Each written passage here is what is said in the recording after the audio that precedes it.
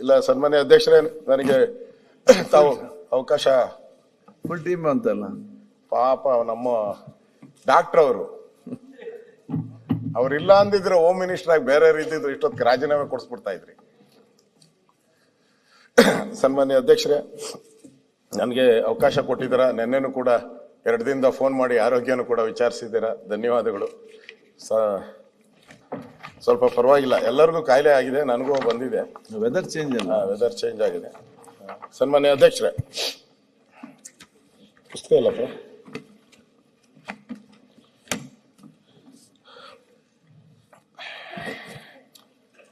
ರಾಜ್ಯದ ವಿಧಾನಮಂಡಲದಲ್ಲಿ ರಾಜ್ಯಪಾಲರ ಭಾಷಣ ನಮ್ಮ ಸಂವಿಧಾನದತ್ತವಾಗಿ ಅಲ್ವಾ ಸ್ವಾತಂತ್ರ್ಯ ಬಂದಾಗಿಂದ ನಡ್ಕೊಂಡ್ ಬಂದಿರೋ ಒಂದು ಪದ್ಧತಿ. ಸೊ ನಾವು ಅದನ್ನ ಈ ಪದ್ಧತಿಯನ್ನ ಅನುಸರಿಸ್ಕೊಂಡು ಬಂದಿದ್ದೀರಿ. ಇವತ್ತು ಸನ್ಮಾನ್ಯ ಅಧ್ಯಕ್ಷರೇ, ಇಲ್ಲಿ ಸರ್ಕಾರಕ್ಕೆ ನಾನು ಹೇಳುವಂಥದ್ದು, ಅವರ ಪ್ಯಾರಾ 5ರಲ್ಲಿ ಮನ್ರೇಗಾ ಕಾಯ್ದೆ ಖಾತ್ರಿ ಮಾಡಿದ ಉದ್ಯೋಗದ ಖಾತ್ರಿಯ ಹೊಸ ವಿಬಿ ಗ್ರಾಮ್ ಜಿ ಕಾಯ್ದೆ ಕಿತ್ತುಕೊಂಡಿದೆ ಅಂತ ಹಾಕಿದ್ದಾರೆ. ಇಲ್ಲಿ ನಮ್ಮ ಅಧಿಕಾರಿಗಳಿಗೆ ಜ್ಞಾನ ಇಲ್ಲ, ಪರಿಜ್ಞಾನ ಇಲ್ವಾ, ಅಥವಾ ಸರ್ಕಾರನೇ ಹೇಳಿ ಮಾಡಿಸಿದ್ಯಾ? ಕಾಯ್ದೆ ಇರೋದು ಸುರೇಶ್ ಕುಮಾರ್ ಅವರು, ಕಾಯ್ದೆ ಇರೋದು ವಿಬಿ ಜಿ ರಾಮ್ ಜಿ ಕಾಯ್ದೆ ಇರೋದು, ಕಾಯ್ದೆ ಆಗಿರೋದು ಪಾರ್ಲಿಮೆಂಟ್ ಅಲ್ಲಿ ಕಾಯ್ದೆ ಆಗಿ ರಾಷ್ಟ್ರಪತಿಗಳು ಸೈನ್ ಮಾಡಿದ್ದಾರೆ. ಇಲ್ಲಿ ನೀವು ಬೇಕು ಅಂತ ಹಾಕಿದ್ದೀರಾ ಅಥವಾ ಅಧಿಕಾರಿಗಳು ತಪ್ಪು ಮಾಡಿದಾರ, ಪ್ರಿಂಟಿಂಗ್ ಮಿಸ್ಟೇಕಾ? ಸರ್ಕಾರಕ್ಕೆ ನಾನು ಹೇಳೋದು, ನೀವು ನನ್ನ ಪ್ರಕಾರ ನೀವು ಬೇಕು ಅಂತಾನೆ ಹಾಕಿದ್ದೀರಾ. ನಿಮ್ಗೆ ಯಾಕೆ ಈ ರಾಮನ ಬಗ್ಗೆ ನಿಮ್ಗೆ ವಿರೋಧ? ಕಾಯ್ದೆ ಆಗ್ಬಿಟ್ಟಿದೆ, ನಿಮ್ಗೆ ಇಷ್ಟ ಇದೆಯೋ ಇಷ್ಟ ಇಲ್ಲೋ, ನೀವು ಕಾಯ್ದೆ ತಂದಿದ್ದೀರಾ, ಬೇಕಾದಷ್ಟು ಕಾಯ್ದೆಗಳನ್ನ ತಂದಿದ್ದೀರಾ. ಇಲ್ಲಿ ಕಾಯ್ದೆ ಅದೇ ರೂಪದಲ್ಲೇ ಇದೆ.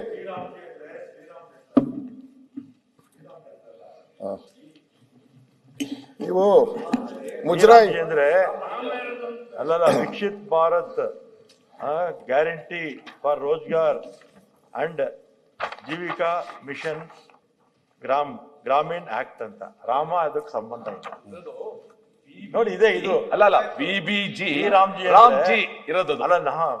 ನೀವು ಗ್ರಾಮ ಮಾಡ್ಬಿಟ್ಟಿದ್ದೀರಾ, ರಾಮನ್ನ ಗ್ರಾಮ ಮಾಡ್ಬಿಟ್ಟಿದ್ದೀರಾ. ರಾಮ್ ಅಂದ್ರು sir, it's not a Rama. ಶ್ರೀರಾಮನಿಗೂ ಎಲ್ಲದಕ್ಕೂ ದೇವ್ರ ವಿಚಾರ ಯಾಕೆ ಮತ್ತಿರ ನಾನು ಹೇಳಿದ್ದೀನಿ. ಬಿಬಿಜಿ ಅಶೋಕಣ್ಣ, ಯಾಕೆ ದೇವ್ರ ಹೆಸರು ತಗೊಂಬತ್ತೀರ? ಮತ್ತಕ್ ಮುಂಚೆ G Ram G Ram race ಅಲ್ಲ ಅಂತ ಹೇಳವ್ರೆ. ಮಾತಕ್ ಮುಂಚೆ ಎಲ್ಲದಕ್ಕೂ ರಾಜಕಾರಣ ಮಾಡಿದ್ರೆ ಯಾರು ಹೇಳಿದ್ದು? ರಾಮ್ ಅಂತ ಹೇಳಿದ್ದು. ರಾಮ್ ಬಹಳ ಇಂಪಾರ್ಟೆಂಟ್ ಸಭಾಧ್ಯಕ್ಷ. ಶ್ರೀರಾಮಚಂದ್ರಗೂ ಜಿ ರಾಮ್ಜಿ ಸಂಬಂಧ ಇಲ್ಲ ಸಭಾಧ್ಯಕ್ಷ. ಸುಮ್ನೆ ಎಲ್ಲ ಹೇಳಕ್ ಹೋಗ್ಬಾರ್ದು. ಮಾತಕ್ ಮುಂಚೆ ಪಾಲಿಟಿಕ್ಸ್ ದೇವ್ರು ತಗೊಂಬಂದ್ ಕೊಡ್ಬಾರ್ದು ಸೆಂಟ್ರಲ್. ಅಧ್ಯಕ್ಷರೇ, ಅವ್ರಿಗೆ ಪಾಪ ಪತ್ರಿಕೆಯನ್ನು ಓದಿಲ್ಲ ಅಂತ ಅನ್ಸ್ತೈತೆ. ಈ ಕಾಯ್ದೆ ಆದಾಗಿಂದನೂ ಕೂಡ ಕಾಂಗ್ರೆಸ್ಸಿನ ಎಲ್ಲಾ ನಾಯಕರು ಗಾಂಧಿನ ತೆಗೆದು ರಾಮ ಯಾಕೆ ಹಾಕದ್ರಿ ಅಂತಾನೆ ಪ್ರೆಸ್ ಮೀಟ್ ಮಾಡಿದ್ದಾರೆ. ಪ್ರೆಸ್ ಮೀಟ್ ನಾನು ಬೇಕಾದ್ರೆ ನನಗೆ 2 ನಿಮಿಷ ಟೈಮ್ ಕೊಟ್ರೆ ಅದನ್ನು ತೋರಿಸ್ಬಿಡ್ತೀನಿ, ಅದನ್ನು ದಾಖಲೆ ತೋರಿಸೋದು ತೋರಿಸ್ತೀನಿ. ನಾನು ಸುಮ್ಮನೆ ಏನು ಮಾತಾಡಲ್ಲ, ನಾನು ಸುಮ್ಮನೆ ಯಾವುದು ಮಾತಾಡೋದೇ ಇಲ್ಲ. ನೀವು ಇಲ್ಲಿ ಈಗಾಗಲೇ ನಿಮ್ಗೆ ಅದ್ರ ಬಗ್ಗೆ ಅಲರ್ಜಿ ಅಂತ ಅನ್ಸುತ್ತೆ. ರಾಮನಗರ ಇತ್ತು ಬಹಳ ವರ್ಷಗಳಿಂದ, ಯಾವ ಪುಣ್ಯಾತ್ಮ ಪ್ರಾರಂಭ ಮಾಡೋದೋ ಗೊತ್ತಿಲ್ಲ. ಈಗ ಮಂಗಳೂರು ಇದೆ, ಉಡುಪಿ ಇದೆ. ರಾಮನಗರ ಜಿಲ್ಲೆ ಅಂತ ತೆಗೆದಾಕ್ಬಿಟ್ಟು ಅದನ್ನ ಬೆಂಗಳೂರು ದಕ್ಷಿಣ ಅಂತ ಮಾಡ್ಬಿಟ್ರು.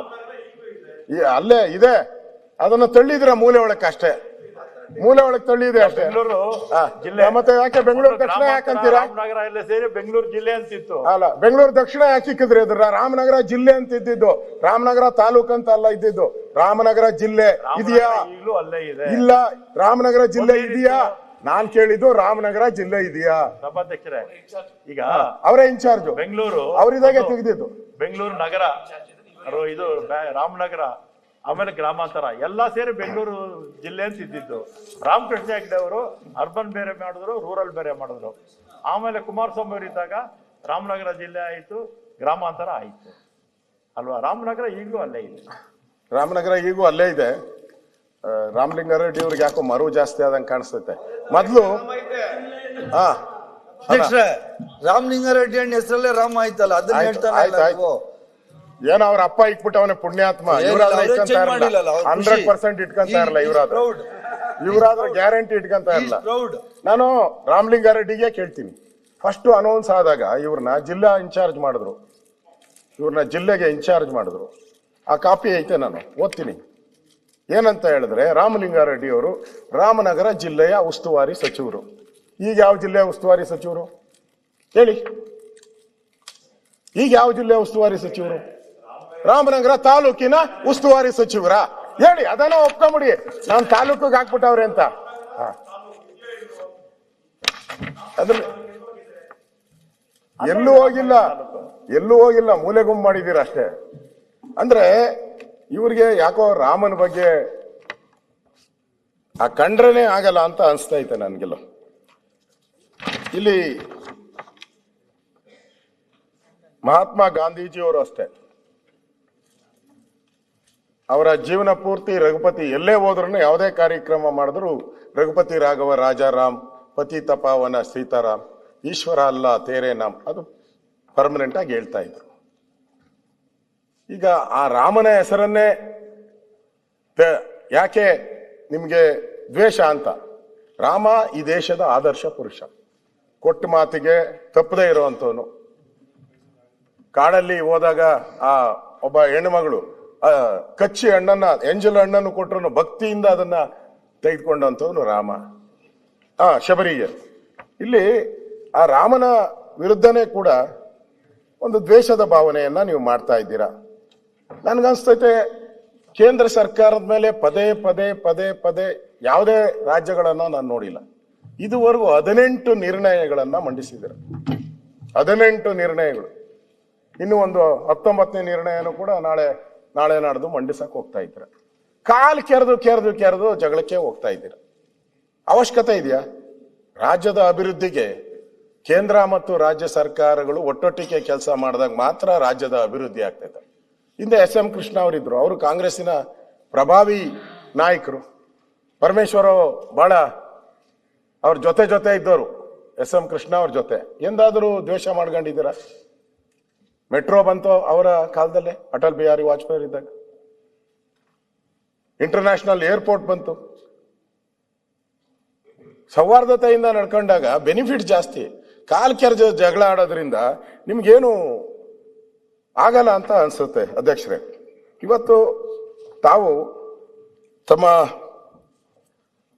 ರಾಜ್ಯಪಾಲರ ಭಾಷಣದಲ್ಲಿ 46ನೇ ಪುಟ 122ನೇ ಪ್ಯಾರದಲ್ಲಿ ತಾವು ಸಂವಿಧಾನ ಬಗ್ಗೆ ಹೇಳಿದ್ದೀರ. ನೀವು ಸಂವಿಧಾನದ ಆಶಯಗಳ ಬಗ್ಗೆ ಮಾತಾಡಿದ್ದೀರ.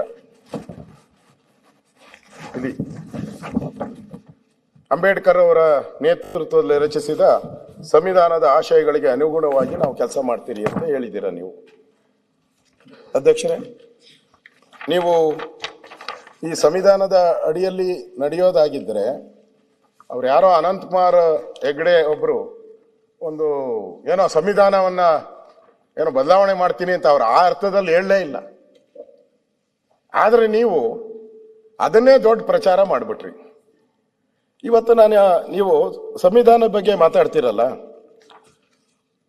ನೀವು ಸಂವಿಧಾನನ ಎಷ್ಟು ಬಾರಿ ತಿದ್ದುಪಡಿ ಮಾಡಿದ್ದೀರಾ? ನೀವು ದೇಶದಲ್ಲಿ ಆಡಳಿತ ಮಾಡದಂಥವ್ರು ಜವಾಹರ್ಲಾಲ್ ನೆಹರು ಅವರು 17 ಬಾರಿ ಸಂವಿಧಾನವನ್ನ ತಿದ್ದುಪಡಿ ಮಾಡಿದ್ದಾರೆ. ಇಂದಿರಾ ಗಾಂಧಿಯವರು 29 ಬಾರಿ ಸಂವಿಧಾನವನ್ನ ತಿದ್ದುಪಡಿ ಮಾಡಿದ್ದಾರೆ. ರಾಜೀವ್ ಗಾಂಧಿಯವರು 10 ಬಾರಿ ಮಾಡಿದ್ದಾರೆ. ಒಟ್ಟಾರೆ ಕಾಂಗ್ರೆಸ್ ಅವರು ಎಷ್ಟು ಮಾಡಿದ್ದಾರೆ ಅಂತ ಹೇಳಿದ್ರೆ 72 ಬಾರಿ ಈ ಸಂವಿಧಾನವನ್ನ ತಿದ್ದುಪಡಿ ಮಾಡಿದ್ದಾರೆ. 72 ಬಾರಿ. ಬರ್ತೀನಿ ಅಲ್ಲಿಗೆ. ನೀವು ಕೇಳ್ತೀರಾ ಪರಮೇಶ್ವರ್ ಅವರೇ, ಅಲ್ಲಿಗೂ ಬರ್ತೀನಿ ನಾನು. ಆಮೇಲೆ ಅವರು ಕೇಳಿದ್ರು, ಅಟಲ್ ಬಿಹಾರಿ ವಾಜಪೇಯಿ ಅವರು 14 ಬಾರಿ ಮಾಡಿದ್ದಾರೆ. ನರೇಂದ್ರ ಮೋದಿ ಅವರು 8 ಬಾರಿ ಮಾಡಿದ್ದಾರೆ. ಅಂದ್ರೆ ನೀವು 72 ಬಾರಿ ಮಾಡಿದವ್ರು ನೀವು, ಸಂವಿಧಾನವನ್ನ 72 ಬಾರಿ ತಿದ್ದುಪಡಿ ಮಾಡಿದವರು. ಶಾಬಾನು ಪ್ರಕರಣದ ಎಷ್ಟು ವರ್ಷನ ಆಗ್ಲಿ,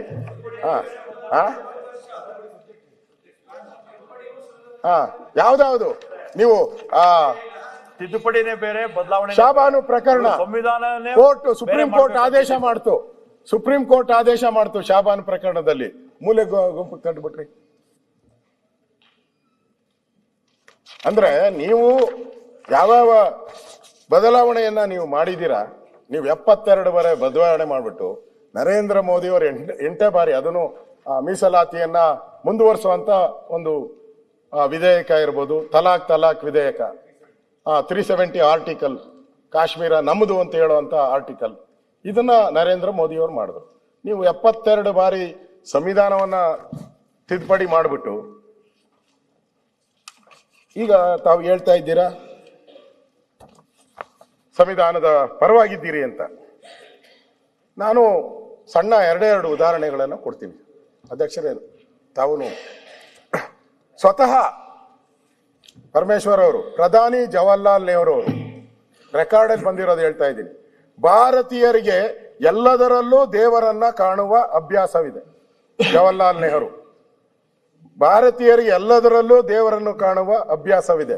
ನೀವು ಸಂವಿಧಾನವನ್ನು ಕೊಲ್ಲಬೇಕಾದರೆ ಅದನ್ನು ಪರಮ ಪವಿತ್ರವಾಗಿ ಮಾಡಿ, ಆದರೆ ಸಂವಿಧಾನವು ನಿರಂತರವಾಗಿರಬೇಕೆಂದರೆ ಅದನ್ನು ಯಾವಾಗಲೂ ನಾವು ಬದಲಾಯಿಸುತ್ತಿರಬೇಕು ಅಂತ ಸನ್ಮಾನ್ಯ ಗೌರವಾನ್ವಿತ ಜವಾಹರ್ಲಾಲ್ ನೆಹರು ಹೇಳಿರೋದು ಒಂದು ಕೋಟು.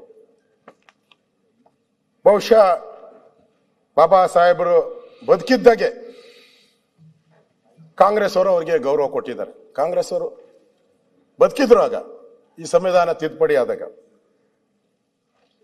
ಆಗ ಬಾಬಾ ಸಾಹೇಬ್ ಅಂಬೇಡ್ಕರ್ ಅವರು ಹೇಳ್ತಾರೆ, ನನ್ನ ಹತ್ರ ಪುಸ್ತಕನೂ ತಂದಿದ್ದೀನಿ, ಅಲ್ಲಿ ತೋರಿಸ್ತೀನಿ ನಿಮ್ಗೆ. ಒಮ್ಮೆ ಹೇಳ್ತಾರೆ, ನಿಮ್ಗೆ ಅದು ಓದಿದ್ದೀರಾ ಅಂತ, ನಾನೇ ಸಂವಿಧಾನವನ್ನು ಸುಟ್ಟು ಬಿಡುತ್ತೇನೆ. ಅಂಬೇಡ್ಕರ್ ಒಂದ್ಸರಿ ಹೇಳಿದ್ದಾರೆ. ಇದೆಲ್ಲ ಆದಾಗ ಮನಸ್ಸಿಗೆ ನೋವಾಗಿ ನಾನೇ ಸಂವಿಧಾನವನ್ನು ಸುಟ್ಟಾಕ್ಬಿಡ್ತೀನಿ ಅಂತ ಹೇಳಿದ್ದಾರೆ. ಅದಾದ್ಮೇಲೆ 1955 ಮಾರ್ಚ್ 15ರಂದು ಸಂಸತ್ತಲ್ಲಿ ಕಲಾಪ ನಡೀತದೆ. ಅದರಲ್ಲಿ ಡಾಕ್ಟರ್ ಅನೂಪ್ ಸಿಂಗ್ ಇದನ್ನ ಪ್ರಶ್ನೆ ಮಾಡ್ತಾರೆ. ಡಾಕ್ಟರ್ ಅಂಬೇಡ್ಕರ್ ಅವರಿಗೆ ಪ್ರಶ್ನೆ ಮಾಡ್ತಾರೆ, ನೀವು ಸಂವಿಧಾನನೇ ಸುಟ್ಟಾಕ್ತೀನಿ ಅಂದ್ರಲ್ಲ. ಅವಾಗ ಅವ್ರು ಹೇಳ್ತಾರೆ, ತಾವು ಆಗ ತರಾತುರಿಯಲ್ಲಿ ನಾನು ಅದರ ಕಾರಣವನ್ನು ತಿಳಿಸಿರಲಿಲ್ಲ. ತರಾತುರಿ ಇತ್ತು, ಅದಕ್ಕೆ ಕಾರಣ ನಾನು ತಿಳಿಸಿರಲಿಲ್ಲ. ಈಗ ಇವರು ಕೇಳಿರುವರೆಂದು ನನಗೆ ಅವಕಾಶ ಸಿಕ್ಕಿದೆ, ಆಪರ್ಚುನಿಟಿ ಇದೆ.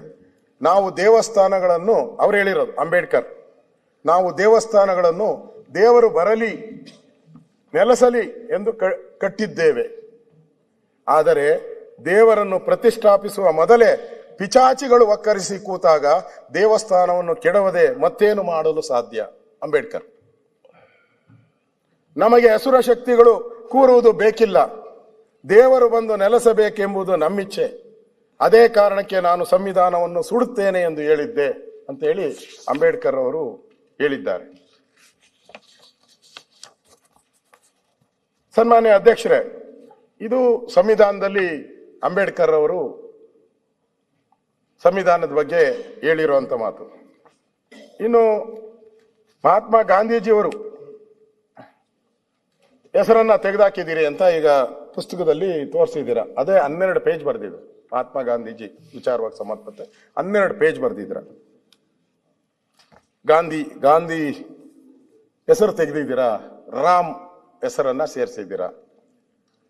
ಆಕ್ಚುಲಿ ಗಾಂಧೀಜಿಯವರ ಪೂರ್ತಿ ಹೆಸರು ಮಹಾತ್ಮ ಗಾಂಧೀಜಿಯವರು ಮೋಹನದಾಸ ಕರಮಚಂದ್ರ ಗಾಂಧಿ ಅವ್ರ ಪೂರ್ತಿ ಹೆಸರು. ಇವರು ಅದನ್ನ ಆ ಗಾಂಧಿನ ಅದನ್ನ ಬಿಟ್ಬಿಟ್ರು, ಮೋಹನದಾಸ ಕರ್ಮಚಂದ್ರ ಬಿಟ್ಬಿಟ್ರು, ಆ ಗಾಂಧಿನ ಮಾತ್ರ ತಗೊಂಡ್ರು ಇವರು. ಗಾಂಧಿನ ತಗೊಂಡು ಇವರು ನಕಲಿ ಗಾಂಧಿಗಳು ಉತ್ಪತ್ತಿ ಆಗೋದ್ರು. ನಕಲಿ ಗಾಂಧಿಗಳು ಸಂಬಂಧನೇ ಇಲ್ಲ ಅವ್ರಿಗೂ ಉತ್ಪತ್ತಿ ಆದ್ರು. ನಾನು ಕೇಳಕ್ ಇಷ್ಟಪಡ್ತೀನಿ, ಪರಮೇಶ್ವರ್ಗೂ ಕೇಳ್ತೀನಿ, ರಾಮಲಿಂಗಾರೆಡ್ಡಿ ಯಾಕೋ ಎದ್ದೆದ್ದು ಕೇಳ್ತಾರೆ ಇವತ್ತು, ಅದಕ್ಕೆ ಕೇಳ್ತೀನಿ. ಎಷ್ಟು ಗಾಂಧಿ ಹೆಸರಿಟ್ಟಿದ್ದೀರಾ ಹೇಳಿ? ಎಷ್ಟು ಈ ದೇಶದಲ್ಲಿ ನೀವು ಏನೇನು ಯೋಜನೆಗಳು ತಂದಿದ್ದೀರಾ? ಇಲ್ಲಪ್ಪ, ನೀವು ಏನೇನು ಯೋಜನೆಗಳನ್ನ ತಂದಿದ್ದೀರಾ? ಆ ಯೋಜನೆಗಳಿಗೆ ಎಷ್ಟಕ್ಕೆ ಗಾಂಧಿ ಹೆಸರಿಟ್ಟಿದ್ದೀರಾ ಹೇಳಿ? ಎಷ್ಟು ತಂದಿಟ್ಟಿದ್ದೀರಾ ಹೇಳಿ? ಹೋಗಿ ಯಾವುದೇ ತಾಲೂಕು ಕೇಂದ್ರಕ್ಕೆ ಹೋಗಿ ದೇಶದ ಎಲ್ಲಾ ಭಾಗದಲ್ಲೂ ಗಾಂಧೀಜಿಯವರ ಹೆಸರಲ್ಲಿ ಲೇಔಟ್ಗಳು, ರಸ್ತೆಗಳು, ಸ್ಟ್ಯಾಚ್ಯೂಗಳು, ಬರೀ ನಮ್ಮ ದೇಶ ಅಲ್ಲ, ಪ್ರಪಂಚದ ನೂರಾರು ದೇಶಗಳಲ್ಲಿ ಮಹಾತ್ಮ ಗಾಂಧಿ. ಹೇಳ್ತೀನಿ ಈಗ, ಅದನ್ನೇ ನೀವು ಕೇಳಲಿ ಅಂತಾನೆ ಎದ್ದಿದ್ದು ಒಳ್ಳೇದಾಯ್ತು. ನೀವು ಎದ್ದಿದ್ದು ಒಳ್ಳೇದಾಯ್ತು. ಗಾಂಧೀಜಿ ಅಂತ ಏನೇನು ಹೆಸರಿಟ್ಟಿದ್ದಾರೆ ಅಂತ ಹೇಳಿದ್ರು. 4 ಹೆಸರು ಅವ್ರ ಬಾಯಲ್ಲಿ ಬರಲಿಲ್ಲ. ಅಲ್ಲಿಟ್ಟಿದ್ದೀನಿ, ಇಲ್ಲಿಟ್ಟಿದ್ದೀನಿ, ಅಲ್ಲಿಟ್ಟಿದ್ದೀನಿ ಅಂತ ಹೇಳಿದ್ರಿ. ಬರ್ಲಿಲ್ಲ, 4 ಹೆಸರು ಬರಲಿಲ್ಲ. ಅಧ್ಯಕ್ಷರೇ, ನಾನು ಒಂದು ಹೇಳ್ತೀನಿ. ನಮ್ಮ ಈ ಗಾಂಧಿ ಹೆಸರಲ್ಲಿ ಏನೇನು ಅನ್ಯಾಯ ಮಾಡಿದಾರೋ ಅದನ್ನ ಆಮೇಲೆ ಹೇಳ್ತೀನಿ ನಾನು. ಆದರೆ ನೀವು ಇಂದಿರಾ ಗಾಂಧಿ ಫ್ಯಾಮಿಲಿಯಲ್ಲಿ ನೀವು ಇಟ್ಟಿರೋ ಹೆಸರುಗಳು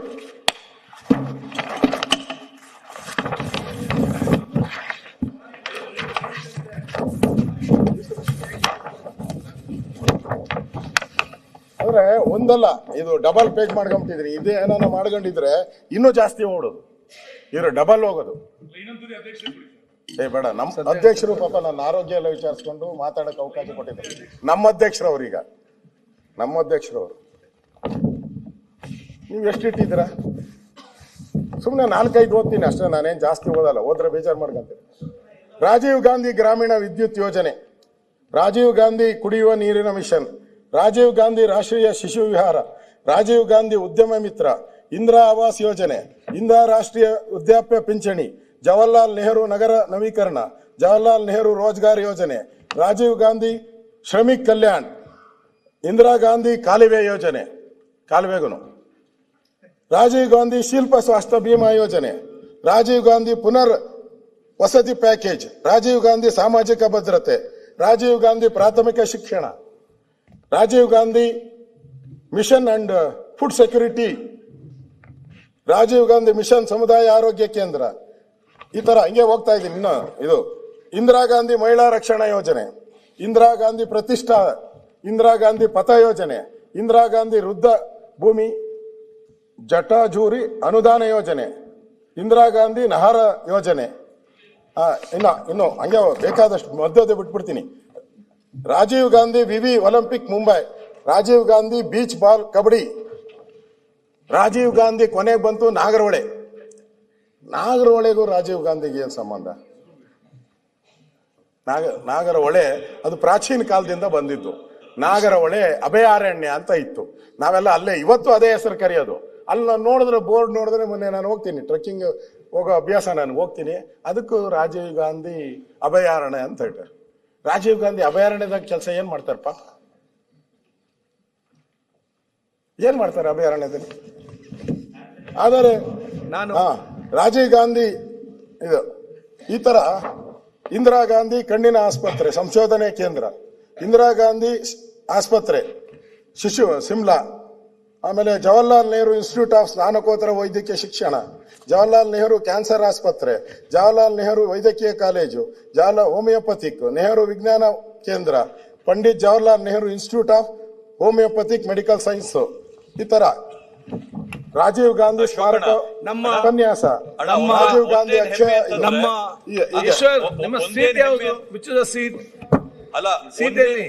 ಒಂದೇನು ಹೆಮ್ಮೆ ರಾಜೀವ್ ಗಾಂಧಿ ಸಾಧನೆಗಳು ಕಾಂಗ್ರೆಸ್ ಇದೆ ಅಲ್ಲ, ಗ್ರಂಥಾಲಯ, ಹೆಮ್ಮೆ ಇಂದಿರಾ ಗಾಂಧಿ ಅಷ್ಟುದ್ದ ಪಟ್ಟಿಗಳ ಸಾಧನೆನ ಕಾಂಗ್ರೆಸ್ ಅಶೋಕಣ್ಣ ಓದ್ತಾವ್ರೆ.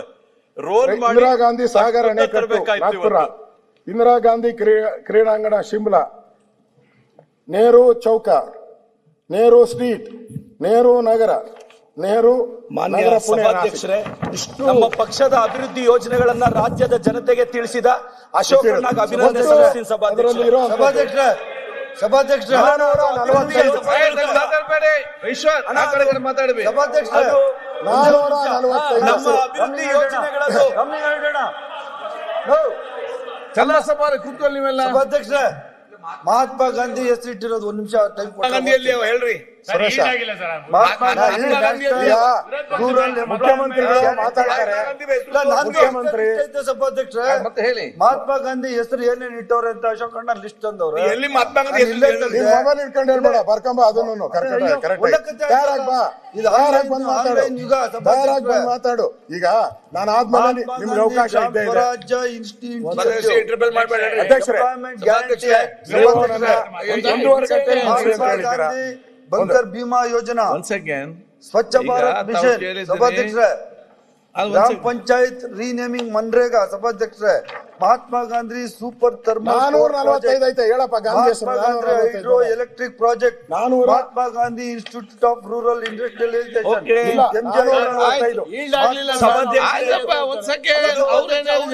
ಸರ್ಕಾರದ ಕೊಡುಗೆಗಳು ಈಗ ಆಯ್ತಪ್ಪ. ನೀವು ಯಾಕೆ ಮಾತಾಡ್ತೀರಿ? ಸುರೇಶ, ಅವ್ರು ಮಾತಾಡೋ ಕೇಳಿ ಸುರೇಶ, ಎಷ್ಟಿದೆ ಹೇಳಿ ಅಂತ ಹೇಳಿ. ಅದನ್ನು ಹೇಳ್ತಾರೆ. ಆಯ್ತು, ಮಾತಾಡಲ್ಲ. ನಾನು ಮಾತಾಡಿದ್ಮೇಲೆ ಲಿಂಕ್ಡ್ ಅವರು ಉತ್ತರ ಕೊಡುವಾಗ ಹೇಳಿ, ಸಂತೋಷ ಆಗ್ತೈತೆ. ಉತ್ತರ ಕೊಡುವಾಗ ಹೇಳಿ, ನಂದೇನು ಅಬ್ಜೆಕ್ಷನ್ ಇಲ್ಲ. ಅವರು ಒಂದು ಪಟ್ಟಿ ಮಾಡ್ಕೊಂಬರ್ಲಿ, ಒಂದು ಪಟ್ಟಿ ಮಾಡ್ಕೊಂಬರ್ಲಿ. ಓಕೆ, ಸುರೇಶ್ ಹೇಳಿದ್ರಿ. ಗಾಂಧಿ ಸ್ಮೃತಿ ದರ್ಶನ್ ತುಂಬಾ ಇದೆ ಈಗ. ಸಮಿತಿ, ಗಾಂಧಿ ಗ್ರಾಮ ವೇಟ್ 1 ಸೆಕೆಂಡ್. ಮಹಾತ್ಮ ಗಾಂಧಿ ಸುರೇಶ್ ಕುಮಾರ್ ಅವರೇ. ರೂರಲ್ ಎನರ್ಜಿ ಅಂಡ್ ಡೆವಲಪ್ಮೆಂಟ್ ಸಭಾಧ್ಯಕ್ಷ, ಇನ್ನೂ ಲೈನ್ ಸಭಾಧ್ಯಕ್ಷ, Yes. 5 ನಿಮಿಷ ಆಯ್ತು, 1 ಸೆಕೆಂಡ್. ತಾವೇ ಬರೆದವರಲ್ಲ, ನಾವು ಏನೋ ಸ್ವಲ್ಪ ಓದ್ಕೊಂಡಿದ್ದೀವಿ ಬಿಡಿ ಸರ್. ನಾವು ನಗರಾಭಿವೃದ್ಧಿ ನಾವು ಸಚಿವರು ಸ್ವಲ್ಪ ಆಯ್ತು, ನಾವು ಹೇಳಿದ್ರೆ ಓದ್ಕೊಂಡಿದ್ದೀವಿ. ಈಗ ಇವಾಗ ಅಶೋಕಣ್ಣ ಒಂದು ಲಿಸ್ಟ್ ತಂದವ್ರೆ, ಅಷ್ಟೇ ಲಿಸ್ಟ್ ಕೊಡ್ತೀನಿ ಈಶ್ವರ. ಏನೇನಿದೆ ಅಂತ ಇದೆ. ಈಶ್ವರ ಅವ್ರೆ. ಒಂದು 10 ನಿಮಿಷ ಟೈಮ್ ಕೊಟ್ರೆ ಹೋಗಿ ಬೈಕೊಂಡು ಆಯ್ತು, ಸುರೇಶ್. ಸಭಾಧ್ಯಕ್ಷರೇ. ಸುರೇಶ್ ಅವರೇ.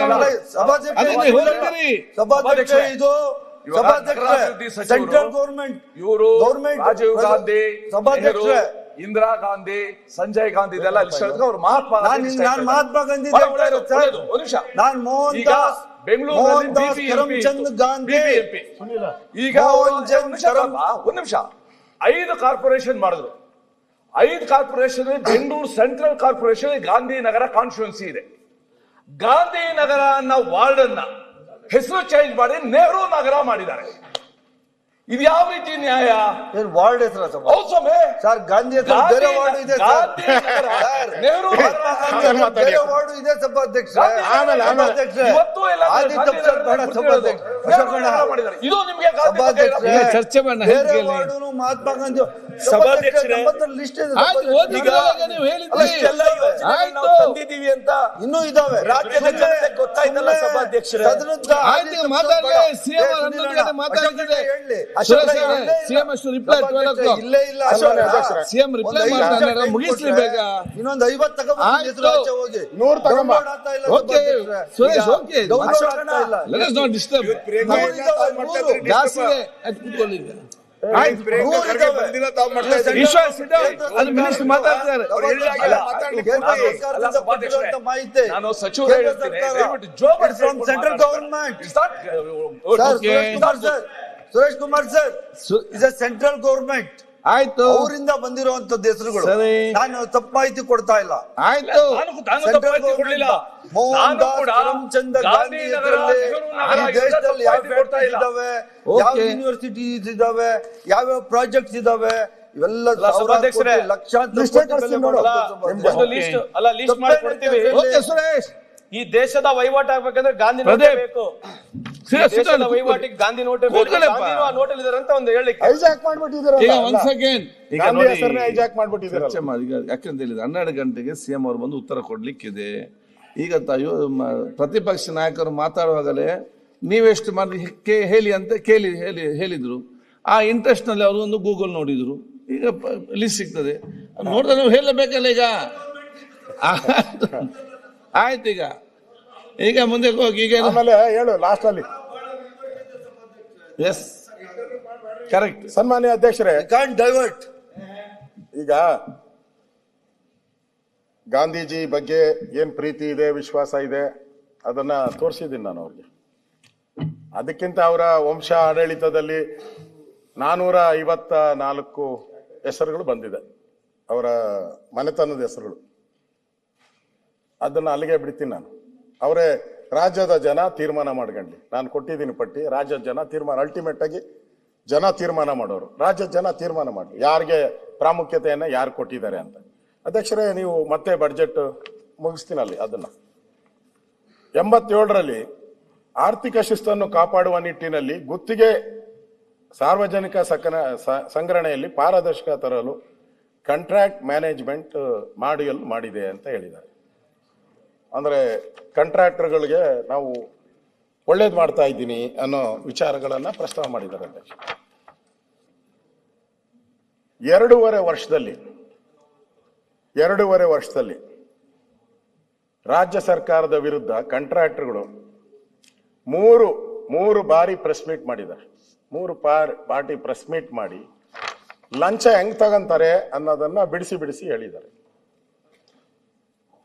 ನಮ್ಮ ಸರ್ಕಾರದ ಮೇಲೂ ಹಂಗಂದ್ಬಿಟ್ಟು ನಮ್ಮ ಮಾಡಿಲ್ಲ ಅಂತಲ್ಲ, ನಮ್ಮ ಸರ್ಕಾರದ ಮೇಲೂ 1 ಬಾರಿ ಪ್ರೆಸ್ ಮೀಟ್ ಮಾಡಿದ್ರು. ಕೆಂಪಣ್ಣ ಅನ್ನೋರು ನಮ್ಮ ಸರ್ಕಾರ ಕೊನೆ 6 ತಿಂಗಳಿದ್ದಾಗ 40% ಕಮಿಷನ್ನು ಅಂತ ಹೇಳ್ಬಿಟ್ಟು ಪ್ರೆಸ್ ಮೀಟ್ ಮಾಡಿದ್ರು. ಅವಾಗ ನಾನು ನೋಡಿದೆ, ನಾನು ಏನು ಕೆಂಪಣ್ಣ ದಿನನಿತ್ಯ ಪಾಪ CM ಅವರು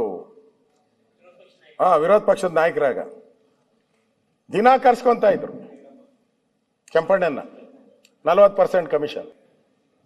ಪಾಪ ಅವ್ನು ಸತ್ತಾಗ ಅವ್ರು ಹೋಗ್ಲೇ ಇಲ್ಲ, ಯಾರು ಹೋಗ್ಲಿಲ್ಲ, ಒಬ್ಬರು ಹೋಗ್ಲಿಲ್ಲ. CM ಅಂತೂ ನೋಡಕ್ಕೂ ಹೋಗ್ಲಿಲ್ಲ. ಅದ್ರ ಮೇಲೆನೆ ಪೋಸ್ಟರ್ ಅಂಟಿಸಿ 40% ಸರ್ಕಾರ ಅಂತ ಹೇಳಿ ನಮ್ಮ ಮೇಲೆ ಆಪಾದನೆ ಮಾಡಿದ್ರು. ನಿಮ್ ಮೇಲೆ ಈಗ 3 ಪ್ರೆಸ್ ಮೀಟ್ ಮಾಡಿದ್ದಾರೆ. 3 ಪ್ರೆಸ್ ಮೀಟ್ ಮಾಡಿದ್ದಾರೆ ನಿಮ್ಮ ಮೇಲೆ. ಅವರು ಮಧ್ಯವರ್ತಿಗಳ ಹಾವಳಿ, ಅವ್ರ ಪ್ರೆಸ್ ಮೀಟ್ ಅಲ್ಲಿ ಮಧ್ಯವರ್ತಿಗಳ ಹಾವಳಿ, ಹಿಂದಿನ ಸರ್ಕಾರಕ್ಕಿಂತ ದುಪ್ಪಟ್ಟು ಕಮಿಷನ್ ಕಿತ್ತುಕೊಳ್ಳಲಾಗುತ್ತಿದೆ. ಪರಿಸ್ಥಿತಿ ನೆಟ್ಟಗಾಗಿದ್ದರೆ ನಾವು ಕಾಂಗ್ರೆಸ್ ಹೈಕಮಾಂಡ್ ದೂರು ನೀಡಲಾಗುವುದು.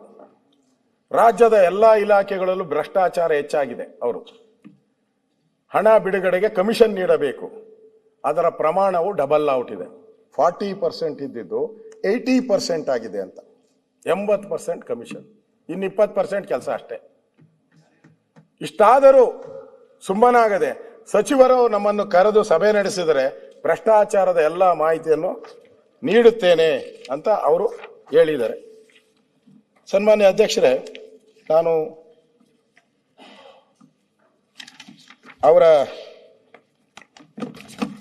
ಅವ್ರು ಬರೆದಿರೋದು ಕೆಲವು ಮಾತ್ರ ಪೂರ್ತಿ ಓದಿದ್ರೆ ಅರ್ಧ ಗಂಟೆ ಆಗುತ್ತೆ. ಸುಮ್ಮನೆ 2 ಲೈನ್ ಓದ್ತೀನಿ ಅಷ್ಟೇ.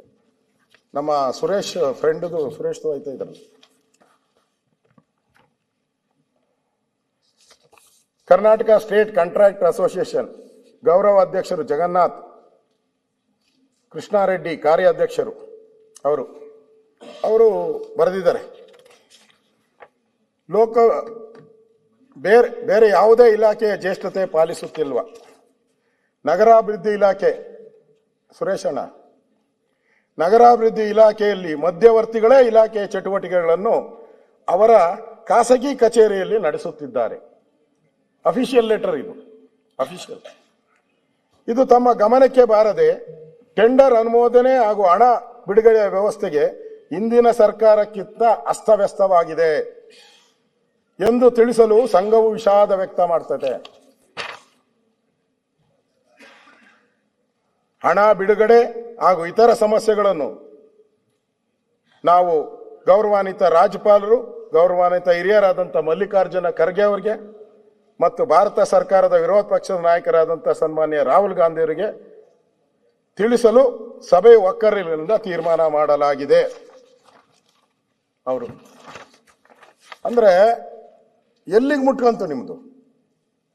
ರಾಹುಲ್ ಗಾಂಧಿವರೆಗೂ ಹೊರಟೋಯ್ತು. ರಾಹುಲ್ ಗಾಂಧಿವರೆಗೂ ಕಮಿಷನ್ ಕಂಪ್ಲೇಂಟ್ ಹೋಯ್ತು. ನಮ್ಮದು ಬಿಡಿ 40% ಅಂತ ಹೇಳ್ಬಿಟ್ಟು ವಿರೋಧ ಪಕ್ಷದ ನಾಯಕರವರೆಗೂ ಹೋಗಿತ್ತು ಅಷ್ಟೇ ನಮ್ದು. ನಿಮ್ದು ಎಲ್ಲಿವರೆಗೂ ಹೊರಡ್ತು? ರಾಹುಲ್ ಗಾಂಧಿವರೆಗೂ ಹೊರಟೋಯ್ತು ಕಮಿಷನ್. ಇನ್ನು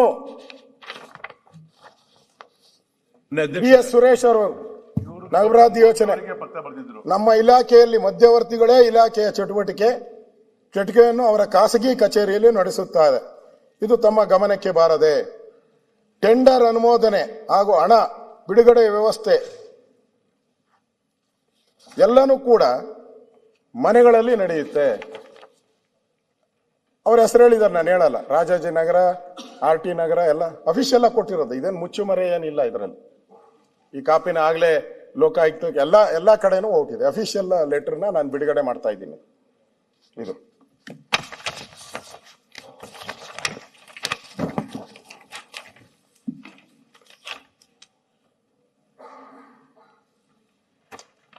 ಹೊರ ರಾಜ್ಯದ ಬಲಾಢ್ಯ ಗುತ್ತಿಗೆದಾರರು ಪಾರದರ್ಶಕ ಕಾಯ್ದೆಯನ್ನು ಉಲ್ಲಂಘನೆ ಮಾಡಿಕೊಂಡು ಮಂತ್ರಿಮಂಡಲದ ಅನುಮೋದನೆ ಪಡೆದು ಪ್ಯಾಕೇಜುಗಳು, ಟೆಂಡರ್ಗಳನ್ನು ಪಡೆಯುತ್ತಿದ್ದಾರೆ. ಇದರಿಂದ ಕರ್ನಾಟಕ ರಾಜ್ಯದ ಸಣ್ಣ ಮತ್ತು ಮಧ್ಯಮ ಗುತ್ತಿಗೆದಾರರಿಗೆ ಅನಾನುಕೂಲವಾಗುತ್ತದೆ ಎಂದು ತಮ್ಮ ಗಮನಕ್ಕೆ ತರುತ್ತಿದ್ದೇನೆ. ಅಂದ್ರೆ ಎಲ್ಲ ಆಂಧ್ರದವರು ಪ್ಯಾಕೇಜ್ ಮಾಡ್ತಾರೆ, 400 ಕೋಟಿ 200 ಕೋಟಿ ಹಂಗೆಲ್ಲ. ಆ ಥರ ಪ್ಯಾಕೇಜ್ ಏನ ಮಾಡಿದ್ರೆ ಇಲ್ಲಿ ಕನ್ನಡಿಗರಿಗೆ ಯಾರಿಗೂ ಸಿಗೋದೇ ಇಲ್ಲ. ನೀವು ಅಲ್ಲೇ ಪ್ಯಾಕೇಜ್ ಮಾಡಿ ಎಲ್ಲ ಆಂಧ್ರದವ್ರಿಗೆ ಕೊಟ್ರೆ ನಮಗೆ ಅನ್ಯಾಯ ಆಗುತ್ತೆ ಅಂತ ಡೈರೆಕ್ಟ್ ಆಗಿ ಇಲಾಖೆ ಮೇಲೆ ಆಪಾದನೆ ಮಾಡಿದ್ದಾರೆ.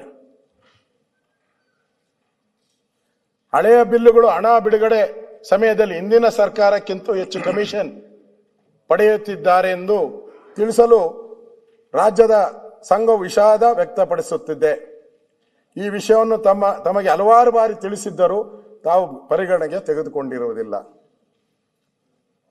ಡಬಲ್ ಕಮಿಷನ್ 40% ಅಂತ ನೀವೇ ಹೇಳಿದ್ದು, 80% ಕಮಿಷನ್ ಅಂತ ಅಫಿಷಿಯಲ್ ಲೆಟರ್ ಬರೆದಿದ್ದಾರೆ. ಈಗ ನಾವು ಮುಷ್ಕರ ಮಾಡುವುದು ಬಿಟ್ಟು ಬೇರೆ ನಮಗೆ ದಾರಿ ಇಲ್ಲ. ತಾವು ತುರ್ತಾಗಿ ಸಭೆ ಕರೆಯದಿದ್ದರೆ ಮುಂದಿನ ದಿನಗಳಲ್ಲಿ ರಾಜ್ಯಾದ್ಯಂತ ನಾವು ಕೆಲಸ ಕಾರ್ಯಗಳನ್ನು ಸ್ಥಗಿತಗೊಳಿಸಲು ತೀರ್ಮಾನವನ್ನ ಮಾಡಿದ್ದೇವೆ. ಕರ್ನಾಟಕ ಸ್ಟೇಟ್ ಕಾಂಟ್ರಾಕ್ಟರ್ ಅಸೋಸಿಯೇಷನ್ 31 ಜಿಲ್ಲೆಗಳು 31. ನಮ್ದು ಯಾರೋ ಕೆಂಪಣ್ಣ ಹೇಳಿದ್ಕೆ ತಕ ಅಂತ ಕುಣಿದ್ಬಿಟ್ರಿ ಎಲ್ಲರೂ.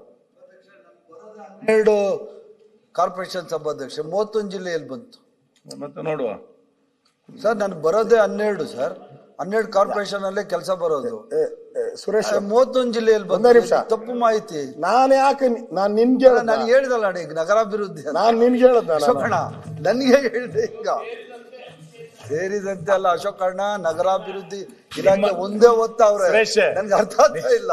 ನಿಮಗೆ 11 ಕಾರ್ಪೊರೇಷನ್ ಬಂದಿರಬಹುದು, ಆದ್ರೆ ನಿಮ್ ಕೈವಾಡ 31 ಜಿಲ್ಲೆಲಿದೆ. ಯಾಕೆ ಪಕ್ಕದ ಮಹಾರಾಷ್ಟ್ರ ಅಂತ ನಿಮ್ ಸಾಮರ್ಥ್ಯ ಹೇಳಿದ್ದು, ತಮಿಳುನಾಡು, ನಿಮ್ ಸಾಮರ್ಥ್ಯ ಉಲ್ಲೇಖ ಮಾಡಿದ್ದು, ನಿಮ್ ಸಾಮರ್ಥ್ಯ ನಮಗೆ ಬೇಜಾರು ಮಾಡ್ಕೊಂಡ್ರೆ ನಾವು. ಅಶೋಕಣ್ಣ ಯು ಆರ್ ವೆರಿ ಸೀನಿಯರ್. ಇದು ಗಾಳಿಲಿ ಗುಂಡೊಡಿಯುವಂಥದ್ದು ಆಗ್ಬಾರ್ದು ಅಶೋಕಣ್ಣ. ನನ್ ಬರೋದೇ ಸರ್ ನಾನು ಅದಲ್ಲ ಸರ್, ನಾನು ಐ ಡೋಂಟ್ ಅಲ್ಲಿಗೂ ಬರ್ತೀನಿ. All rights to speak sir. ಅಶೋಕಣ್ಣನಿಗೆ ಅಧಿಕಾರ ಇದೆ ಮಾತಾಡ್ಲಿ. ಅದು ಅಶೋಕಣ್ಣ ಹೇಳಿದಲ್ಲ 31 ಜಿಲ್ಲೆಗಳಲ್ಲಿ ಅಂತ. ನನಗೆ ಬರೋದೇ 12 ಕಾರ್ಪೊರೇಷನ್. ಇನ್ನ ಯಾವುದು ಕೆಲಸ ಸ್ಟಾರ್ಟ್ ಮಾಡಿಲ್ಲ ಸಭಾಧ್ಯಕ್ಷರೇ, ಯಾವುದು ಟೆಂಡರ್ ಫೈನಲ್ ಆಗಿಲ್ಲ. ಆಗ್ಲೇನೆ ಅವ್ರು ಆಮೇಲೆ ಆ ದುಡ್ಡು ಹೇಳಿದ್ರಲ್ಲ ಸಭಾಧ್ಯಕ್ಷ ಅಶೋಕಣ್ಣ, ಅದು MGNS 1 ಇನ್ನೂ ದುಡ್ಡೇ ರಿಲೀಸ್ ಆಗಿಲ್ಲ. ಅದಕ್ಕೆ ಮಾನ್ಯ ಆ ದುಡ್ಡು ಕೊಡೋಕೆ ಬಂದಿಲ್ಲ, ಇನ್ನೂ ದುಡ್ಡು ರಿಲೀಸು ಆಗಿಲ್ಲ. ನಾನು ಅವ್ರು ಯಾಕೆ ಅಶೋಕಣ್ಣ ಈ ಮೋಸ್ಟ್ಲಿ ನಾನು ಇಷ್ಟೊತ್ತು ಮಾತಾಡಿದೆ ಅಂತ ನನ್ನ ಮೇಲೆ ಜಾಸ್ತಿ ಪ್ರೀತಿಗೆ ನನ್ನ ಹೆಸರು ತಗತ್ತವ್ರೆ ಅನ್ಸುತ್ತೆ. ನನ್ಗೇನ್ ಬೇಜಾರಿಲ್ಲ ಅಶೋಕಣ್ಣ. ಆದ್ರೆ 31 ಜಿಲ್ಲೆಗಳಿಗೂ ನನ್ ಸಂಬಂಧ ಇಲ್ಲ. ಇದು ಯಾವ್ದು ಮುಂಚೆ ಯಾವ್ದು ಹೇಳಿದ್ರಲ್ಲ ಅದಕ್ಕೂ ನಮ್ ಸಂಬಂಧ ಇಲ್ಲ ಸಭಾಧ್ಯಕ್ಷರೇ. ಯಾರ ಅವ್ರು ಕುತ್ಕೊಂಡೆಲ್ಲ ಕುತ್ಕೊಂಡು ಪ್ರೆಸ್ ಕಾನ್ಫರೆನ್ಸ್ ಮಾಡಿದ್ರೆ ಅದಕ್ಕೆ ನಾನು ಆನ್ಸರ್ ಹೇಳ್ಬೇಕಾದ ಅವಶ್ಯಕತೆ ಇಲ್ಲ ಅಂತ ನಾನು ಬಹಳ ಗೌರವಯುತವಾಗಿ ಮಾನ್ಯ ವಿರೋಧ ಪಕ್ಷದ ನಾಯಕರಿಗೆ ಹೇಳಲಿಕ್ಕೆ ಬಯಸ್ತೀನಿ ಸಭಾಧ್ಯಕ್ಷರೇ. ಅಶೋಕಣ್ಣ ಅಣ್ಣ, ನೀವು ಮಹಾತ್ಮ ಗಾಂಧೀಜಿ ಹೆಸರು ಒಮ್ಮೆ ನಾನು ಈಲ್ಡ್ ಆಗಿಲ್ಲ.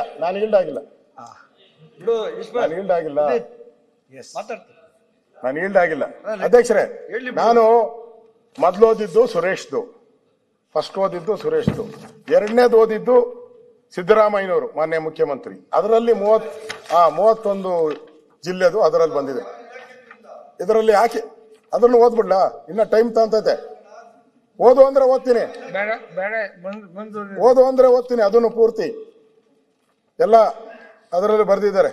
ಎಲ್ಲ ಇಲಾಖೆದು ಬರ್ದಿದ್ದಾರೆ. ಜಲಸಂಪನ್ಮೂಲ, RDPR, ಸಣ್ಣ ನೀರಾವರಿ ಇಲಾಖೆ, ನಗರಾಭಿವೃದ್ಧಿ ಇಲಾಖೆ, ವಸತಿ ಮತ್ತು ಕಾರ್ಮಿಕ ಇಲಾಖೆ, BBMP ಎಲ್ಲ ಇಲಾಖೆದು ಬರ್ದಿದ್ದಾರೆ. ಅದು ಎರಡನೇ. ಅವರು ನಿನಗೊಂದು ಪತ್ರ ಬರೆದಿದ್ದಾರೆ ಪ್ರೀತಿಯಿಂದ. ಅದಾದ್ಮೇಲೆ ಮುಖ್ಯಮಂತ್ರಿಗೊಂದು ಲವ್ ಲೆಟರ್ ಬರೆದಿದ್ದಾರೆ. ಎರಡು ಪತ್ರ, ಒಂದು ಪತ್ರ ಮೊದಲು ಓದಿದ್ದು, ಎರಡನೇ ಪತ್ರ ಮುಖ್ಯಮಂತ್ರಿಗಳು ಬರೆದಿರುವಂಥದ್ದು. ಅದರಿಂದ ಇಲ್ಲಿ ಅವ್ರು ಹೇಳಿರುವಂಥದ್ದು, ತಾವು ಹೇಳಿದ್ರಿ ಗಾಳಿ ಬೈರ್ತಿ ಅವ್ರು ಹೇಳಿದ್ರು ಗಾಳಿಯಲ್ಲಿ ಗುಂಡೊಡಿತಿದ್ದೀರಾ. ಮತ್ತೆ ಪ್ರೆಸ್ಸಲ್ಲೂ ಹೇಳಿದ್ರು ಸಾಕ್ಷಿ ಇಟ್ಟು ಆಪಾದನೆ ಮಾಡ್ಬೇಕಂತ. ಸಾಕ್ಷಿ ಕೊಟ್ಟು ಆಪಾದನೆ. ನೀವು 40% ನಮ್ಮ ಮೇಲೆ ಮಾಡಿದ್ರಲ್ಲ, ಅವಾಗ ಯಾವ ಸಾಕ್ಷಿ ಕೊಟ್ಟಿದ್ದೇಣ ನೀನು? ಹೇಳು. ನಮ್ಮ ಮೇಲೆ ಪೋಸ್ಟ್ ಅಂಟಿಸಿದ್ರಲ್ಲ, ಪೇ CM 40% ಅಂತ, ಅವಾಗ ಯಾವ ಸಾಕ್ಷಿ ಕೊಟ್ಟಿದ್ರಿ ನೀವು? ಈಗ ಮಾತ್ರ ನೀವು ಸಾಕ್ಷಿ ಕೇಳ್ತೀರಲ್ಲ, ಅವಾಗ ಜ್ಞಾನ ಇರ್ಲಿಲ್ವಾ ನಿಮ್ಗೆ ಸಾಕ್ಷಿ ಕೇಳಬೇಕು ಅಂತ? ಇವಾಗ ಅಫಿಷಿಯಲ್ ಲೆಟರ್ ಅವತ್ ಕೆಂಪಣ್ಣ ಬರೆದಿದ್ರು, ಈಗ ಮತ್ತೆ ಒಬ್ಬ ಅಧ್ಯಕ್ಷ ಬರೆದಿದ್ದಾರೆ, ಪದೇ 3 ಬಾರಿ ಬರೆದಿದ್ದಾರೆ. ನಾನು ಹೇಳ್ತೀನಿ ನಿಮ್ಗೆ, ನಾವು ಟ್ರಾನ್ಸ್ಪರೆಂಟ್, ಇದರಲ್ಲಿ ಹೇಳಿದಿರ ಪುಸ್ತಕದಲ್ಲಿ, ನಾವು ಟ್ರಾನ್ಸ್ಪರೆಂಟ್ ಅಂತ ಹೇಳಿದಿರ. ಟ್ರಾನ್ಸ್ಪರೆಂಟ್ ಅಂದ್ರೆ ಅಫಿಷಿಯಲ್ ಆಗಿ ಕೊಟ್ಟವರಲ್ಲ ಲೆಟ್ರು, ಅವ್ರ ಮೇಲೆ ಏನ್ ಕ್ರಮ ಮಾಡಿದ್ದೀರಾ? ಕಾಂಟ್ರಾಕ್ಟ್ ಅಸೋಸಿಯೇಷನ್ ಮೇಲೆ ಏನ್ ಮಾಡಿದಿರ ಹೇಳಿ? ಏನ್ ಜೈಲ್ಗೆ ಹಾಕಿದಿರ ಅವ್ರನ್ನ? ಕೇಸ್ ಹಾಕಿದಿರ ಅವ್ರನ್ನ? ಅಟ್ಲೀಸ್ಟ್ ನಾವನ್ನ ಕೇಸ್ ಹಾಕಿದ್ರಿ ಅವ್ರ ಮೇಲೆ, ಕೋರ್ಟ್ಗೆ ಎಳೆದಿದ್ದೀರಿ ಅವ್ರನ್ನ ನಾವು. ನೀವು ಇಷ್ಟೆಲ್ಲ ಆಪಾದನೆಗಳನ್ನು ಮಾಡಿ ಕೋಟಿ ಡಬಲ್ 80% ಲೂಟಿ ಮಾಡಿದ್ದೀರಾ ಅಂತ ಹೇಳಿದ ಮೇಲೂ ಅವ್ರ ಮೇಲೆ ಏನೂ ನೀವು ಕ್ರಮ ತೆಗೆದುಕೊಳ್ಳಲಿಲ್ಲ ಅಂದ್ರೆ ನೀವು ತಪ್ಪು ಮಾಡಿದ್ದೀರಾ ಅಂತ ಅರ್ಥ. ತಪ್ಪಿತಸ್ಥರು ಅಂತ ಒಪ್ಕೊಂಡಿದ್ದೀರಾ, ನೀವು ಅಪರಾಧಿಗಳು ಅನ್ನೋದು ಅರ್ಥ. ಅಧ್ಯಕ್ಷರೇ, ಅವ್ರು ಇನ್ನೊಂದು ಹೇಳ್ತಾರೆ, ಕೆಲವು ವ್ಯಕ್ತಿಗಳು ರಿಂಗ್ ಮಾಡಿಕೊಂಡು, ತಮಗೂ ಗೊತ್ತಿರುತ್ತೆ ರಿಂಗ್ ಅಂದ್ರೆ, ರಿಂಗ್ ಮಾಡಿಕೊಂಡು ಹೆಚ್ಚು ಕಮಿಷನ್ ಕೊಟ್ಟವರಿಗೆ ಟೆಂಡರ್ ಕೊಡ್ತಾ ಇದ್ದಾರೆ. ಈಗ ರಿಂಗ್ ಅಂತಾರೆ ಅದಕ್ಕೆ. ಈ ತೀರ್ಮಾನಗಳು ಖಾಸಗಿ ಬಂಗಲೆಗಳಲ್ಲಿ ನಡೆಯುತ್ತದೆ. ಗವರ್ಮೆಂಟ್ ಆಫೀಸ್ ಇಲ್ಲ. ಈಗ ಗವರ್ಮೆಂಟ್ ಆಫೀಸ್ ಎಲ್ಲ ಮುಚ್ಕೊಂಡ್ಬಿಟ್ಟಿದ್ದಾರೆ. ಮನವಿ ಮಾಡಿಕೊಂಡವರು ಸಚಿವರು ಕ್ಯಾರೆ ಅನ್ನುತ್ತಿಲ್ಲ. KKRDB ಅನುದಾನದ ಗುತ್ತಿಗೆಯನ್ನು ಒಬ್ಬನೇ ಒಬ್ಬ ಉತ್ತರ ಕರ್ನಾಟಕ ಭಾಗ ಗುತ್ತಿಗೆ ನೀಡಿಲ್ಲ. ಅವರ ಆಪಾದನೆ. KKRDB ಉತ್ತರ ಕರ್ನಾಟಕಕ್ಕೆ ಸಂಬಂಧಪಟ್ಟಿದ್ದು, ಕಲ್ಯಾಣ ಕರ್ನಾಟಕದ್ದು ಅಲ್ವಾ? ಒಬ್ಬರದು ಕೊಟ್ಟಿಲ್ಲ. ಉತ್ತರ ಕರ್ನಾಟಕದ ಅಭಿವೃದ್ಧಿ ಆಗ್ಬೇಕು ಅಂತ ಪದೇ ಹೇಳ್ತಾ ಇದ್ದೀರಾ. ಕಾಂಟ್ರಾಕ್ಟು ಒಬ್ಬನಿಗೂ ಕೊಟ್ಟಿಲ್ಲ. ಅವ್ರ ಕಾಂಟ್ರಾಕ್ಟರು ಇನ್ನೊಂದು ಆಪಾದನೆ ಮಾಡಿದ್ದಾರೆ. ಕಲ್ಯಾಣ ಕರ್ನಾಟಕದ ಭಾಗದ ಬಜೆಟ್ಟಿನಲ್ಲಿ 5,000 ಕೋಟಿ ಮೀಸಲಿರಿಸಲಾಗಿದೆ, ಅವ್ರದೇ ಲೆಟ್ರಲ್ಲಿ. ಆದರೆ ಹೊಸ ಬಡ್ಜೆಟ್ ಬಂದರು ಒಂದೇ ₹1 ಟೆಂಡರ್ ಕರೆದಿಲ್ಲ ಎಂದು ಗೌರವಾಧ್ಯಕ್ಷ ಜಗನ್ನಾಥ ಬಿ ಶಗಣಿನ ಆರೋಪಿಸಿದ್ದಾರೆ. ಉತ್ತರ ಕರ್ನಾಟಕಕ್ಕೆ ಒಂದೇ ಒಂದು ಟೆಂಡರು ಕರೆದಿಲ್ಲ. ಇದು ಕಲ್ಯಾಣ ಕರ್ನಾಟಕಕ್ಕೆ ಮಾಡಿದಂತ ದ್ರೋಹ ಅಲ್ಲ? ಪ್ರಾದೇಶಿಕ ನ್ಯಾಯ ಅಂತ ಹೇಳ್ತೀರಾ? ಉತ್ತರ ಕರ್ನಾಟಕದ ಭಾಗದ ಟೆಂಡರ್ ಅನ್ನ ಇದುವರೆಗೂ ಕರೆದಿಲ್ಲ ಅಂತ ಕಾಂಟ್ರಾಕ್ಟರ್ ಆಪಾದನೆ ಮಾಡ್ತಾನೆ. ಹೆಸರು ಹೇಳ್ಬಿಟ್ಟಿದೀನಿ, ಅವನ ಮೇಲೆ ಕೇಸ್ ಹಾಕಿ. ಅವ್ನ ತಪ್ಪೇನ ಹೇಳಿದ್ರೆ, ನೀವು 5,000 ಕೋಟಿ ಕರೆದು ಬಿಟ್ಟಿದೀನಿ ಅಂದ್ರೆ ಅವ್ನ ಹಿಡಿದು ಜೈಲಿಗೆ ಹಾಕಿ. ಯಾಕೆ ಹಾಕಲ್ಲ? ಅವ್ನು ರಾಜಾರೋಷ ಓಡಾಡ್ತಾ ಇದ್ದಾನೆ. ನಾವು ಫೋನ್ ಮಾಡಿದ್ರಿ, ನಮ್ಗೆ ಹೇಳಿದ್ರು ನಾನೇನ್ ಕರೆದಿಲ್ಲ. ಆಗ ಇವರು ಪದೇ ಅಪೋಸಿಷನ್ ಲೀಡರು ಅವರೆಲ್ಲ ಕರೆದು ಅವನ ಹತ್ರ ಪ್ರೆಸ್ ಮೀಟ್ ಮಾಡಿಸಿ ಏನದನ್ನ ಟಿವಿಗಳಲ್ಲಿ ದಿನಾ ಬರಂಗ್ ಮಾಡಿದ್ರು, ಪತ್ರಿಕೆಯಲ್ಲಿ ಬರಂಗ್ ಮಾಡಿದ್ರು. ನಾನು ಫೋನ್ ಮಾಡಿದ್ರು, ನಾನು ಬರಕ್ ರೆಡಿ ಇದ್ದೀನಿ ನನ್ನ ಹತ್ರ ಅಂತ.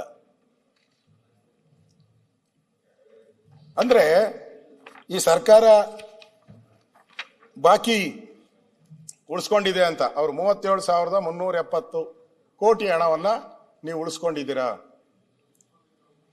ಹಣ ಕೊಟ್ಟಿಲ್ಲ.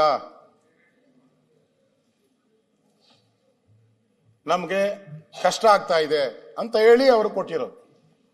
ಅದಕ್ಕೆ ನಾನೆಲ್ಲೋ ಪತ್ರಿಕೆಯಲ್ಲಿ ನೋಡಿದೆ, ಮಾನ್ಯ ಮುಖ್ಯಮಂತ್ರಿಗಳು ಹೇಳಿದ್ರು ಎಲ್ಲ ಬಿಜೆಪಿಯವ್ರು ಬಿಟ್ಬಿಟ್ಟು ಹೋಗಿದ್ದು. ರಾಮಲಿಂಗಾರೆಡ್ಡಿ ಕೇಳ್ತಾರೆ ಅಂತ ಕೇಳಲಿಲ್ಲ ಅವರು, ಅದಕ್ಕೆ ನಾನು ಹೇಳ್ತಾ ಇದ್ದೆ ಎಲ್ಲ ಬಿಜೆಪಿಯವರೇ ಬಿಟ್ಬಿಟ್ಟು ಹೋಗಿದ್ದು ಅಂತ. ಇದು ರೋಟೀನ್. ನಾನು ನಿಮ್ಮನ್ನು ಕೇಳ್ತೀನಿ, ನೀವು 2019ರಲ್ಲಿ ನಮ್ ಬಿಟ್ಟೋದ್ರಲ್ಲ, ಅವಾಗ ಎಷ್ಟು ನಮ್ಮ ಹತ್ರ ಪೆಂಡಿಂಗ್ ಇಟ್ಟಿದ್ರಿ ನೀವು? 14,000 ಕೋಟಿ ಅವತ್ತಿನ ಡೇಟ್ಗೆ 14,000 ಕೋಟಿ ನಮ್ ಪೆಂಡಿಂಗ್ ಇಟ್ರಿ. ನಾವು ತೀರ್ಸಿಲ್ವ ಅದನ್ನ ತೀರ್ಸಿಲ್ವ ನಾವು? ರೋಟೀನ್ ಪ್ರೋಸೆಸ್ ಅದು. ಇದು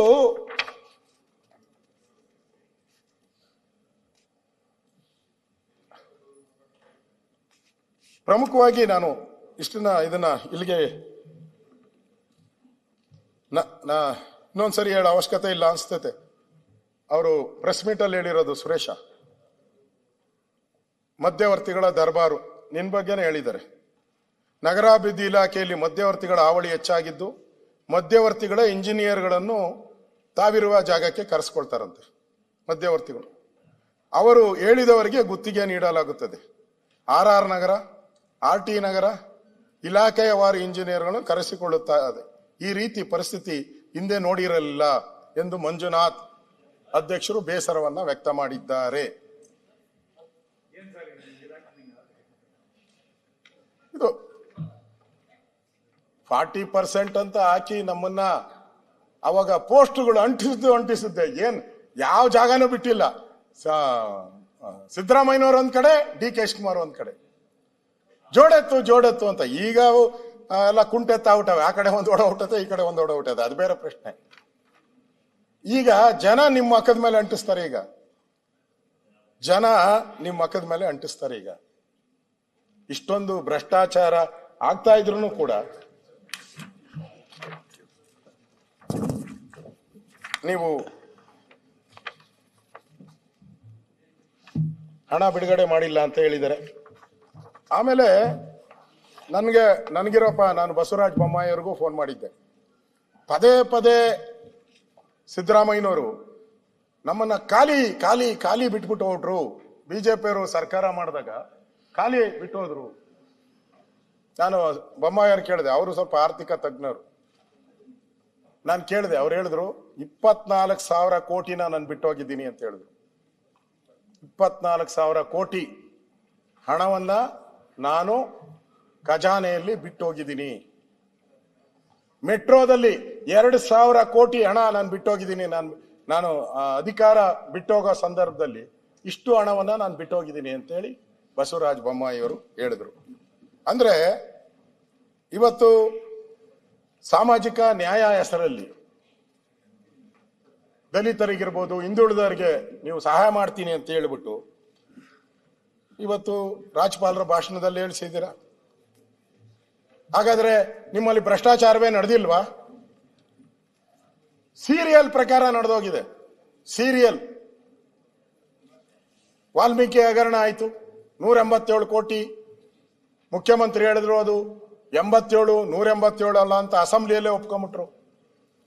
ಮೂಡಾದಲ್ಲಿ 3,000 ಕೋಟಿ, ಅಬ್ಕಾರಿ ಲೈಸೆನ್ಸ್ 6,000 ಕೋಟಿ. ಕಾಂಟ್ರಾಕ್ಟರ್ ಹೇಳಿರೋದು ನಾನಲ್ಲ, ನಾನು ಕಡಿಮೆ ಹೇಳಿದ್ದೆ. 3,000 ಅಂತ ನಾನು ಕಡಿಮೆ ಹೇಳಿದ್ದೆ. 6,000 ಕೋಟಿ ಅಂತ ಹೇಳಿದ್ರು. ದಲಿತರ 43,000 ಕೋಟಿ ಹಣವನ್ನು ಅಕ್ರಮವಾಗಿ ಯೂಸ್ ಮಾಡಿದ್ದೀರಾ. ಕಸದ ಟೆಂಡರಲ್ಲಿ ಹಗರಣ, ರಸ್ತೆ ಗುಂಡಿಗಳು ಮುಚ್ಚೋದ್ರಲ್ಲಿ ಗೋಲ್ಮಾಲ್. ಬೆಳಗ್ಗೆ ಯಾವ ಟಿವಿಯಲ್ಲಿ ನೋಡಿದೆ, ಕಾಂಕ್ರೀಟ್ ರಸ್ತೆ ಮಾಡ್ಯವ್ರು, ಮೊನ್ನೆ ರೀಸೆಂಟ್ ಆಗಿ ಮಾಡಿರೋದು. ಆವಾಗ ಎಲ್ಲ ಕಿತ್ತೋಗ್ಬಿಟ್ಟಿದ್ರು.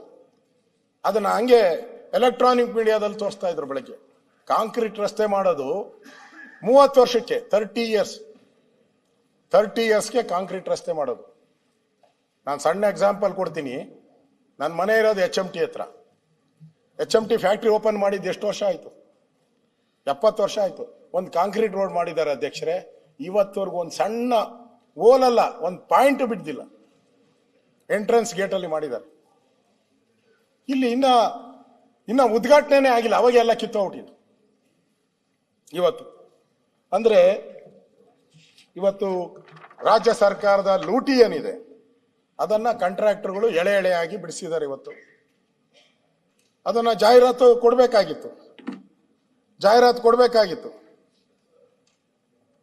ಕಮಿಷನ್ ಆರೋಪ ಬಂದಾಗ ನಮ್ಮ ಮೇಲೆ ಇದ್ ಮಾಡಿದ್ರಿ ಪೇಪರ್.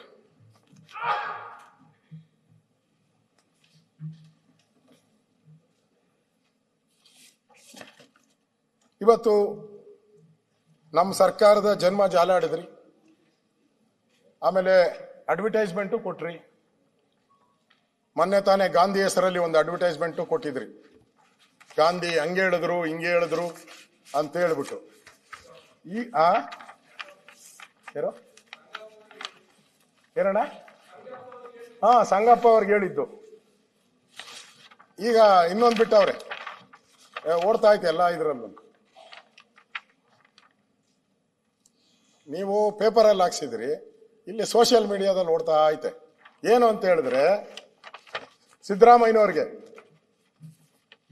SC SP TSP ಹಣ ದುರ್ಬಳಕೆ ಮಾಡಿದ್ದು ದಲಿತರಿಗೆ ಮಾಡಿದ ಅನ್ಯಾಯ ಅಲ್ಲವೇ, ಸಂವಿಧಾನದ ಉಲ್ಲಂಘನೆ ಅಲ್ಲವೇ ಅಂತ ಸಿದ್ದರಾಮಯ್ಯನವ್ರು ಕೇಳ್ತಾ ಇದ್ದಾರೆ.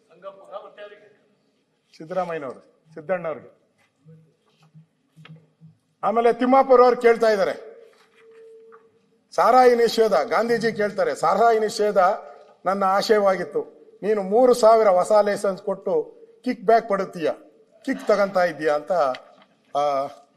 ಯಾರಿಗೆ, RB ತಿಮ್ಮಾಪುರ ಅವ್ರಿಗೆ ಕೇಳ್ತಾ ಇದ್ದಾರೆ. DK ಶಿವಕುಮಾರ್ ಅವ್ರಿಗೆ ಭಗತ್ ಸಿಂಗ್ ಕೇಳ್ತಾ ಇದ್ದಾನೆ. ಭಗತ್ ಸಿಂಗ್, ದೇಶ ಸೇವೆಯೇ ನನ್ನ ಧರ್ಮವೆಂದು ಪ್ರಾಣ ತ್ಯಾಗ ಮಾಡಿದೆ. DK ಶಿವಕುಮಾರ್ಗೆ, ನೀನು ಸ್ವಾರ್ಥ ಸೇವೆಯೇ ನಿನ್ನ ಧರ್ಮವೆಂದು ಬೆಂಗಳೂರನ್ನು ಲೂಟಿ ಮಾಡುತ್ತಿದ್ದೀಯ ಕೇಳ್ತಾ ಇರೋದು. ಆಮೇಲೆ ಪರಮೇಶ್ವರ್ ಅವರು ನಗ್ತಾ ಇದ್ರು, ನಿಮ್ದು ಒಂದೈತೆ, ಸಣ್ಣದೈತೆ, ಜಾಸ್ತಿ ಇಲ್ಲ, ಬೇಡ. ನಾನು ಆಜಾದ್ ಹಿಂದ್ ಸೈನ್ಯವನ್ನ ಕಟ್ಟಿದೆ, ದೇಶದ ರಕ್ಷಣೆಗೆ ಆಜಾದ್ ಹಿಂದ್ ಸೈನ್ಯವನ್ನ ಕಟ್ಟಿದೆ. ಬ್ರಿಟಿಷ್ ಸುಭಾಷ್ ಚಂದ್ರ ಬೋಸ್, ಸಾರಿ ಏನೋ ಬೇರೆ ಹೇಳಿದ್ನ, ಸುಭಾಷ್ ಚಂದ್ರ ಬೋಸ್. ಇರಪ್ಪ, ಇಲ್ಲೇ ಗೊತ್ತಾಗೋಯ್ತು ನೋಡ್ರಿ, ಸ್ಪಾನ್ಸರ್ ಸ್ಕೀಮು ಅಂತ. ಅಶೋಕಣ್ಣ ತಪ್ಪೋದಿದ್ರೆ ಹಿಂದೆ ಸರ್ ಮಾಡ್ತಾವ್ರ. ಹೌದು, ಕರೆಕ್ಟ್ ಐತೆ. ಆಜಾದ್ ಹಿಂದ್ ಅಂದ ತಕ್ಷಣ ಯಾರು? ಕಿವಿಯಲ್ಲಿ ಹೋಗಿ ಆಜಾದ್ ಹಿಂದ್ ಅಂದ್ರೆ ಯಾರು? ಸಭಾಧ್ಯಕ್ಷರೇ, ನಾನೇನ್ ಹೇಳ್ತಾ ನಿಮಗೆ ಆಜಾದ್ ಹಿಂದ್ ಯಾರು ಮಾಡಿದ ಅಷ್ಟು ಅರ್ಥ ಆಗಲ್ಲ. ಸೋಷಿಯಲ್ ಮೀಡಿಯಾ ಬಿಜೆಪಿ ಸ್ಪಾನ್ಸರ್ ಅಂತ ಅಷ್ಟೇ. BJP sponsor. ಮೊನ್ನೆ ಮೂಡಾ ಕೇಸ್ ಬಂದಾಗ ಕೋರ್ಟ್ ಕೇಸ್ ಬಂತು, ಏನಾಯ್ತು? ಯಾವ್ದೋ ಮೀಟಿಂಗ್ ಅಲ್ಲಿ ಇದ್ರಿ. ಅಶೋಕಣ್ಣ ಏನಾಯ್ತು? ಹೋಗಪ್ಪ ಆಚೆ ಹೋಗ ಅಂತ. ಇಲ್ಲ ನಾ ಒಂದೇ ಒಂದ್ ನಿಮಿಷ ಅಂತ ಕಿವಿಯಲ್ಲಿ ಓದ್ಬಿಟ್ಟು. ಅಶೋಕಣ್ಣ ಏನಾಯ್ತು? ಏನಾಯ್ತು? ಇವೆಲ್ಲ ಸುಮ್ನೆ ಬೆಂಗಳೂರಿಂದ ಮೈಸೂರು ತನಕ ಜ್ಞಾನೇಂದ್ರ ಇರ್ಬೋದು, ಸುನೀಲ್ ಇರ್ಬೋದು, ಯಾರೇ ಇರ್ಬೋದು, ಪರಮೇಶ್ವರ್ ಅವ್ರದ್ದು ಏನಾಯ್ತು? ಸುಪ್ರೀಂ ಕೋರ್ಟ್ ಹೋಯ್ತು, ಹೈಕೋರ್ಟ್ ಅಲ್ಲಿ ಹೋಯ್ತು, MP MLA ಎಲ್ಲ ಸೋಲು. ಅಶೋಕಣ್ಣ ನಿಮ್ದೊಂದೈತೆ ಓದ್ತಾನೆ ಇರಿ, ಪರವಾಗಿಲ್ಲ. ಅಶೋಕಣ್ಣ ನಾನು ಟಾರ್ಗೆಟ್ ಮಾಡ್ಬಿಟ್ಟಿದ್ಯಾ, ಮಾಡ್ ಪರವಾಗಿಲ್ಲ, ಐ ಡೋಂಟ್ ಮೈಂಡ್. 14 ಸೈಟ್ ಕೊಟ್ಟದನ್ನು ಸುಮ್ಮನೆ ವೇಸ್ಟ್ ಅಲ್ಲ. ನೀವೇ ದೊಡ್ಡವ್ರ ಹಂಗಾರೆ? ಸರಿಯಾಗಿ ಹೇಳುದು ಸುಪ್ರೀಂ ಕೋರ್ಟ್ ಜಡ್ಜ್, ಅದಕ್ಕಿಂತ ಬೇಕಾ? ಇರಪ್ಪ, ಸುಮ್ನೆ ಹೇಳ್ಬಾರ್ದು. ನಿಂದು ಮುಗಿಸಿದೀನಿ ನಾನು, ಬಿಟ್ಬಿಡು. ಮುಗಿಸಿದೀನಿ ಆಯ್ತಲ್ಲ, ನನ್ ಟಾರ್ಗೆಟ್ ಮಾಡಿದ್ಯಾ? ಮುಗಿಸಿದೀನಿ ಅಂತ ಬಿಟ್ಬಿಡು. ಟಾರ್ಗೆಟ್ ಅದು ಎಲ್ಲಾ ಪತ್ರಿಕೆಯಲ್ಲೂ ಬಂದ್ಬಿಟ್ಟಿದೆ. ಅದು ಓದಿಲ್ಲ ನಾನು, ಓದದ್ನಲ್ಲ ಆಗ, ಎಲ್ಲ ಬಂದಿದೆ, ಜನ ಎಲ್ಲ ನೋಡ್ಬಿಟ್ಟಿದ್ದಾರೆ. ನಾನು ಅಸೆಂಬ್ಲಿಯಲ್ಲಿ ಹೇಳಿದ್ದೀನಿ ಅಷ್ಟೇ. ಇಲ್ಲಿ ಸುರೇಶ್ ಇವರು G ಪರಮೇಶ್ವರ್, ನಾನು ಆಜಾದ್ ಹಿಂದ್ ಫೌಜ್ ಸ್ಥಾಪಿಸಿ ಬ್ರಿಟಿಷರ ವಿರುದ್ಧ ಹೋರಾಡಿದೆ, ಆದರೆ ನೀನು ರಾಜ್ಯದ ಕಾನೂನು ಸುವ್ಯವಸ್ಥೆಯನ್ನು ಹದಗೆಡಿಸಿ ಗೃಹ ಇಲಾಖೆಯನ್ನು ಭ್ರಷ್ಟರಾಗಿ ಮಾಡಿದ್ದೆ. ಇದು ನೋಡಿ, ಅವ್ರ ಮೇಲೆನೆ ಈ ರೀತಿ ಮಾತಾಡ. ಹೌದು, ಸೋಷಿಯಲ್ ಮೀಡಿಯಾದ ಬಂದು ನಾನು ಬೇಡ ಅಂದೆ, ಹೇಳು ಅಂತ ಹೇಳಿದ್ರು, ಅವ್ರು ಹೇಳಿದ್ರು. ಅದನ್ನ ಸ್ಪೋರ್ಟಿವ್ ಆಗಿ ತಗೊಂಡಿದ್ದಾರೆ ಅವ್ರು, ನೀವು ತಗೊಂಡಿಲ್ಲಲ್ಲ ಅದನ್ನ.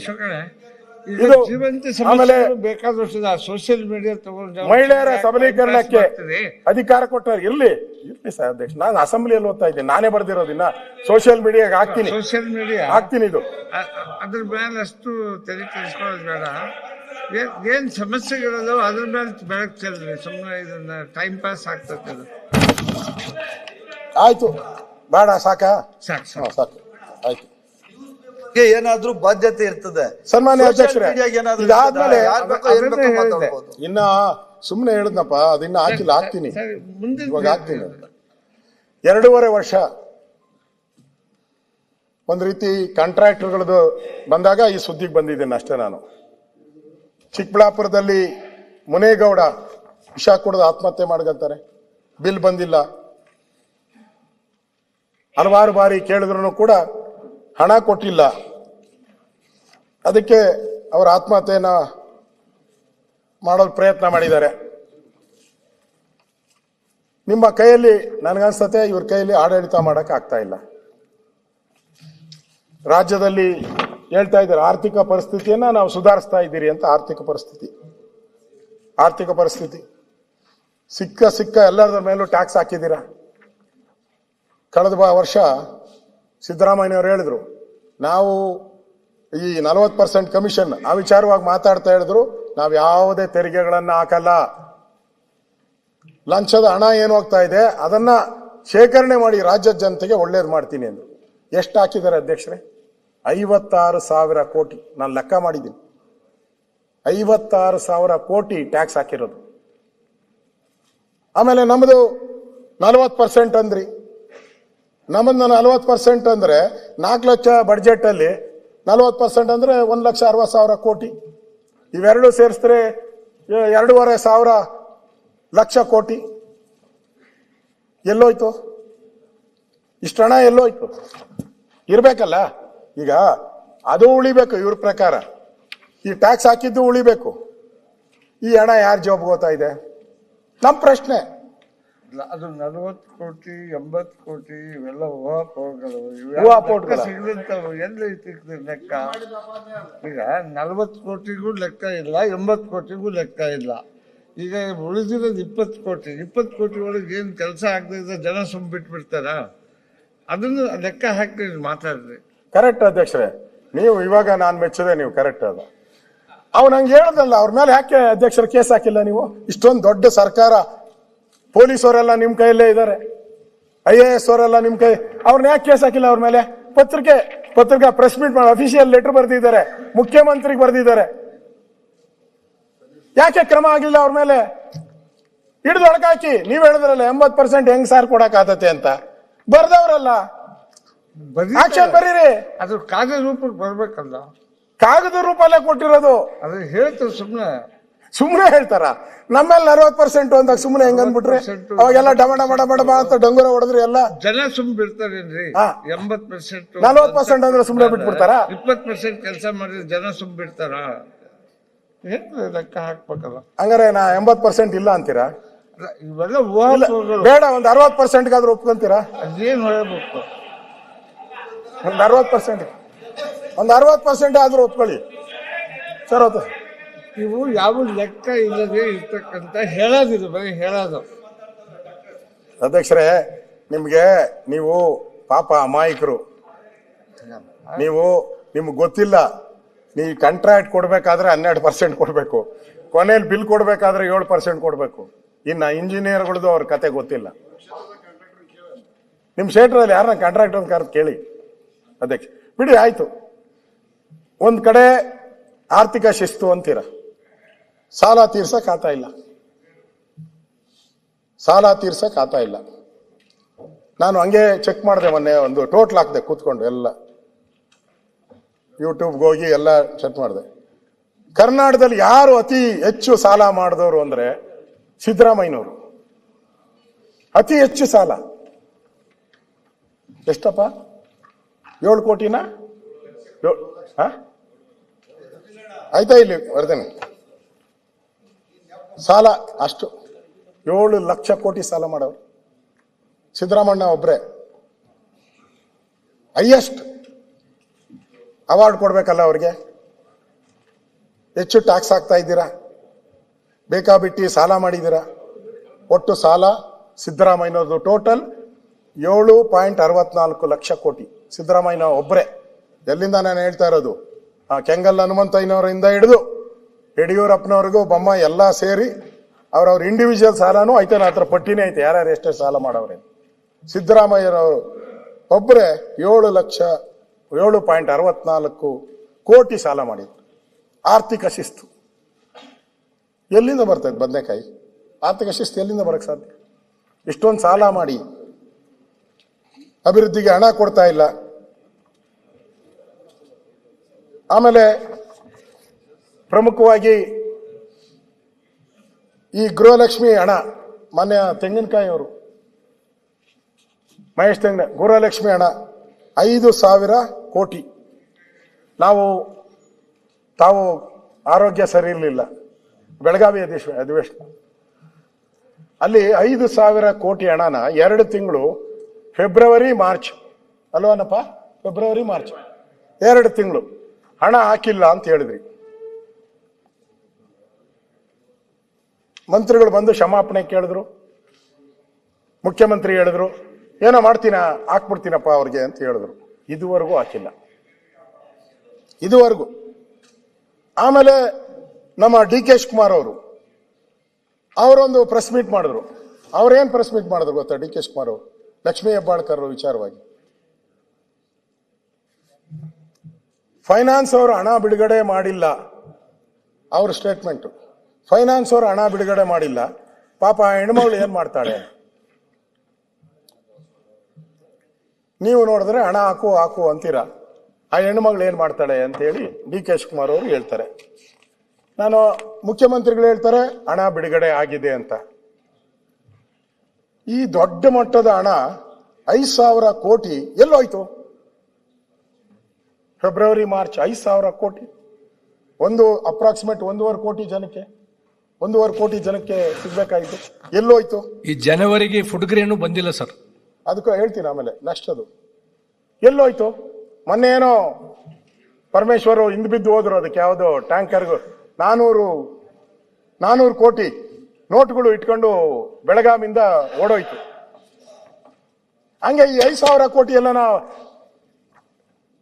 ಯಾವ ಟ್ಯಾಂಕರ ಅದೇನೋ ಅನ್ನೋದು, ಲಾರಿ, ಕಂಟೈನರ್ ಸಿನಿಮಾದಲ್ಲಿ ನೋಡಿದ್ದೆ, ಇದನ್ನ ನಿಜ ಜೀವನದಲ್ಲಿ ನೋಡ್ಬಿಟ್ಟೆ ಬೆಳಗಾವಿಯಲ್ಲಿ. ಹಂಗೆ ನಾನು 5,000 ಕೋಟಿ ಯಾವ್ದಾನ ಕಂಟೈನರ್ ಹೋಗ್ಬಿಟ್ಟು ಎಲ್ಲ ನನಗೆ ಎಚ್ ಕೆ ಪಾಟೀಲ್ ಇಲ್ಲ ಇದ್ದಿದ್ರೆ ಹೇಳ್ತಾ ಪಾಪ ಅಗಿತಾವ್ರೆ ಲಕ್ಕುಂಡಿಯಲ್ಲಿ ಚಿನ್ನ ಸಿಗ್ತೈತೆ ಅಂತ ಆಗ್ತಾ ಇದ್ದಾರೆ.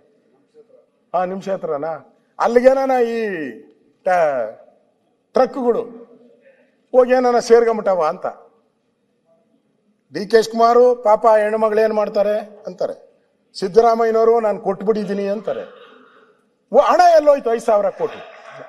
ಕ್ಲಿಯರ್ ಮಾಡಿದ್ರು. ಏನ್ ಹೇಳಿ ಕ್ಲಿಯರ್, ತಾವೇ ಹೇಳ್ಬಿಡಿ, ಉತ್ತರ ಹೇಳ್ಬಿಡಿ.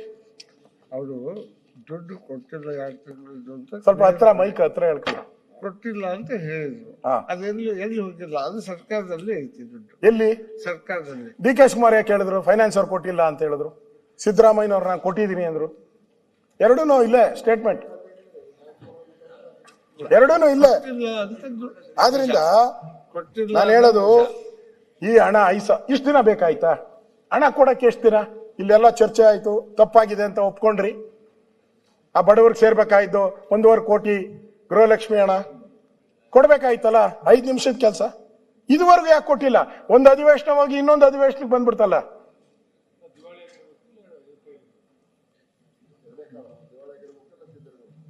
ಹಣ ಇಲ್ಲ, ಸರ್ಕಾರ ದಿವಾಳಿ ಆಗಿದೆ ಅಂದ್ರೆ ಕೋಪ ಬರ್ತತೆ. ನನಗನ್ಸ್ತತೆ ಅನ್ನಭಾಗ್ಯದ್ದು ತಿರ್ಗ ಅದೇ ಪ್ರಶ್ನೆ. ಮಾರ್ಚ್ ಜನವರಿ ಅನ್ನಭಾಗ್ಯದು 657 ಕೋಟಿ.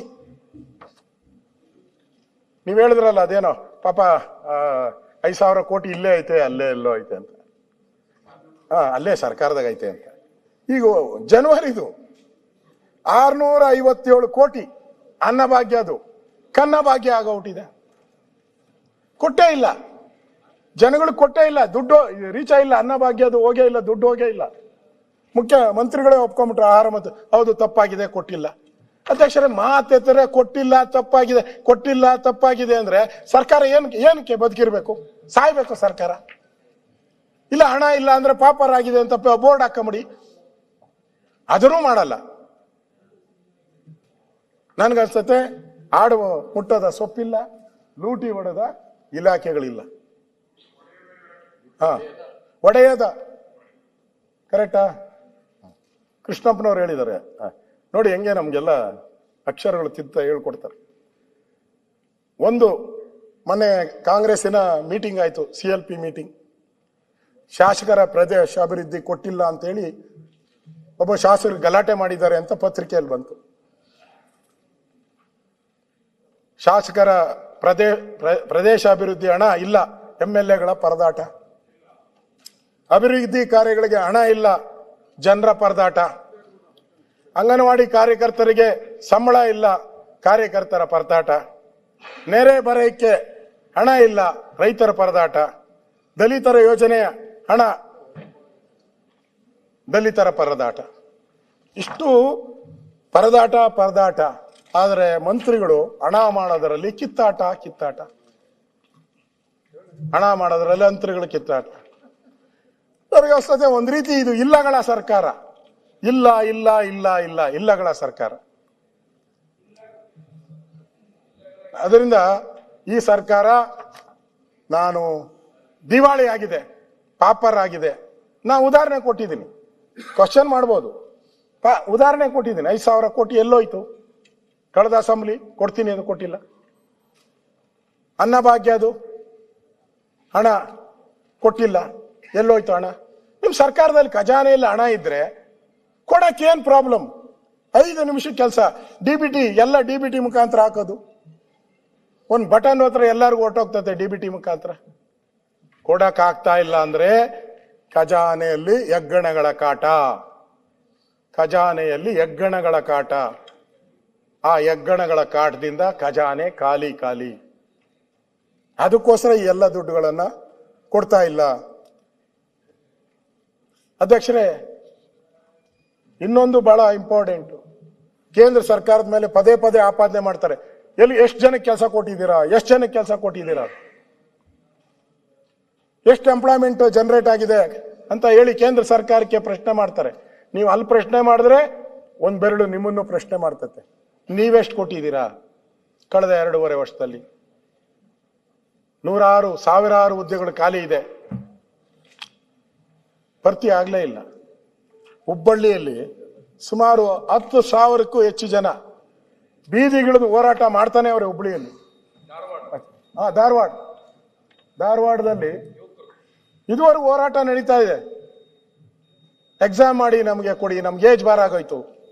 ಎಲ್ಲ 30 ವರ್ಷ ದಾಟ್ತಾ ಇದ್ದೀರಿ, 35 ವರ್ಷ ದಾಟ್ತಾ ಇದ್ದೀರಿ. ಸ್ಟ್ರೈಕ್ ಮಾಡ್ತಾ ಇದ್ದಾರೆ 10,000 ವಿದ್ಯಾರ್ಥಿಗಳು. ನನ್ನೂ ಕರೆದಿದ್ರಲ್ಲಿ. ಇವತ್ತು ಅಧ್ಯಕ್ಷರೇ ಎಂಪ್ಲಾಯ್ಮೆಂಟ್ ಇಲ್ಲ, ಬೇರೆಯವ್ರಿಗೆ ಮಾತ್ರ ಪ್ರಶ್ನೆ. ನಮಗೆ ಆ ಪ್ರಶ್ನೆ ಹಾಕೋಣಕ್ಕೆ ಸರ್ಕಾರ ತಯಾರಿಲ್ಲ. ಇವತ್ತು ಕೃಷ್ಣ ಬೈರೇಗೌಡ ಇಲ್ಲ ಅಂತ ಅನ್ಸುತ್ತೆ. ಇದ್ದಿದ್ರೆ ಚಂದಾಗಿತ್ತು ಅವರು ಅಧ್ಯಕ್ಷರೇ.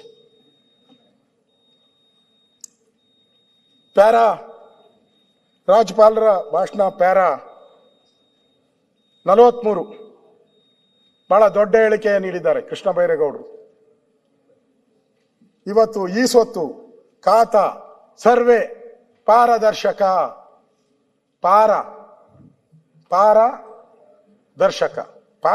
ಒಟ್ಟಿಗಿರ್ಬೇಕಾಯ್ತು. ಇದು ಪಾರನೇ ಬೇರೆ ಹೊರಟೈತೆ, ದರ್ಶನೇ ಬೇರೆ ಹೊರಟೈತೆ. ಪಾರದರ್ಶಕ ಅಂತ ಅವರ ರಾಜ್ಯಪಾಲರ ಭಾಷಣದಲ್ಲಿ ಓದಿಸಿದ್ದೀರ ಅಧ್ಯಕ್ಷರೇ. ಇವತ್ತು ಬಹಳ ಯಾರು ಉತ್ತರ ಕೊಡೋರಿಲ್ಲ. ಪರಮೇಶ್ವರ್ ಅವ್ರಿಗೂ ಕೊಡಕ್ಕಾಗಲ್ಲ ಅನ್ಸ್ತದೆ ಬೇರೆ ಇಲಾಖೆ. ಒಬ್ಬ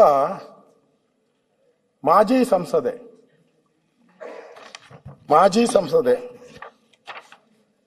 ಅವರ ತಂದೆ, ತಾತ, ಮುತ್ತಾತ ಎಲ್ಲರೂ ಕೂಡ ಈ ನಾಡಿನ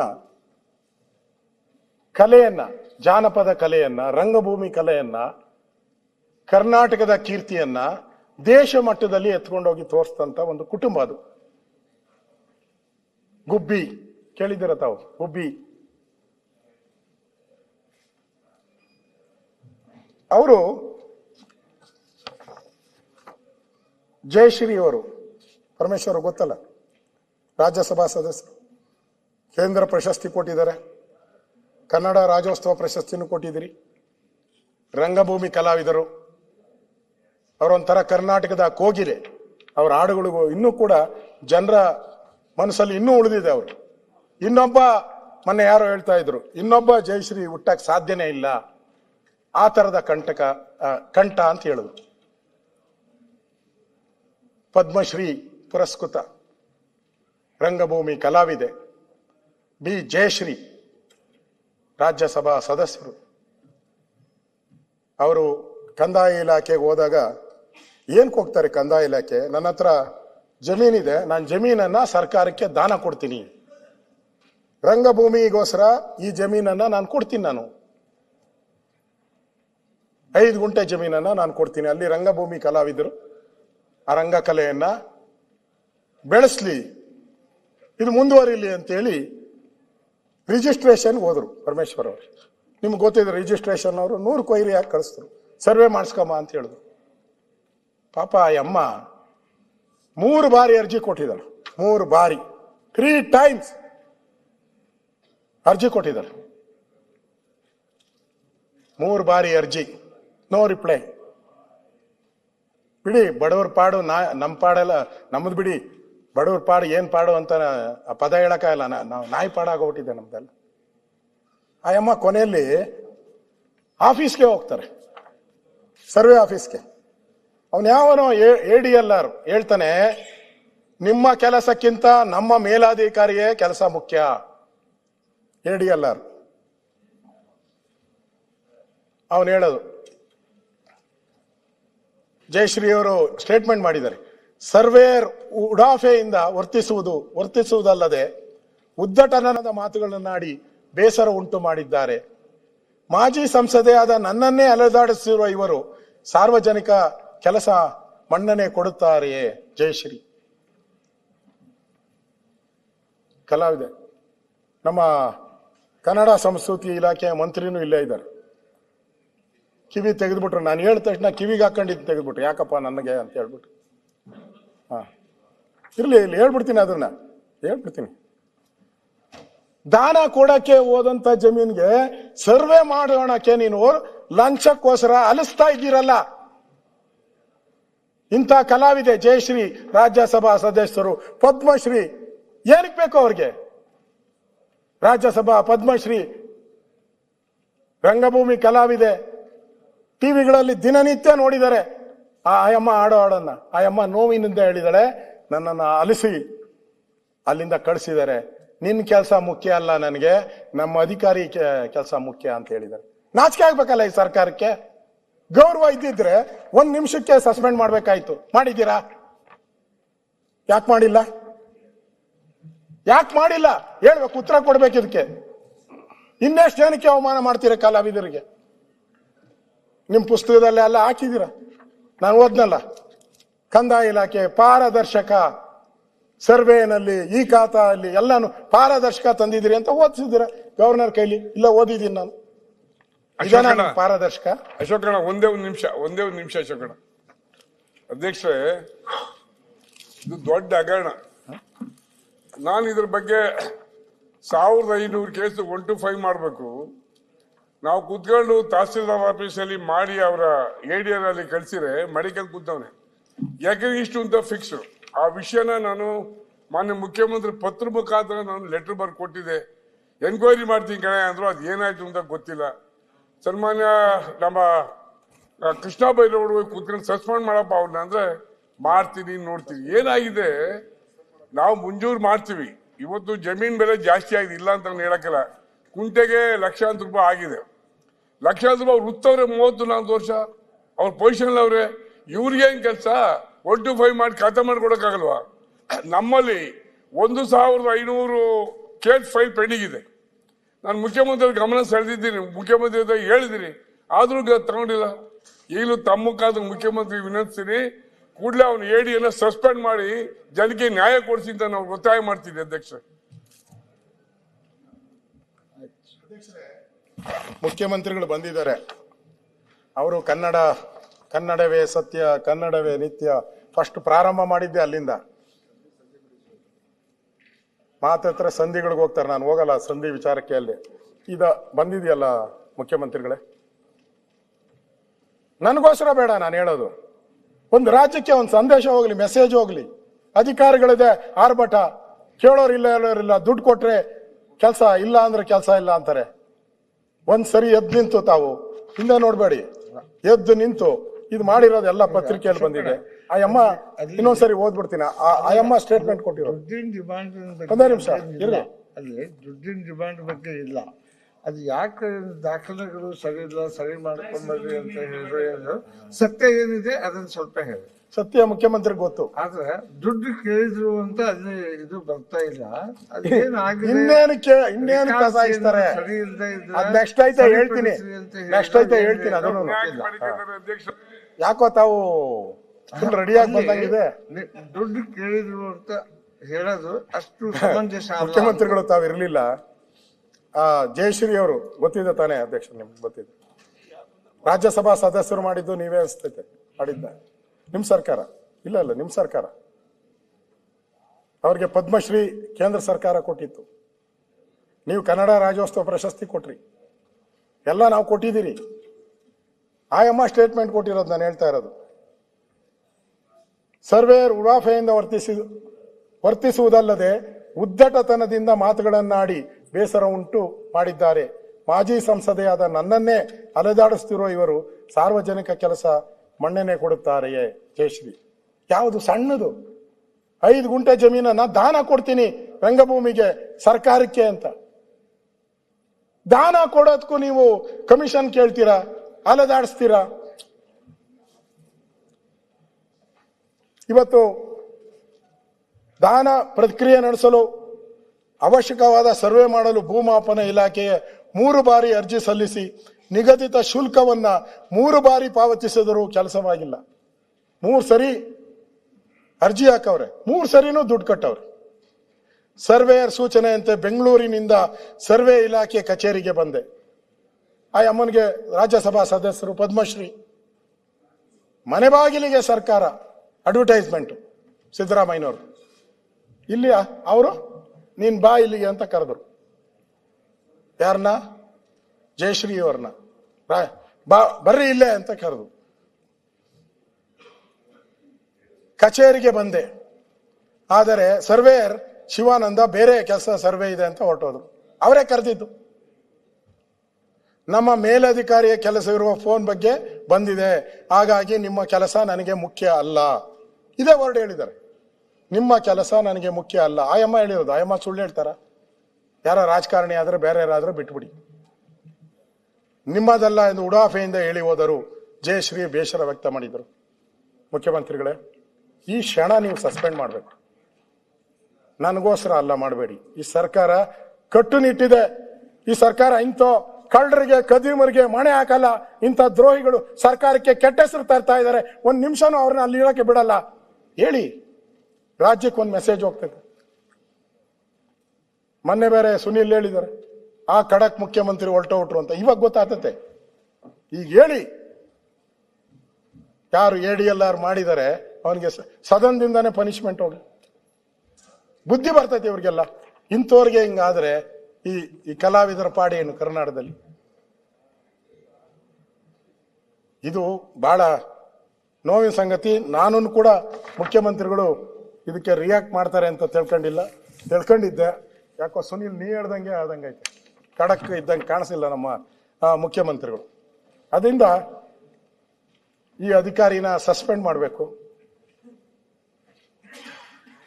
ಅವನ್ನ ಮಾಡಿಲ್ಲ ಅಂದ್ರೆ ರಾಜ್ಯಕ್ಕೆ ಒಂದು ಮೆಸೇಜ್ ಹೋಗ್ತೈತೆ. ಲಂಚ ಇಲ್ದಿರ ಈ ಸರ್ಕಾರದಲ್ಲಿ ಏನು ಆಗಲ್ಲ ಅನ್ನೋ ಮೆಸೇಜ್ ಅನ್ನ ಹೋಗುತ್ತೆ ಅಧ್ಯಕ್ಷ. ಇನ್ನು ಬೆಂಗಳೂರಿನ ಸ್ಥಿತಿ ಶುರುವಾಗಿದೆ 11 ಗಂಟೆಗೆ ಸರ್. ನೀವು ಮಧ್ಯಾಹ್ನ ಮಾತಾಡಿ ಸರ್. ಮಧ್ಯಾಹ್ನ ಮಾತಾಡಿ, ಶಾರ್ಟ್ ಮಾಡಿ ಉತ್ತರ ಕೊಟ್ಟು. ಅಲ್ಲಿ ಏನಂತೆ, ಅಲ್ಲಿ ಇಲ್ಲೊಂದು ಅವರ್, ಅಲ್ಲೊಂದು ಅವರ್, 2 ಅವರ್. ನಿಮ್ಗೇನಿಲ್ಲ. ನಾನು ಸರ್ 11 ಕಾಲಕ್ಕೆ ಶುರು ಮಾಡಿಸಿದ್ದು. 11 ಕಾಲ, ಅದ್ರಲ್ಲಿ ಗಲಾಟೆ ಸುರೇಶ್ ಅಂತ.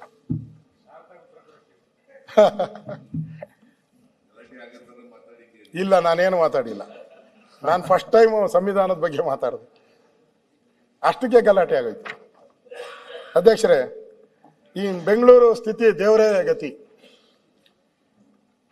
ಬೆಂಗಳೂರು ಅನ್ನೋದ್ರ ಬದಲು ಗುಂಡಿಗಳೂರು ಅಂತ ಹೇಳ್ಬೇಕೀಗ. ನೀವು ಬರಕ್ ಮುಂಚೆ ಹೇಳಿದೆ, ಮೊನ್ನೆ ಕಾಂಕ್ರೀಟ್ ರೋಡ್ ಮಾಡಿದ್ರು. ಇವತ್ತು ಬೆಳಗ್ಗೆ ಟಿವಿ ಆನ್ ಮಾಡಿದ್ರೆ ಕಾಂಕ್ರೀಟ್ ರೋಡ್ ಮಾಡಿದ್ದು 30 ವರ್ಷಕ್ಕೆ ಆಗ್ಲೇ ಎಲ್ಲ ಕಿತ್ತೋಗ್ಬಿಟ್ಟೈತೆ ಅಂತ ದೊಡ್ಡ ಕಿತ್ತೋಗಿರೋದನ್ನೆಲ್ಲ ತೋರಿಸ್ತಾ ಇದ್ರು ಮಾಧ್ಯಮದಲ್ಲಿ. ಅದಕ್ಕೆ ಹೇಳಿದ್ರು ಗುಂಡಿಗಳೂರು, ಬೆಂಗಳೂರು ಗುಂಡಿಗಳೂರು.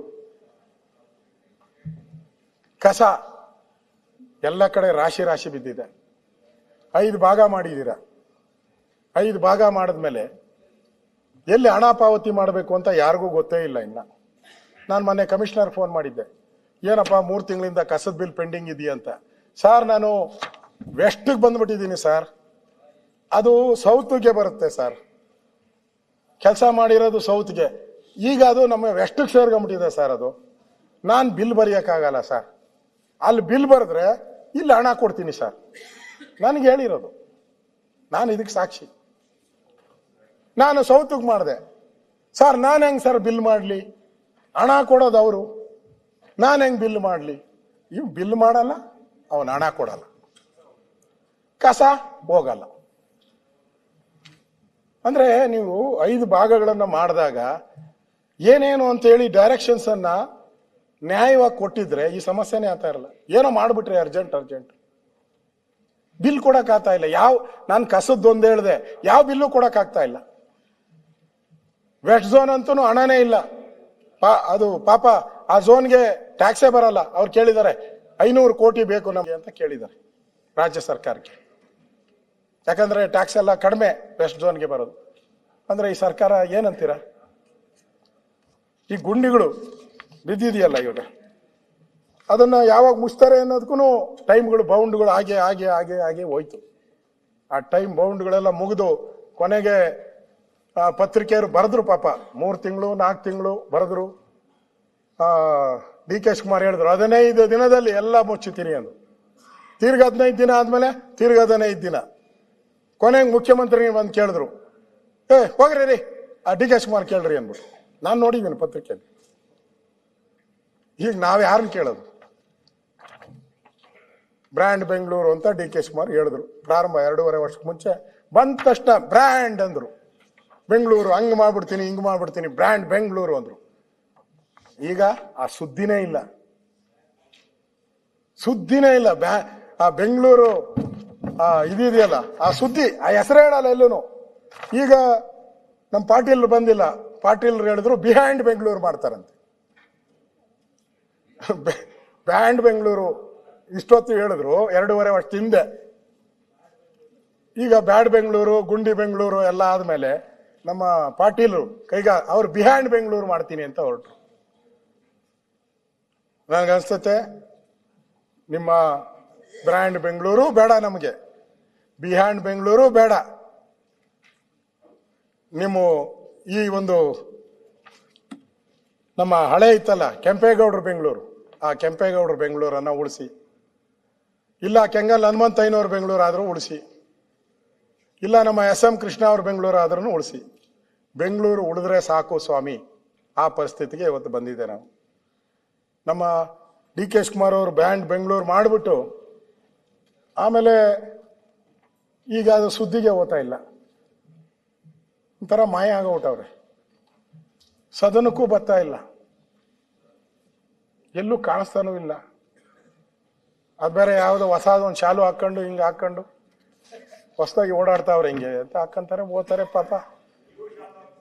ನಾನು ಅವಾಗಿಂದ ಆಗ್ತಾ ಇದ್ದೀನಿ, ಬೇಕಾ ನಿಮ್ಗೆ ಕೊಟ್ಬಿಡ್ತೀನಿ, ನನಗೇನು ಹಿಂಗೆ ಇರ್ತೀನಿ ಪರವಾಗಿಲ್ಲ, ನನಗೇನು ಬ್ರ್ಯಾಂಡ್ ಬೇಡ ಸರ್.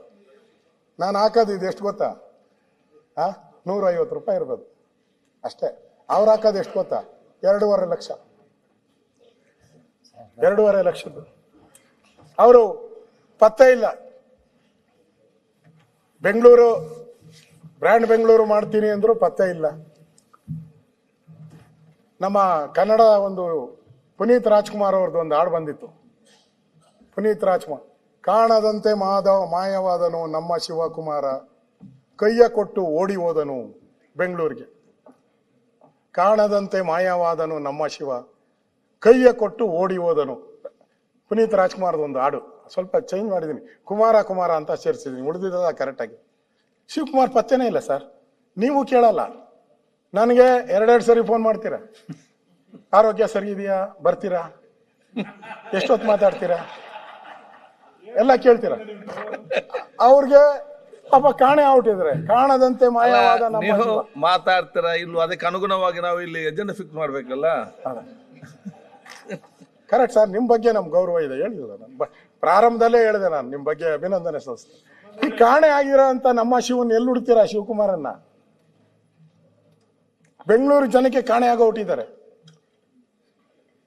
ಮತ್ತೆ ಸ್ಕ್ವೇರ್ ಫೀಟ್ ಲೆಕ್ಕ ಬ್ರ್ಯಾಂಡ್ ಬೆಂಗಳೂರು ಹೆಸರಲ್ಲಿ ಈ ಸರ್ಕಾರ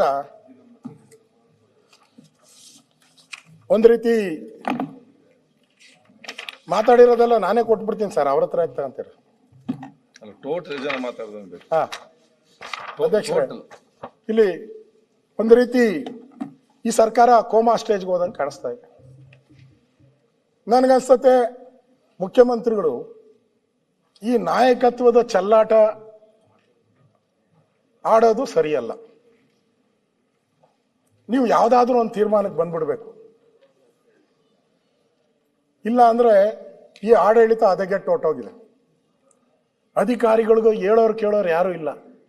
ಮೊನ್ನೆ ಜಾರ್ಜ್ ವಿಚಾರಕ್ಕೆ ದೊಡ್ಡ ಗಲಾಟೆ ಆಯ್ತು. ನಾನು ಮುಖ್ಯಮಂತ್ರಿ ಕೇಳಿದೆ, ಹಂಗೇನು ಆಗಿಲ್ಲ ಬಿಡಪ್ಪ ಅಂದ್ರು. ಆಮೇಲೆ ನೋಡಿದ್ರೆ ಅಧಿಕಾರಿ ಅವನ್ಯಾರೋ ಪಂಕಜ್ ಪಾಂಡೆ ಅವನು ಅಲ್ಲಿಂದ ಎತ್ತಾಕ್ಬಿಟ್ರು. ನಾನು ಕೇಳಿದ್ಕೆ ಆಮೇಲೆ ಏನೋ ಪನ್ನಣ್ಣ ಇಲ್ಲ ಪನ್ನಣ್ಣ ಇದ್ದೀರಿ ಹೇಳ್ತಾರೆ, ಪನ್ನಣ್ಣ ಏನೋ ಸಂಧಾನ ಮಾಡಿದ್ರು ಅಂತ ಹೇಳ ಸುದ್ದಿ ನಮ್ಮವ್ರು ಹೇಳಿದ್ದಲ್ಲ ಮಾಧ್ಯಮದವ್ರು ಇದಾರ.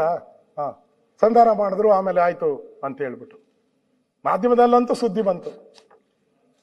ಅಂದ್ರೆ ಈ ಸರ್ಕಾರದಲ್ಲಿ ಈ ಪವರ್ ಇದೆಯಲ್ಲ, ಪವರ್, ಆ ಪಾಲಿಟಿಕ್ಸ್ ನಿಲ್ಲಿಲ್ಲ ಅಂತ ಹೇಳಿದ್ರೆ ಯಾರು ಕೆಲಸ ಮಾಡಲ್ಲ. ನಾವೇನಾದ್ರೂ ಸಿದ್ದರಾಮಯ್ಯನವ್ರನ್ನ ಗೌರವಾನ್ವಿತ ಸಿದ್ದರಾಮಯ್ಯನವ್ರನ್ನ ರೇಗಿಸ್ತಾರೆ ಬಹಳ ಗೊತ್ತಲ್ಲ ಅವ್ರದ್ದು. ಅವ್ರು ಹೇಳ್ತಾರೆ ನಾನು ಹಾಲು ಸಕ್ಕರೆ ಅಂತಿದ್ದೀರಿ ನಾವಿಬ್ಬರು ಅಂತಾರೆ. ಯಾರು? ಇವರಿಬ್ರು ಹಾಲು ಸಕ್ಕರೆ ಅಂತಿದ್ದೀರಿ ಅಂತಾರೆ. ನಾನು ಸಕ್ಕರೆ ಅಂತಂದೆ, ಸಿದ್ದರಾಮಯ್ಯನವ್ರು ಸ್ವಲ್ಪ ಸಕ್ಕರೆ ಗುಣ, ಅದಕ್ಕೆ ಸಕ್ಕರೆ ಅಂತಂದೆ. ಅವ್ರು ಹಾಲು ಸಕ್ಕರೆ ಅಂತ ಸಿದ್ದರಾಮಯ್ಯನವ್ರ ಸ್ಟೇಟು. ಈಗ ಹಾಲು ಹೋಗಿ ಹಾಲ ಔಟಿದೆ ಫುಲ್ಲು. ಡೆಲ್ಲಿ 4 ದಿನ 3 ದಿನ ಇಲ್ಲಾಗ್ಲಿಲ್ಲ. ದಿನ ಟ್ವೀಟ್ಗಳ ಮೇಲೆ ಟ್ವೀಟು, ಪ್ರಯತ್ನ ನಮ್ಮದು ಉಳಿದಿದ್ದು ದೇವರದು, ಗೋವಿಂದ ಗೋವಿಂದ. ಪ್ರಾರ್ಥನೆ ಸೋತ್ರು ಪ್ರಯತ್ನ ಸೋಲಲ್ಲ, ಅವ್ರ ಟ್ವೀಟ್. ನನಗನ್ಸುತ್ತೆ ನಂದಿನಿಗೆ ಒಳ್ಳೆ ಡಿಮ್ಯಾಂಡ್ ಬಂದ್ಬಿಟ್ಟಿದೆ ಪರಮೇಶ್ವರ್ ಅವರು. ನಂದಿನಿ ಹಾಲು ಎಲ್ಲ ಕಡೆ ಅಭಿಷೇಕ, ಯಾವ ದೇವಸ್ಥಾನಕ್ಕೆ ಹೋಗು ಅವರು ಕುಟುಂಬ ಸಮೇತರು ಹೋಗ್ತಾರೆ, ಹಾಲಿನ ಅಭಿಷೇಕ ಮಾಡಿದ್ದೆ. 100 ದೇವಸ್ಥಾನ ಆಗ್ಬಿಟ್ಟವೆ ಹಾಲಿನ ಅಭಿಷೇಕ. ಅದಕ್ಕೆ ನಮ್ಮ ರಾಮಲಿಂಗಾರೆಡ್ಡಿ ಅವ್ರನ್ನ ತೆಗೆದಾಕ್ಬಿಡಿ, ರಾಮಲಿಂಗಾರೆಡ್ಡಿ ತೆಗೆದಾಕಿ ಮುಜರಾಯಿನ ಅವ್ರು ಕೊಟ್ಬಿಡಿ. ನಿಮಗೂ ಆಸೆ ಬೆಂಗಳೂರಿಗೆ ಬರಬೇಕು ಅಂತ. ಪಾಪ ಆಗ್ಲೇ ಇಲ್ಲ ಪಾಪ ಅವ್ರಿಗೆ. ಈ ಪವರ್ ಪಾಲಿಟಿಕ್ಸ್ ಅನ್ನೋದು ಯಾವ ರೀತಿ ಅಧಿಕಾರಿಗಳ ಮೇಲೆ ಪವರ್ ಆಗುತ್ತೆ ಅಂತ ಸಿದ್ದರಾಮಯ್ಯನವ್ರಿಗೆ ಚೆನ್ನಾಗಿ ಗೊತ್ತಿದೆ, ಎಲ್ಲರೂ ಗೊತ್ತಿದೆ, ನಮಗೂ ಗೊತ್ತಿದೆ. ಎಲ್ಲರೂ ಹಿಡಿತಾ ಇಲ್ಲ ಅಂತ ಹೇಳಿದ್ರೆ ಈ ತರದ ವ್ಯವಸ್ಥೆಗಳು ಹಾಳಾಗಿರೋದನ್ನ ನಾವು ನೋಡ್ತಾ ಇದ್ದೀವಿ. ಅದರಿಂದ ಈ ರೀತಿ ನಾವು ಸುಳ್ಳುಗಳನ್ನ ರಾಜ್ಯಪಾಲರುಗಳ ಮಾತುಗಳಲ್ಲಿ ಹೇಳಿರುವಂಥದ್ದನ್ನ ನಾವು ನೋಡ್ತಾ ಇದ್ದೀನಿ ಅಧ್ಯಕ್ಷ. ಇನ್ನು ಕಾನೂನು ಸುವ್ಯವಸ್ಥೆ, ಪರಮೇಶ್ವರ್ ಅವರು ಇನ್ನು ಕಾನೂನು ಸುವ್ಯವಸ್ಥೆ ದೇವರಿಗೆ ಪ್ರೀತಿ ತಾವು ಹಾಕಿದ್ದೀರಾ. ನಮ್ಮ ಪ್ಯಾರಾದಲ್ಲಿ 34ನೇ ಪ್ಯಾರಾ ಹಾಕಿದ್ದೀರಾ. ಏನು? ಪೊಲೀಸರು ನ್ಯಾಯ ವ್ಯವಸ್ಥೆಯಲ್ಲಿ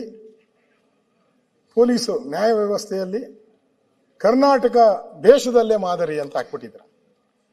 ಅವ್ರು ಹಾಕಿದ್ರು ನೀವು ಹಾಕಿದ್ರು ಗೊತ್ತಲ್ಲ, ನೀವಾದ್ರೆ ಹಾಕ್ತಾ ಇರಲ್ಲ, ಎಲ್ಲೋ ಅವ್ರು ಹಾಕ್ಬಿಟ್ಟಿರ್ಬೇಕು ಪಾಪ. ಹೋಮ್ ಡಿಪಾರ್ಟ್ಮೆಂಟ್ ಪೊಲೀಸರದು ಹಾಕ್ಬಿಟ್ಟಿದ್ದೀರ, ತಪ್ಪು ಮಾಡಿದ್ರು. ಇಲ್ಲಿ ನೋಡಿ, ಬಡ್ಕಂತವನೆ, ಬಾಯ್ ಬಡ್ಕಂತವನೆ. 3 ಎಲ್ಲ ಟಿವಿ ದಿನ ಇದೆ, ಬೆಳಗ್ಗೆ ಇದ್ರೆ ಇದೆ ಬರ್ತಾಯ್ತು. ಲಂಚ ಡೀಲ್, 20 ಲಕ್ಷಕ್ಕೆ ಡೀಲ್, 1 ಲಕ್ಷ ಅಡ್ವಾನ್ಸ್, 4 ಲಕ್ಷ ತಗೊಂಡವಾಗ ಸಿಕ್ಕಾಕೊಂಡ. ವಿಡಿಯೋ ಮಾಡಿ ಹಾಕ್ಬಿಟ್ಟಿದ್ದಾರೆ. ಅದು ಯಾರೋ ಲೋಕಾಯುಕ್ತ ಪೊಲೀಸ್ ಮಾಡಿರೋದೆ. ಬಡ್ಕಂತ ಇದ್ದಾನೆ, ನಾಯಿ ಬಡ್ಕೊಂಡಂಗೆ ಬಡ್ಕಂತ ಇದ್ದಾನೆ. ಏಯ್ ಅಂತಾನೆ. ಯಾರಿಗೆ? ಲೋಕಾಯುಕ್ತ ಪೊಲೀಸರು.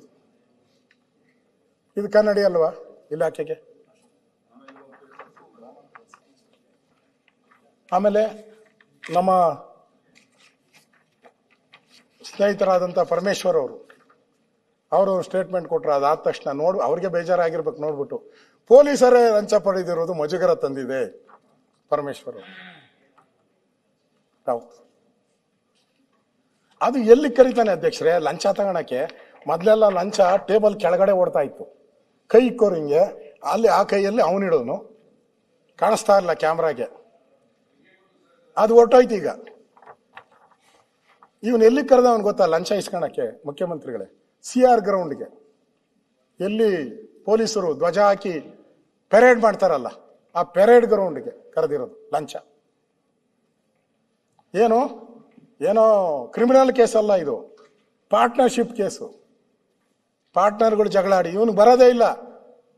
ಪಾರ್ಟ್ನರ್ಶಿಪ್ ಜಗಳ ಆಡಿದ್ರೆ ಅದು ಕೋರ್ಟಲ್ಲಿ ಸಿವಿಲ್ ಮ್ಯಾಟ್ರ್ ಇದೆ, ಸಿವಿಲ್ ಮ್ಯಾಟ್ರಿಗೆ ಹೋಗ್ತಾರೆ, ಅಲ್ಲಿ ತೀರ್ಮಾನಗಳನ್ನ ಸಿವಿಲ್ ಮ್ಯಾಟ್ರ್ ಇದರಲ್ಲಿ ತೀರ್ಮಾನ ಮಾಡ್ಕೋಬೇಕು.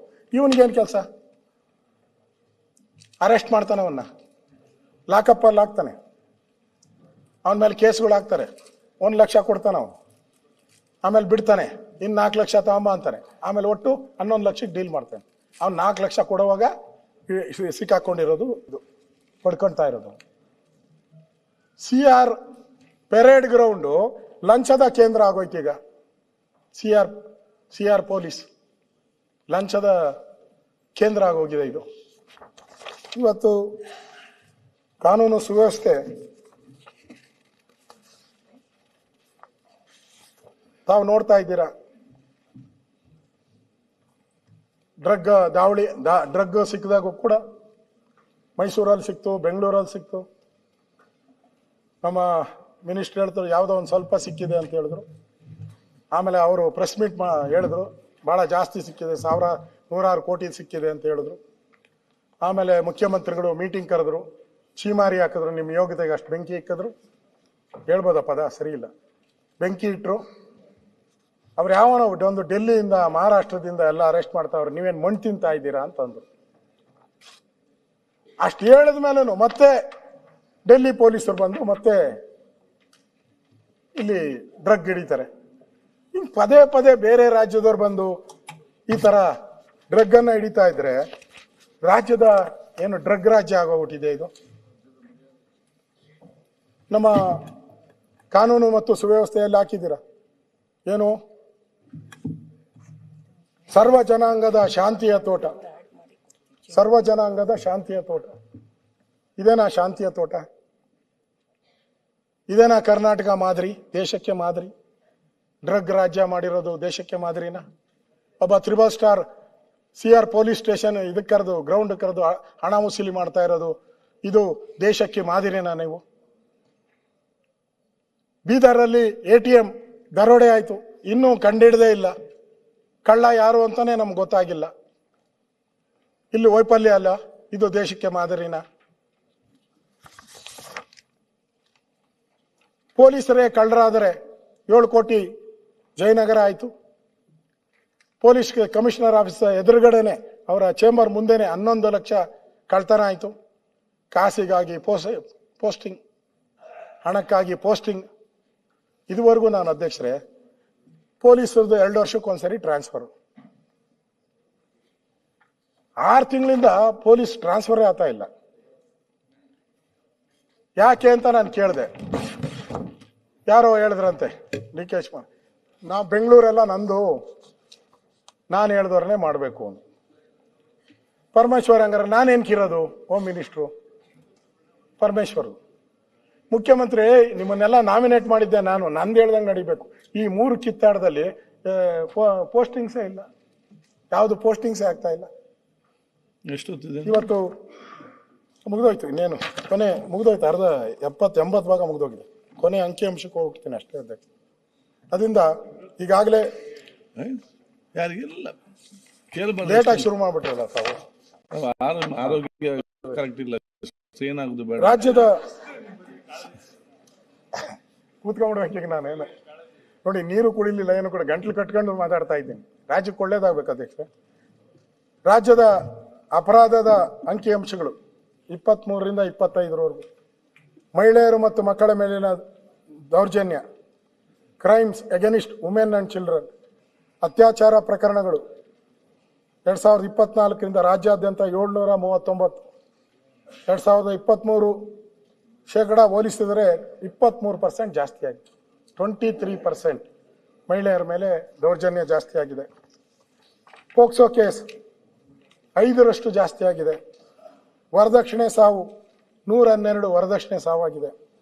ಸೈಬರ್ ಅಪರಾಧ ಕರ್ನಾಟಕ ದೇಶದಲ್ಲೇ ನಂಬರ್ 1 ಆಗ್ತಾ ಇದೆ. ಹಣಕಾಸಿನ ಕನ್ನ ಕಳೆದ 3 ವರ್ಷದಲ್ಲಿ ಒಟ್ಟು 5,473 ಕೋಟಿ ಮೊತ್ತದ ಸೈಬರ್ ವಂಚನೆ ಆಗಿದೆ ರಾಜ್ಯದಲ್ಲಿ. ಬೆಂಗಳೂರಲ್ಲಿ ಅದರಲ್ಲಿ ಹೈಯೆಸ್ಟ್. ಬೆಂಗಳೂರಲ್ಲಿ ವಸೂಲಿತೆ ಆಗಿರೋದು 627 ಕೋಟಿ ಅಷ್ಟೇ. 5,000 ಕೋಟಿ ಕಳ್ತನ ಆಗಿರೋದು, ವಸೂಲಾತಿ 627. ಅಧ್ಯಕ್ಷರೇ, ಈ ಗಂಭೀರ ಅಪರಾಧಗಳು, ಕೊಲೆ 1,131 2025ರ ಮೊದಲ ತಿಂಗಳವರೆಗೂ. ಅದರಿಂದ ಒಟ್ಟು ಸೈಬರ್ ನಷ್ಟ 2,562, ಪೋಕ್ಸೋ 4,096, ಅತ್ಯಾಚಾರ ಪ್ರಕರಣಗಳು 739. ಇದು ಇಳಿಕೆನೇ ಕಣ್ದಿರ ಹೋಗಿರ್ತಕ್ಕಂಥದ್ದು. ಅಧ್ಯಕ್ಷರೇ, ಇವತ್ತು ನಾವು ಶಾಂತಿಯ ತೋಟ ಅಂತ ಪದೇ ಪದೇ ಹೇಳ್ತಾರೆ.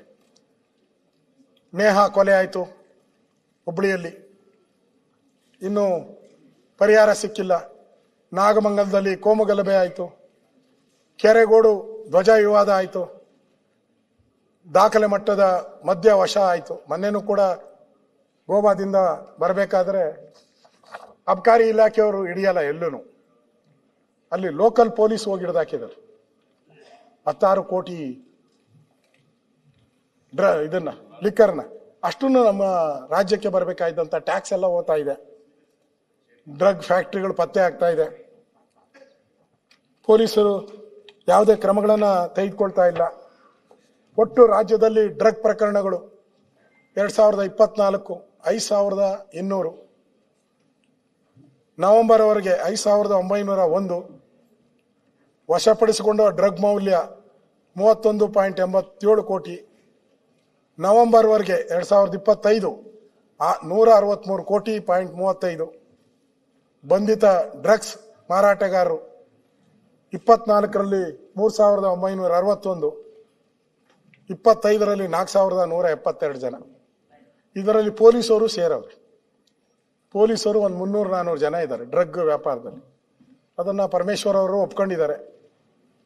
ನಾನು ಇಷ್ಟೆಲ್ಲನೂ ಕೂಡ ಅನಾಹುತ ಆಗ್ತಾ ಇದ್ರು ಇನ್ನು ಶಾಂತಿಯ ತೋಟ ಅಂತ ಹೇಳ್ತಾ ಇದ್ದೀರಲ್ಲ. ಇನ್ನು ಅಧಿಕಾರಿಗಳಿಗೆ ಬೆದರಿಕೆ. ಸರ್ಕಾರ ಅಧಿಕಾರಿಗಳಿಗೆ ಹುರಿದುಂಬಿಸಿ ಕೆಲಸ ಮಾಡಬೇಕಾಯಿತು. ಮೊದಲೆಲ್ಲ ಸರ್ಕಾರಿ ಕಚೇರಿ ಅಂದ್ರೆ ನಮ್ಗೆ ಕಾಣಿಸ್ತಾ ಇದ್ದಿದ್ದು ಕಡತ, ಮೇಜು, ಕುರ್ಚಿ. ಈಗ ಅವೆಲ್ಲ ಇಲ್ಲ. ನೇಣಿನ ಹಗ್ಗ, ವಿಷದ ಬಾಟ್ಲು. ಕಳೆದ 33 ತಿಂಗಳಲ್ಲಿ 9 ಮಂದಿ ಅಧಿಕಾರಿಗಳು ಡೆತ್ ನೋಟ್ ಬರೆದಿಟ್ಟು ಆತ್ಮಹತ್ಯೆ ಮಾಡ್ಕೊಂಡಿದ್ದಾರೆ. 15ಕ್ಕೂ ಹೆಚ್ಚು ಅಧಿಕಾರಿಗಳು ಅಸಹಜ ಸಾವಾಗಿದೆ. ಈ ವಿಚಾರವನ್ನ ನಾವು ವಾಲ್ಮೀಕಿ ನಿಗಮದ ಅಧೀಕ್ಷಕ ಚಂದ್ರಶೇಖರ್ ಸಾವು, ಇನ್ನೂ ಶಾಂತಿ ಸಿಕ್ಕಿಲ್ಲ ಅವರಿಗೆ. PSI ಪರಶುರಾಮ್, ಇನ್ನೂ ಶಾಂತಿ ಸಿಕ್ಕಿಲ್ಲ ಅವರ ಕುಟುಂಬದವರಿಗೆ. ಕಾಂಗ್ರೆಸ್ ಶಾಸಕ ಚೆನ್ನಾರೆಡ್ಡಿ ಪಾಟೀಲ್ ಮಾನಸಿಕ ಒತ್ತಡ ಹಾಕಿ ಸತ್ತಿದ್ದಾರೆ ಅಂತ ಅವರ ಹೆಂಡತಿ ಕಂಪ್ಲೇಂಟು ಕೂಡ ಮಾಡಿದ್ದಾರೆ. ಅದೇ ರೀತಿ ಗ್ರಂಥಪಾಲಿಕೆ ಆತ್ಮಹತ್ಯೆ, ಇದಂತೂ ಬಹಳ ಇಂಪಾರ್ಟೆಂಟು ಅಧ್ಯಕ್ಷರೇ. Death note ಬರೆದಿಟ್ಟಿದ್ದಾರೆ. 20 ವರ್ಷಗಳಿಂದ ಗ್ರಂಥಾಲಯ ಇಲಾಖೆಯಲ್ಲಿ ಕೆಲಸ ಮಾಡುತ್ತಿದ್ದು ಸಕಾಲದಲ್ಲಿ ವೇತನ ಪಾವತಿಯಾಗದ ಕಾರಣಕ್ಕೆ ಸಾಲ ಮಾಡಿಕೊಂಡೆ. ಸಾಲ ಪಾವತಿಸದೆ ಮಕ್ಕಳ ಫೀಸ್ ಕಟ್ಟದೆ ಮಾನಸಿಕವಾಗಿ ಕುಗ್ಗಿ ಹೋಗಿದ್ದೇನೆ. ವೇತನ ಕೇಳಲು ಸಂಬಂಧಿಸಿದ ಅಧಿಕಾರಿಗಳ ಕೈ ಕಾಲು ಮುಗಿದರೂ ಕೂಡ ನನ್ನ ಪರಿಸ್ಥಿತಿ ಒಳ್ಳೇದಾಗಿಲ್ಲ. ನನಗೆ ಬೇರೆ ದಾರಿ ಇಲ್ಲ, ಅದಕ್ಕೆ ಆತ್ಮಹತ್ಯೆ ಮಾಡ್ಕೊಂತ ಇದ್ದೀನಿ ಅಂತ ಡೆತ್ ನೋಟ್ ಬರೆದಿಟ್ಟು ನಂತರ ಬೇರೆ ಗ್ರಂಥಪಾಲಕರಿಗೆ ಆಗ್ಬಾರ್ದು ಅಂತ ಹೇಳಿ ಕ್ರಮ ಆಗಲಿ ಅಂತ ಬರೆದಿದ್ದಾರೆ. ಇನ್ನೂ ಕ್ರಮ ಆಗಿಲ್ಲ. ಈಗ ನಮ್ಮ ಮಾಗಡಿ ಬಾಲಕೃಷ್ಣ ಇಲ್ಲ, ಮಾಗಡಿ ಬಾಲಕೃಷ್ಣ ಅವರು ಕೂಡ ತಹಸೀಲ್ದಾರ್ಗೆ ಚಪ್ಪಲಿಯಲ್ಲಿ ಓಡಿಸ್ತೀನಿ ಅಂತ ಹೇಳಿದ್ದಾರೆ. ಒಬ್ಬ ಅಂದ್ರೆ ಕಾಂಗ್ರೆಸ್ ಸರ್ಕಾರ ಬಂದ ಮೇಲೆ ಯಾವ ರೀತಿ ನಡವಳಿಕೆ, ತಾಲೂಕಾ ಮ್ಯಾಜಿಸ್ಟ್ರೇಟ್ಗೆ ಚಪ್ಪಲಿಯಲ್ಲಿ ಓಡಿಸ್ತೀನಿ. ಶಿಡ್ಲಘಟ್ಟದು ಇನ್ನು ಜಗತ್ ಜಾಹೀರಾತು ಆಗ್ಬಿಟ್ಟಿದೆ. ಮೊನ್ನೆನೋ ಅವರ ಶ್ರೀಮತಿಯವರು ಬಂದು ಇಲ್ಲೇ ಕೂತಿದ್ರಂತೆ ಲಾಂಜಲ್ಲಿ, ರೂಲಿಂಗ್ ಪಾರ್ಟಿ ಲಾಂಜಲ್ಲಿ ಬಂದಿತ್ತು ಅಂತ ಪತ್ರಿಕೆಯಲ್ಲೆಲ್ಲ ಫೋಟೋ ಹಾಕಿದ್ರು. ಯಾಕೆ ಬಂದ್ರು ಅವರು? ಆ ರಾಜೀವ್ ಗೌಡ ಅವನ ಆಡಿಯೋ ಎಲ್ಲ ಇಲ್ಲಿದೆ ನನ್ನ ಹತ್ರ, ಆಡಿಯೋನು ನನ್ನ ಹತ್ರ ಇದೆ. ಅವನು ಎಷ್ಟು ಕೆಟ್ಟದಾಗ ನಡ್ಕೊಂಡಿದ್ದಾನಂದ್ರೆ ಅವ್ರ ಅಮ್ಮನ್ ಬಿಟ್ಟಿಲ್ಲ, ಅವ್ರ ಹೆಂಡ್ತಿನ ಬಿಟ್ಟಿಲ್ಲ, ಅವ್ರ ಮಕ್ಕಳು ಬಿಟ್ಟಿಲ್ಲ. ಅಷ್ಟು ಭಾಷೆ ಓದಕ್ಕಾಗಲ್ಲ. ಕಾಂಜಿ ಪಿಂಜಿ ಕೌನ್ಸಿಲರ್ ತರ ನಾನು ತಿಳ್ಕೊಂಬೇಡಿ ಅಂತ ಹೇಳಿದ್ದಾನೆ. ಬೆಂಕಿ ಹಚ್ಚಿಬಿಡ್ತೀನಿ ನಿಮ್ಮ ಆಫೀಸ್ಗೆ ಅಂತ ಹೇಳಿದ್ದಾನೆ. ಇಲ್ಲಿ ನಾನು ಓದಕ್ ಹೋಗಲ್ಲ, ಅವ್ರ ಅಮ್ಮನು ಮುಂದೆ ಓದಕ್ ಹೋಗಲ್ಲ. ಏನೇನು ಹೇಳ್ಬೇಕೋ ಆ ಎಲ್ಲ ಪದ ಕೆಟ್ಟ ಪದಗಳೆಲ್ಲ ಹೇಳಿದ್ದಾರೆ. ಅದನ್ನ ಮ್ಯೂಟ್ ಮಾಡಿ ಹಾಕಿದ್ದಾರೆ. ನನ್ನ ಹತ್ರ ಅದ್ರ ಒರಿಜಿನಲ್ ಇದೆ. ಅವ್ರು ಹೇಳಿದ್ದಾರೆ, ಸರ್ ಅಷ್ಟೆಲ್ಲ ಕೆಟ್ಟ ಪದ ಬೈದ್ಬೇಡಿ, ನಾನು ಆಯುಕ್ತೆ ನಾನು ಅಂತ ಹೇಳಿದ್ರೆ ಅವ್ರಿಗೂ ಹೇಳವನೆ, ನೀನು ಇನ್ನೊಂದು ಸರಿ ಏನಾನ ಈ ತರ ಮಾಡಿದ್ರೆ ನಿನ್ನ ಏರಿಯಾದಲ್ಲೇ ಇರಾಕ್ ಬಿಡಲ್ಲ ಅಂತ ಹೇಳಿದ್ದಾರೆ. ಇಷ್ಟಾದ್ರೂ ಕೂಡ ಅವ್ರಿಗೆ ಅವರು ಅಧ್ಯಕ್ಷರೇ ಅವರು ಏನಕ್ಕೆ ಅವ್ರನ್ನ ಇದು ಮಾಡಿದ್ದು, ಆ ಬ್ಯಾನರ್ ತೆಗಿಸ್ತಾರಲ್ಲ, ಆ ಬ್ಯಾನರ್ ಯಾಕೆ ಅದು ರೋಡ್ ಮಧ್ಯೆ ಡಿವೈಡರ್ ಮೇಲೆ ಆ ಟರ್ನಿಂಗ್ ಅಲ್ಲಿ ಟರ್ನ್ ಮಾಡಬೇಕು, ಆ ಟರ್ನಿಂಗ್ ಅಲ್ಲಿ ಹಾಕಿದ್ರು. ಅದು ಆಕ್ಸಿಡೆಂಟ್ ಆಗ್ತಾ ಇದೆ ಅಂತ ಯಾರು ಹೇಳಿದ್ರಂತೆ. ಅದಕ್ಕೆ ಆ ಕಮಿಷನರ್ ತೆಗ್ದಿದೆ. ಏನೋ ಒಳ್ಳೆ ಫೋಟೋ ಆದ್ರೂ ಇರ್ಲಿ, ಏನೋ ಸಮಾಜಕ್ಕೆ ಒಳ್ಳೆ, ಯಾರೋ ಮುಖ್ಯಮಂತ್ರಿ ಬರ್ತಾರೆ, ಗೃಹ ಸಚಿವರು ಬರ್ತಾರೆ, ಏನೋ ಕಾರ್ಯಕ್ರಮ ಉದ್ದಾಟಕ್ಕೆ ಹಾಕ್ಲಿ. ಅವ್ರು ಹಾಕಿದ್ದು ಯಾವ್ದು ಗೊತ್ತಾ ಅಧ್ಯಕ್ಷರೇ? ಇದು ಫೋಟೋ ಸಿಗರೇಟ್ ಹೊಡಿತಾ ಇರೋದು. ಫಿಲಂ ರಿಲೀಸ್ದು ಸಿಗರೇಟ್ ಹೊಡಿತಾ ಇರೋ ಫೋಟೋ ದೊಡ್ಡದು ಹಾಕ್ಲಿ. ಯಾರೋ ಮಂತ್ರಿ ಬರ್ತಾರೆ ಅಂತ ಹಾಕ್ಲಿ, ಏನೋ ಜನಕ್ಕೆ ಮಾಹಿತಿ ಬೇಕು ಹಾಕ್ಲಿ. ಸಿಗರೇಟ್ ಹೊಡೆದು ಏನು ಇದು? ಕೆಳಗಡೆ ಏನಾದ್ರು ಹಾಕಿದ್ದೀರಾ? ಇದು ನಿಷಿದ್ಧ ತಾನೇ ಹಾಕೋದಕ್ಕೆ. ಸರ್ಕಾರದ ಕಾನೂನು ಪ್ರಕಾರ ನಿಷಿದ್ಧ ಸಿಗರೇಟ್ ಸೇದೋದು ಇವೆಲ್ಲನೂ ಕೂಡ. ಇದನ್ನ ಹಾಕಿರೋದು, ಇದನ್ನ ತೆಗೆದಿದ್ಕೆ ಅವಳಿಗೆ ಅವ್ರ ಮನೆಯೆಲ್ಲ ಏನೇನು ಹೇಳ್ಬೇಕು, ಅವ್ರ ಅಮ್ಮ ಯಾರನ್ನು ಬಿಟ್ಟಿಲ್ಲ, ಎಲ್ಲಾರನ್ನೂ ಬೀದಿಗೆ ಎಳೆದ್ಬಿಟ್ರು. ಇದು ಇವತ್ತು ಪರಿಸ್ಥಿತಿಯನ್ನ ನಾವು ಇವತ್ತು ನೋಡ್ತಾ ಇದ್ದೀರಿ ಅಧ್ಯಕ್ಷರೇ. ಅದಕ್ಕೋಸ್ಕರ ಇದು ಈ ತರ ನಮ್ಮ ಕರಿಯಮ್ಮ ಬಂದಿಲ್ಲ, ಕರಿಯಮ್ಮಂದೂ ಕೂಡ ಚರ್ಚೆ ಆಯ್ತು ಇಲ್ಲಿ. ಆಯಮ್ಮನು ಕೂಡ ಕರೆಯಮ್ಮ ಅವ್ರ ಮನೆಗೆ ನುಗ್ಗಿ ಈ ಮರಳು ಮಾಫಿಯಾದವರು ಮಾಡಿದ್ದಾರೆ. ಒಬ್ಬ ಶಾಸಕಿಗೆ ಇಲ್ಲಿ ರಕ್ಷಣೆ ಇಲ್ಲ. ಮೊನ್ನೆನೂ ಕೂಡ ಜನಾರ್ದನ್ ರೆಡ್ಡಿ ಇದಾಯ್ತು. ಶಾಸಕಿ ಆಯಮ್ಮ ಪಾಪ ಬಹಳ ಒಳ್ಳೆಯಳು ಆಯಮ್ಮ, ಅವ್ರಿಗೆ ರಕ್ಷಣೆ ಇಲ್ಲ ಇಲ್ಲಿ. ಅಂದ್ರೆ ಇವತ್ತು ಸರ್ಕಾರ ಬಂದ ಮೇಲೆ ಯಾವ ರೀತಿ ಆಗ್ತಾ ಇದೆ ಅನ್ನೋದಕ್ಕೆ ನಾನು ಹೇಳ್ತಾ ಇದ್ದೀನಿ. ಅದೇ ಕೊನೆಯಿಂದ ನಮ್ದು ಈ ಕೋಗಿಲು ಒಂದು ಪ್ರಕರಣ ತಗೊಂಡು ಇಲ್ಲಿಗೆ ನಾನು ಮುಗಿಸ್ತಾ ಇದ್ದೀನಿ ಅಧ್ಯಕ್ಷ. ಸನ್ಮಾನ್ಯ ಅಧ್ಯಕ್ಷರೇ, ಇಲ್ಲಿ ಕೋಗಿಲು ಪ್ರಕರಣ ಸರ್ಕಾರಕ್ಕೆ ಜಾಗ, ಅದು 5 ಎಕರೆ ಸರ್ಕಾರದ ಜಾಗ. ಅದನ್ನ ಕಸ ವಿಲೇವಾರಿಗೋಸ್ಕರ ರೆವಿನ್ಯೂ ಇಲಾಖೆ ಕಾರ್ಪೊರೇಷನ್ ಕೊಡ್ತು. ಕೊಟ್ಟಾದ್ಮೇಲೆ ಅಲ್ಲಿ ಏಕಾಏಕಿ ಗುಡಿಸಲುಗಳು, ಆ ಗುಡಿಸುಗಳು ಹಾಕಿದ್ಮೇಲೆ ಸರ್ಕಾರ ಹೋಗಿ ಅದನ್ನ ಡೆಮಾಲಿಷನ್ ಮಾಡ್ತು. ಸರ್ಕಾರ ಅದರ ಸರ್ವೆ ಕಾಪಿನೂ ಇದೆ ನನ್ನ ಹತ್ರ. ಇಷ್ಟು ಸರ್ಕಾರಿ ಜಮೀನಿದೆ, ಅದರಲ್ಲಿ ಇಷ್ಟು ಮಾತ್ರ ಸುಮಾರು 15 ಎಕರೆ ಸರ್ಕಾರಕ್ಕೆ ಮಂಜೂರು ಮಾಡಿದೆ, ಆರ್ಡರ್ ಮಾಡಿದ್ದಾರೆ, ತಹಸೀಲ್ದಾರ್ ಆರ್ಡರ್ ಮಾಡಿದ್ದಾರೆ, ಗೌರ್ಮೆಂಟು ಆರ್ಡರ್ ಮಾಡಿದ್ದಾರೆ. ಅದು ಇದನ್ನ ಇಲ್ಲಿ ನಾನು ಕೂಡ ಅಲ್ಲಿ ಹೋಗಿ ಭೇಟಿ ಮಾಡಿದ್ದೆ. ಅಲ್ಲಿ ಅವ್ರನ್ನೆಲ್ಲ ಒತ್ತುವರಿನೆಲ್ಲ ತೆಗೆದುಹಾಕಿದ್ರು, ಒತ್ತುವರಿಯನ್ನೆಲ್ಲ ತೆಗೆದುಹಾಕಿದ್ರಲ್ಲಿ.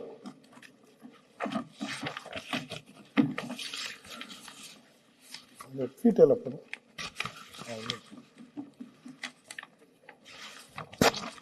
ಆ ಒತ್ತುವರಿ ತೆಗೆದುಹಾಕಿದಾಗ ಅಲ್ಲಿ ಕೇರಳದ ಒಬ್ಬರು ಮುಖ್ಯಮಂತ್ರಿ ಕಿರಿಯಾಣನ್ ಏನೋ ಬೇಕು ಅವ್ರಿಗೆ ಪಿನಾರನ್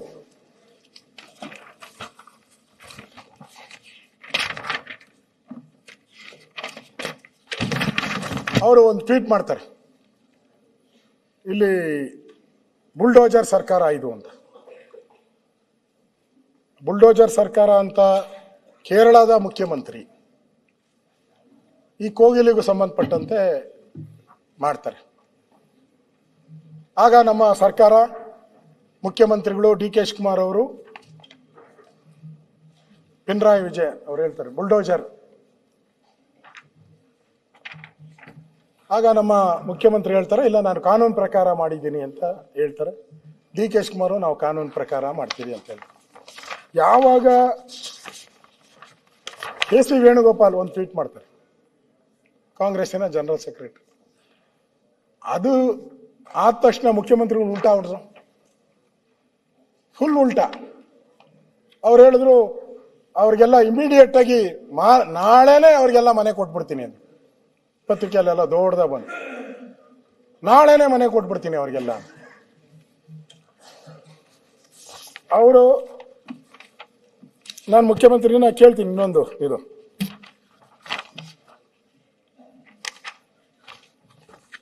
ಅದಾದ್ಮೇಲೆ Pakistan Islamabad, press remark by the spokesperson Islamabad 29 December 25 Islamabad, ಅವ್ರೊಂದು ಟ್ವೀಟ್ ಮಾಡಿದ್ರು, ಕರ್ನಾಟಕದಲ್ಲಿ ಹಿಂಗೆ ಮುಸ್ಲಿಮರಿಗೆ ತೊಂದರೆ ಕೊಡ್ತಾ ಇದ್ದಾರೆ, ಇಡೀ ಪ್ರಪಂಚ ಇದಕ್ಕೆ ವಿರೋಧ ಮಾಡಬೇಕು. ಆ ದೇಶದಲ್ಲಿ ತಿನ್ನಕ್ಕೆ ಅನ್ನ ಇಲ್ಲ, ಗತಿ ಇಲ್ದಿದ್ದ ಪಾಪಿಗಳವರು. ಅವರು ಕರ್ನಾಟಕದ ಬಗ್ಗೆ ಮಾತಾಡಿದ್ದಾರೆ. ಈ ಮೆಸೇಜ್ ಕೊಟ್ಟವ್ರು ಯಾರೋ ಅವ್ರಿಗೆ? ಯಾರೋ ಇಲ್ಲಿಂದಾನೆ ಮೆಸೇಜ್ ಕೊಟ್ಟಿರ್ಬೇಕಲ್ಲ, ಕೊಟ್ಟಿಲ್ಲ ಅಂದ್ರೆ ಅವ್ರಿಗೆ ಹೆಂಗೆ ಮೆಸೇಜ್ ಹೋಗ್ತೈತೆ? ಇಮಿಡಿಯೇಟ್ ಆಗಿ ಟ್ವೀಟ್ ಮಾಡ್ತಾರೆ ಅವರು. ನಾವು ಮುಖ್ಯಮಂತ್ರಿಗಳು ಇಮಿಡಿಯೇಟ್ ಆಗಿ ಅವ್ರ ಮನೆ ಕೊಡ್ತೀನಿ ಅಂದ್ರು. ನಾನು ಮೊನ್ನೆ ಒಂದು ಕಂಟೋನ್ಮೆಂಟ್ ಅಲ್ಲಿ ಒಂದು ಬಂದಿತ್ತು, ಒಂದು ಪತ್ರಿಕೆ ದೊಡ್ಡ ಆರ್ಟಿಕಲ್ ಬಂದಿತ್ತು. ಕಂಟೋನ್ಮೆಂಟ್ ಅಲ್ಲಿ ಮನೆ ಹೊಡೆದಾಕ್ತಾರೆ. ಒಬ್ಬ ಹೆಣ್ಮಗಳು SLC ಎಕ್ಸಾಮ್ಗೆ ಹೋಗಿರ್ತಾಳೆ. SLC ಎಕ್ಸಾಮ್ಗೆ ಬೆಳಗ್ಗೆ ಎದ್ದು ಮನೆಯಿಂದ SLC ಎಕ್ಸಾಮ್ ಹೋಗಿದ್ದಾಳೆ. SLC ಎಕ್ಸಾಮ್ ಮುಗಿಸ್ಕೊಂಡು ಬರೋದ್ರೊಳಗಡೆ ಈ ಮನೆನೇ ಇಲ್ಲ, ಎಂಟೈರ್ ಏರಿಯಾನೇ ಹೊಡೆದಾಕ್ಬಿಟ್ಟಿದ್ದಾರೆ. ಆ ಹುಡುಗಿ ಎಕ್ಸಾಮ್ಗೆ ಹೋಗೋವಾಗ ಮನೆ ಇತ್ತು, ಬರೋವಾಗ ಮನೆ ಇಲ್ಲ. ಇವ್ನು ಕೇರಳದ ಯಾರೋ CM ಟ್ವೀಟ್ ಮಾಡಿದ್ರ? ನಮ್ಮ ಮುಖ್ಯಮಂತ್ರಿಗಳು ಏನಾದ್ರು ಇಮಿಡಿಯೇಟ್ ಆಗಿ ಅವ್ರಿಗೆ ನಾಳೆನೇ ಮನೆ ಹೇಳಿದಾರ? ಹೇಳಿಲ್ಲ. ಇನ್ನೂ ಇದುವರೆಗೂ ನಾನು ಚೆಕ್ ಮಾಡಿದೆ, ಇದುವರೆಗೂ ಅವ್ರ ಮನೆನೇ ಕೊಟ್ಟಿಲ್ಲ. ಅವ್ರ ಪಕ್ಕಾ ಕನ್ನಡಿಗರು. ಇವ್ರ ಬಗ್ಗೆ ಅತಿ ಪ್ರೀತಿ ಯಾಕೆ? ಇವರೆಲ್ಲ ಅಲ್ಲಿ ಒಬ್ಬ ಯಾರೋ ಬಂದಿದ್ದಾನೆ, ಯಾರು ಒಬ್ಬ MLA, ಕೇರಳದಿಂದ MLA ಬಂದಿದ್ದಾರೋ,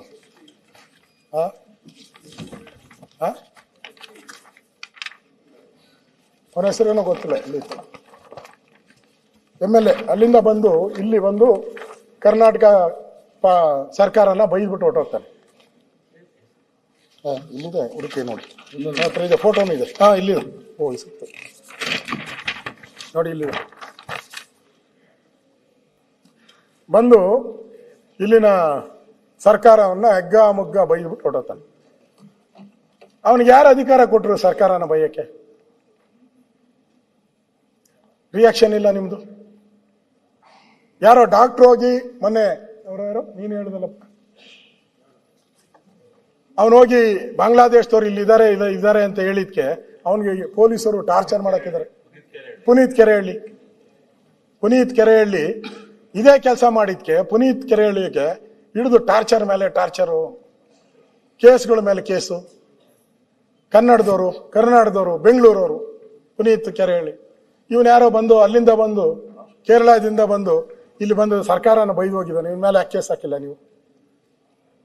ಪುನೀತ್ ಕೆರೆಹಳ್ಳಿಗೆ ಒಂದು ಕಾನೂನು, ಇವನಿಗೆ ಒಂದು ಕಾನೂನು. ಇಲ್ಲಿ ಇರೋರೆಲ್ಲರೂ ಕೂಡ ನಾನಲ್ಲ, ಬಾಂಗ್ಲಾದೇಶದವರು ಅಂತ ಎಲ್ಲ ಬರೆದಿದ್ದಾರೆ ಪತ್ರಿಕೆ ಎಲ್ಲ ನೋಡಿ. 20 ಲಕ್ಷ ಪ್ಲಸ್ ಬಾಂಗ್ಲಾ ಅಕ್ರಮ ವಲಸಿಗರು ಕರ್ನಾಟಕದ ನೆಲೆ. ನಾನಲ್ಲ, ಪತ್ರಿಕೆಯಲ್ಲಿ ಬಂದಿರೋದು, ಅವ್ರು ಸರ್ವೆ ಮಾಡಿ ಬರ್ದಿದ್ದಾರೆ. ರಾಜ್ಯದಲ್ಲಿ ಕ್ರೈಮ್ ಲೋಕದಲ್ಲೂ ಬಾಂಗ್ಲಾ ವಲಸಿಗರ ಕೈವಾಡ, ರಾಜ್ಯದಲ್ಲಿ ಎಲ್ಲ ಕಡೆನೂ. ಹಿಂಗೆ ಬಿಟ್ರೆ 2ನೇ ಪೀಳಿಗೆ 3ನೇ ಪೀಳಿಗೆಗೂ ದೊಡ್ಡ ಅಪಾಯ. ಬಾಂಗ್ಲಾದೇಶದ ವಲಸಿಗರ ಹೆಚ್ಚಳಕ್ಕೆ ಓಲೈಕೆ ರಾಜಕಾರಣವೇ ಕಾರಣ. ಪತ್ರಿಕೆಯಲ್ಲಿ ಬಂದಿರೋದು ಇದೆಲ್ಲನೂ ಕೂಡ. ಕ್ರೈಮ್ ಲೋಕದಲ್ಲೂ ಬಾಂಗ್ಲಾ ವಲಸಿಗರ ಕೈವಾಡ. ಬಾಂಗ್ಲಾ ವಲಸಿಗರಿಗೆ ಸರ್ಕಾರಿ ದಾಖಲೆ ನಮ್ಮವ್ರಿಗಿಲ್ಲ. ರೇಷನ್ ಕಾರ್ಡ್ಗಳು ಅಲಿಬೇಕು, ನಾವೆಲ್ಲರೂ ಕೂಡ ರೇಷನ್ ಕಾರ್ಡ್ ಬೇಕಾದ್ರೆ ಅಲಿಬೇಕು. ಇವ್ರಿಗೆಲ್ಲ 3,000 ರೂಪಾಯಿ ಕೊಟ್ರೆ ಅವ್ರಿಗೆ ರೇಷನ್ ಕಾರ್ಡ್. ಎಲ್ಲ ವೆಸ್ಟ್ ಬೆಂಗಾಲ್ಗೆ ಬರ್ತಾರೆ, ಇಲ್ಲ ಅಸ್ಸಾಂಗೆ ಬರ್ತಾರೆ, ಅಲ್ಲಿಂದ ಡೈರೆಕ್ಟಾಗಿ ಬೆಂಗಳೂರಿಗೆ ಬರ್ತಾರೆ. ಮೊನ್ನೆ ಯಾರ್ದೋ ನಮ್ಮ ಮದುವೆ ಚಿಕ್ಕಮಂಗ್ಳೂರಿಗೆ ಹೋಗಿದ್ರು, ಮದುವೆಗೆ ಚಿಕ್ಕಮಂಗ್ಳೂರಿಗೆ ಹೋಗಿದ್ರು. ಆ ಕಾಫಿ ತೋಟದಲ್ಲಿ ಸುಮಾರು 100 ಜನ ಇದ್ರು. ಮನೇನೂ ಇಲ್ಲ, ಎಲ್ಲ ಪ್ಲಾಸ್ಟಿಕ್ ಟೆಂಟ್ ಹಾಕೊಂಡಿದ್ದಾರೆ ಎಲ್ಲರೂ, ಎಲ್ಲ ಬಾಂಗ್ಲಾದೇಶದವ್ರೆ. ನನ್ನ ಹತ್ರ ಪೊಲೀಸ್ ರಿಪೋರ್ಟ್ ಇದೆ. ಪೊಲೀಸರು ಅಲ್ಲಿನ SP ರಿಪೋರ್ಟ್ ಮಾಡಿದ್ದಾನೆ. ಕಳೆದ 11 ತೋಟಗಳಲ್ಲಿ ಎಲ್ಲರೂ ಕೂಡ ತೋಟಗಳಲ್ಲಿ ಎಲ್ಲ ಕೂಡ ಗೃಹ ಇಲಾಖೆ ಬಾಂಗ್ಲಾದೇಶದವರು ಪಾಸ ಆಗಿದ್ದಾರೆ ಅಂತ ಹೇಳಿದ್ದಾರೆ. ಸಚಿವರು ಯಾರು ಹೇಳಿದ್ದಾರೆ? ಬೆಂಗಾಳ ಮತ್ತೆ ಬಾಂಗ್ಲಾದೇಶ ಅಂದ್ರೆ ಗಡಿಯಲ್ಲಿ ಬಾಂಗ್ಲಾದೇಶ ಏನಾಗ್ತಾ ಇದೆ ಬಾಂಗ್ಲಾದೇಶದವರು ಇರಪ್ಪ, ಆಮೇಲೆ ಮಾತಾಡಿ. ಬಾಂಗ್ಲಾದೇಶದವರು ಚಿಕ್ಕಮಂಗ್ಳೂರು, ಕೊಡಗು, ಬೆಂಗಳೂರು, ಮೊನ್ನೆ ಕೋಗಿಲಲ್ಲಿ ಎಲ್ಲ ಓಡಿಸ್ಬಿಟ್ರು. ನಾನು ಹೋಗಿದ್ದೆ, 170 ಜನ ಇದ್ದಿದ್ದು. ನಾವು ಹೋದಾಗ ಅಲ್ಲಿ ಇನ್ಸ್ಪೆಕ್ಷನ್ಗೆ ಹೋದಾಗ 35 ಜನ ಇದ್ದಿದ್ದು. ನಾನು ಮೊನ್ನೆ ಚೆಕ್ ಮಾಡಿದೆ, ನಮ್ಮ ಇವ್ರು ಕೇಳಿದಾಗ ಎಲ್ಲ ಕೋಲಾರದಲ್ಲಿ ಹೋಗಿ ಸೆಟ್ಲ್ ಆಗಿದ್ದಾರಂತೆ. ಯಾರ್ಯಾರು ಇಲ್ಲಿ ಟೆಂಟ್ ಹೊಡ್ಕೊಂಡಿದ್ರು ಕೋಲಾರದ ಹೊರವಲಯದಲ್ಲಿ ಎಲ್ಲ ಟೆಂಟ್ಗಳು ಹಾಕೊಂಡಿದ್ದಾರಂತೆ. ಅಫಿಷಿಯಲ್ ಮಾಹಿತಿ ನಾನು ಹೇಳ್ತಾರೆ. ಆಯ್ತು, ಅದಕ್ಕೆ ನಮ್ಮ ಇವ್ರನ್ನೇ ಡೆಲ್ಲಿ ಅಂಬಾಸಿಡರ್ ಮಾಡ್ಬೇಡಣ, ನಮ್ಮ ರೆಡ್ಡಿ ಅವ್ರನ್ನ. ಕೇಂದ್ರ ಸರ್ಕಾರದ ಜೊತೆ ಮಾತಾಡಕ್ಕೆ ಒಳ್ಳೆಯವ್ರು ಇರ್ತಾರೆ ಇವರು.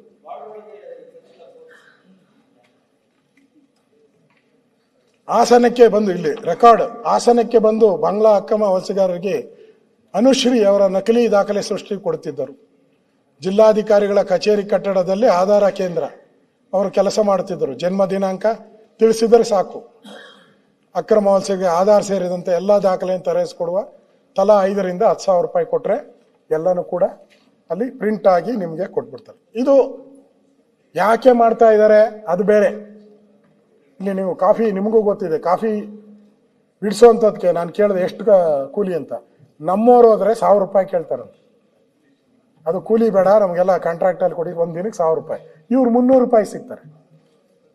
ಆ 300 ರೂಪಾಯಿ ಆಸೆಗೋಸ್ಕರ ಇವತ್ತೆಲ್ಲ ಕಾಫಿ ಪ್ಲಾಂಟೇಶನ್ಗಳಿಗೂ ಕೂಡ ಇವತ್ತು ಅಕ್ರಮ ಬಾಂಗ್ಲಾದೇಶಿಯರು ಬರ್ತಾ ಇದ್ದಾರೆ. ಕ್ರೈಮ್ ಜಾಸ್ತಿ ಆಗ್ತಾ ಇದೆ. ಇದೆಲ್ಲ ಪೊಲೀಸ್ ರಿಪೋರ್ಟಲ್ಲೇ ಬಂದಿರೋದು, ನಾನು ಹೇಳ್ತಾ ಇರೋದು ಇವೆಲ್ಲನೂ ಕೂಡ ಪೊಲೀಸ್ ರಿಪೋರ್ಟಲ್ಲೇ ಇದೆ. ಓಕೆ. ಅದರಿಂದ ಕೊನೆಯದಾಗಿ ನಾನು ಅಧ್ಯಕ್ಷರೇ, ಈ ಕೋಗಿಲು ವಿಚಾರವಾಗಿ ಸರ್ಕಾರ ಯಾವ ರೀತಿ ಮುಗಿಸ್ಬಿಡ್ತೀನಿ, 10 ನಿಮಿಷ ಮ್ಯಾಕ್ಸಿಮಮ್ ಅಷ್ಟೇ. ಕೋಗಿಲು ವಿಚಾರದಲ್ಲಿ ನಾ ಮುಂದು ನೀ ಮುಂದು, ಯಾರೋ ಕಾಂಗ್ರೆಸ್ ಹೈಕಮಾಂಡ್ನ ಮೆಚ್ಚಿಸೋಕ್ಕೋಸ್ಕರ ನೀವೇನಾದರೂ ಮಾಡಿದ್ರೆ ಮುಂದೆ ದೊಡ್ಡ ಅನಾಹುತ ಆಗಿಲ್ಲ. ಕೊನೆಗೆ ಹೇಳಿದ್ರು ಇಲ್ಲ, ಅವರಲ್ಲಿ 34 ಜನ ಮಾತ್ರ ಒರಿಜಿನಲ್ಲು, ಉಳಿದವರೆಲ್ಲ 120 ಜನ ಅವರು ಒರಿಜಿನಲ್ ಅಲ್ಲ ಅಂದ್ರೆ ಬಾಂಗ್ಲಾದೇಶದವರು. ಅರ್ಥ ಆಯ್ತು. ಮೊನ್ನೆ ಯಾವುದೋ ಪತ್ರಿಕೆಯಲ್ಲಿ ಒಂದು ವಾರದಿಂದ ನೋಡಿದೆ, ಆ 34 ಜನನು ಒರಿಜಿನಲ್ ಅಲ್ಲ, ಅವ್ರಿಗೂ ಕೊಡಲ್ಲ ಅಂತ ಅಂದ್ರು. ನಾನು ಪತ್ರಿಕೆಯಲ್ಲಿ ನೋಡಿದ್ದು CM ಅವರು ನಾ ಮುಂದು ನೀ ಮುಂದು ಮನೆ ಕೊಡೋದ್ರಲ್ಲಿ. ಜಮೀರ್ ಅಹಮದ್ ಇಮಿಡಿಯೇಟ್ ಆಗಿ ಮನೆ, ಅವ್ರಿಗೆ ಲೆಕ್ಕ ಕೊಡ್ರಿ, ಇಮಿಡಿಯೇಟ್ ಆಗಿ ಮನೆ. ನಮ್ಮ ಜನಕ್ಕೆ ಇವತ್ತು 37 ಲಕ್ಷ ಜನ ಅರ್ಜಿ ಹಾಕಿ ಕಾಯ್ತಾ ಇದ್ದಾರೆ ಹೌಸಿಂಗ್ ಬೋರ್ಡಲ್ಲಿ. 37 ಲಕ್ಷ ಜನ ಅರ್ಜಿ ಹಾಕಿ ಕಾಯ್ತಾ ಇದ್ದಾರೆ.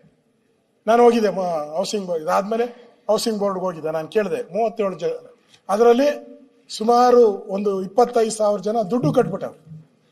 ಕೆಲವು 5 ಲಕ್ಷ ಕಟ್ಟಿದ್ದಾರೆ, 3 ಲಕ್ಷ ಕಟ್ಟಿದ್ದಾರೆ, ಕೆಲವರು ಫುಲ್ ಅಮೌಂಟ್ ಕಟ್ಟಿದ್ರು, ಅವ್ರಿಗೆ ಮನೆ ಕೊಟ್ಟಿಲ್ಲ. ಆದ್ರೆ ಕೋಗಿಲು ಈ ಬಾಂಗ್ಲಾದೇಶವ್ರಿಗೆ ಸರ್ಕಾರ ಆತ್ರ ಕೊಡಬೇಕು ಕೊಡಬೇಕು ಕೊಡಬೇಕು ಅಂತ ಆತ್ರ. ಯಾಕೆ ಆತ್ರ?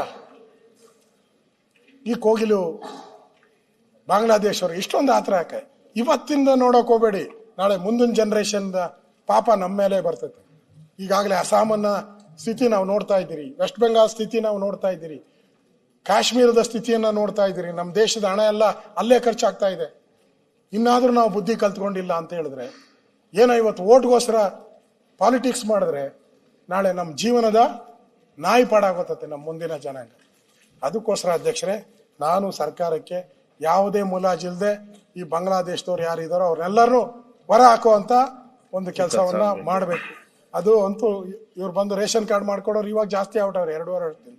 ಅದರಿಂದ ನಾನು ಕೊನೆಯದಾಗಿ ನಾನು ಅಧ್ಯಕ್ಷರೇ, ಇಲ್ಲಿ ಈ ಸರ್ಕಾರ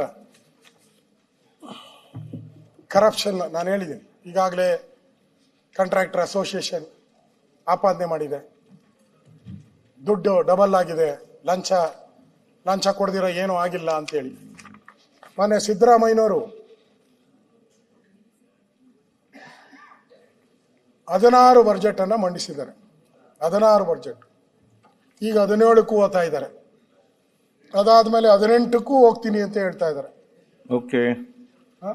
19ಕ್ಕೂ ಹೆಜ್ಜೆ ಇಡ್ತೀನಿ ಅಂತ ಹೇಳಿದ್ದಾರೆ. ನೋಡೋಣ, 19ಕ್ಕೂ ಒಂದು ಹಾಕೋಣ ಅಂತ. ಕಂಗ್ರ್ಯಾಚುಲೇಷನ್, ಅಭಿನಂದನೆಗಳು, ಈಗಲೇ ಅಭಿನಂದನೆಗಳು.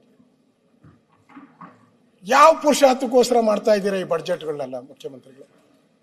ಮೊನ್ನೆ ಒಂದು ರಿಪೋರ್ಟ್ ಕೊಟ್ಟರು, ನಾನು ದಾಖಲೆ ಕೊಡ್ತಾ ಇದ್ದೀನಿ. ಗೋವಿಂದರಾವ್ ಸಮಿತಿ ಮುಖ್ಯಮಂತ್ರಿಗಳು ಸ್ವೀಕಾರ ಮಾಡ್ತಾ ಇರೋ ಫೋಟೋ ನೋಡಿದೆ. ಅದರಲ್ಲಿ ಗೋವಿಂದರಾವ್ ವರದಿಯಲ್ಲಿ ಕೋಟ್ಯಾಂತರ ಅನುದಾನ ಹರಿದರೂ ಅಭಿವೃದ್ಧಿಗೆ ಹಿನ್ನಡೆ. ಅವ್ರ ರಿಪೋರ್ಟಲ್ಲಿ ನಂಜುಂಡಪ್ಪ ಸಮಿತಿ ಶಿಫಾರಸ್ತು ಅನುಷ್ಠಾನಕ್ಕೆ ತಂದು 2 ದಶಕಗಳ ತಾರತಮ್ಯ ನಿವಾರಣೆ ಆಗಿಲ್ಲ. ಅಧ್ಯಕ್ಷರೇ, ನಿಲ್ಸ್ಬಿಡ್ಲ? ಮುಗಿಸಿ. ಇಷ್ಟೇ ಇರುತ್ತೆ. ಊಟಕ್ಕೆ ಬಿಟ್ಟು ಹೇಳ್ತಾರೆ, ಊಟ ಮಾಡಿಗೆ ಮರಲಿ ಸಿಎಂ. ಅಧ್ಯಕ್ಷರೇ, ಇಷ್ಟಾದ್ಮೇಲೆ ಮುಖ್ಯಮಂತ್ರಿಗಳು ನಂಜುಂಡಪ್ಪ ವರದಿಯಲ್ಲಿ ಎಷ್ಟಿತ್ತು? 114 ಹಿಂದುಳಿದ ತಾಲೂಕು. ನಂಜುಂಡಪ್ಪ ವರದಿಯಲ್ಲಿ 114 ಹಿಂದುಳಿದ. ಮುಖ್ಯಮಂತ್ರಿ ಸಿದ್ದರಾಮಯ್ಯನವರು 16 ಬಜೆಟ್ ಮಂಡನೆ ಮಾಡಿ 17ಕ್ಕೆ ಹೋದ್ಮೇಲೂ ಈಗ ಎಷ್ಟಾಗಿದೆ? ಸಿದ್ದರಾಮಯ್ಯನವರು ಇಷ್ಟೆಲ್ಲ ಬಜೆಟ್ ಮಾಡಿ ಒಳ್ಳೇದು ಮಾಡಿದ್ಮೇಲೆ ಈ ಸಂಖ್ಯೆ ಕಡಿಮೆ ಆಗ್ಬೇಕಾಯ್ತಿಲ್ಲ. ಎಷ್ಟಾಗಿದೆ ಗೊತ್ತಾ ಅಧ್ಯಕ್ಷರ? ರಿಪೋರ್ಟ್ ಅಲ್ಲಿ ಬಂದಿರುವಂಥದ್ದು 177. ನಾವು ಸೇರಿಸ್ತೀನಿ ಅದಕ್ಕೆ. 16 ಬಜೆಟ್ ನಾನು ಮಂಡಿಸಿಲ್ಲ, ನಾನು ಇನ್ನೂ ಇಲ್ಲೇ ಇಲ್ಲ. 17ಕ್ಕೆ ಹೋಗ್ತಾ ಇದ್ದಾರೆ. ನೀವು ಬಡ್ಜೆಟ್ ನೀವು ಮಂಡಿಸಿರೋರು, ನಾವಲ್ಲ. ನೀವು ಬಡ್ಜೆಟ್ ನೀವು 16 ಮಾಡಿ ಏನು ಕಡಿದು ಬಾರ್ಲ ಹಾಕಿರೋದು? 177 ಆಯ್ತು. ಬರ್ತಾ ಬರ್ತಾ ಕಡಿಮೆ ಆಗ್ಬೇಕೇ ಹೊರತು ಇದು ಜಾಸ್ತಿ ಆಗ್ತಾ ಇದೆ. ಹಣ ಪೋಲಾಗ್ತಾ ಇದೆ ಅಂತ.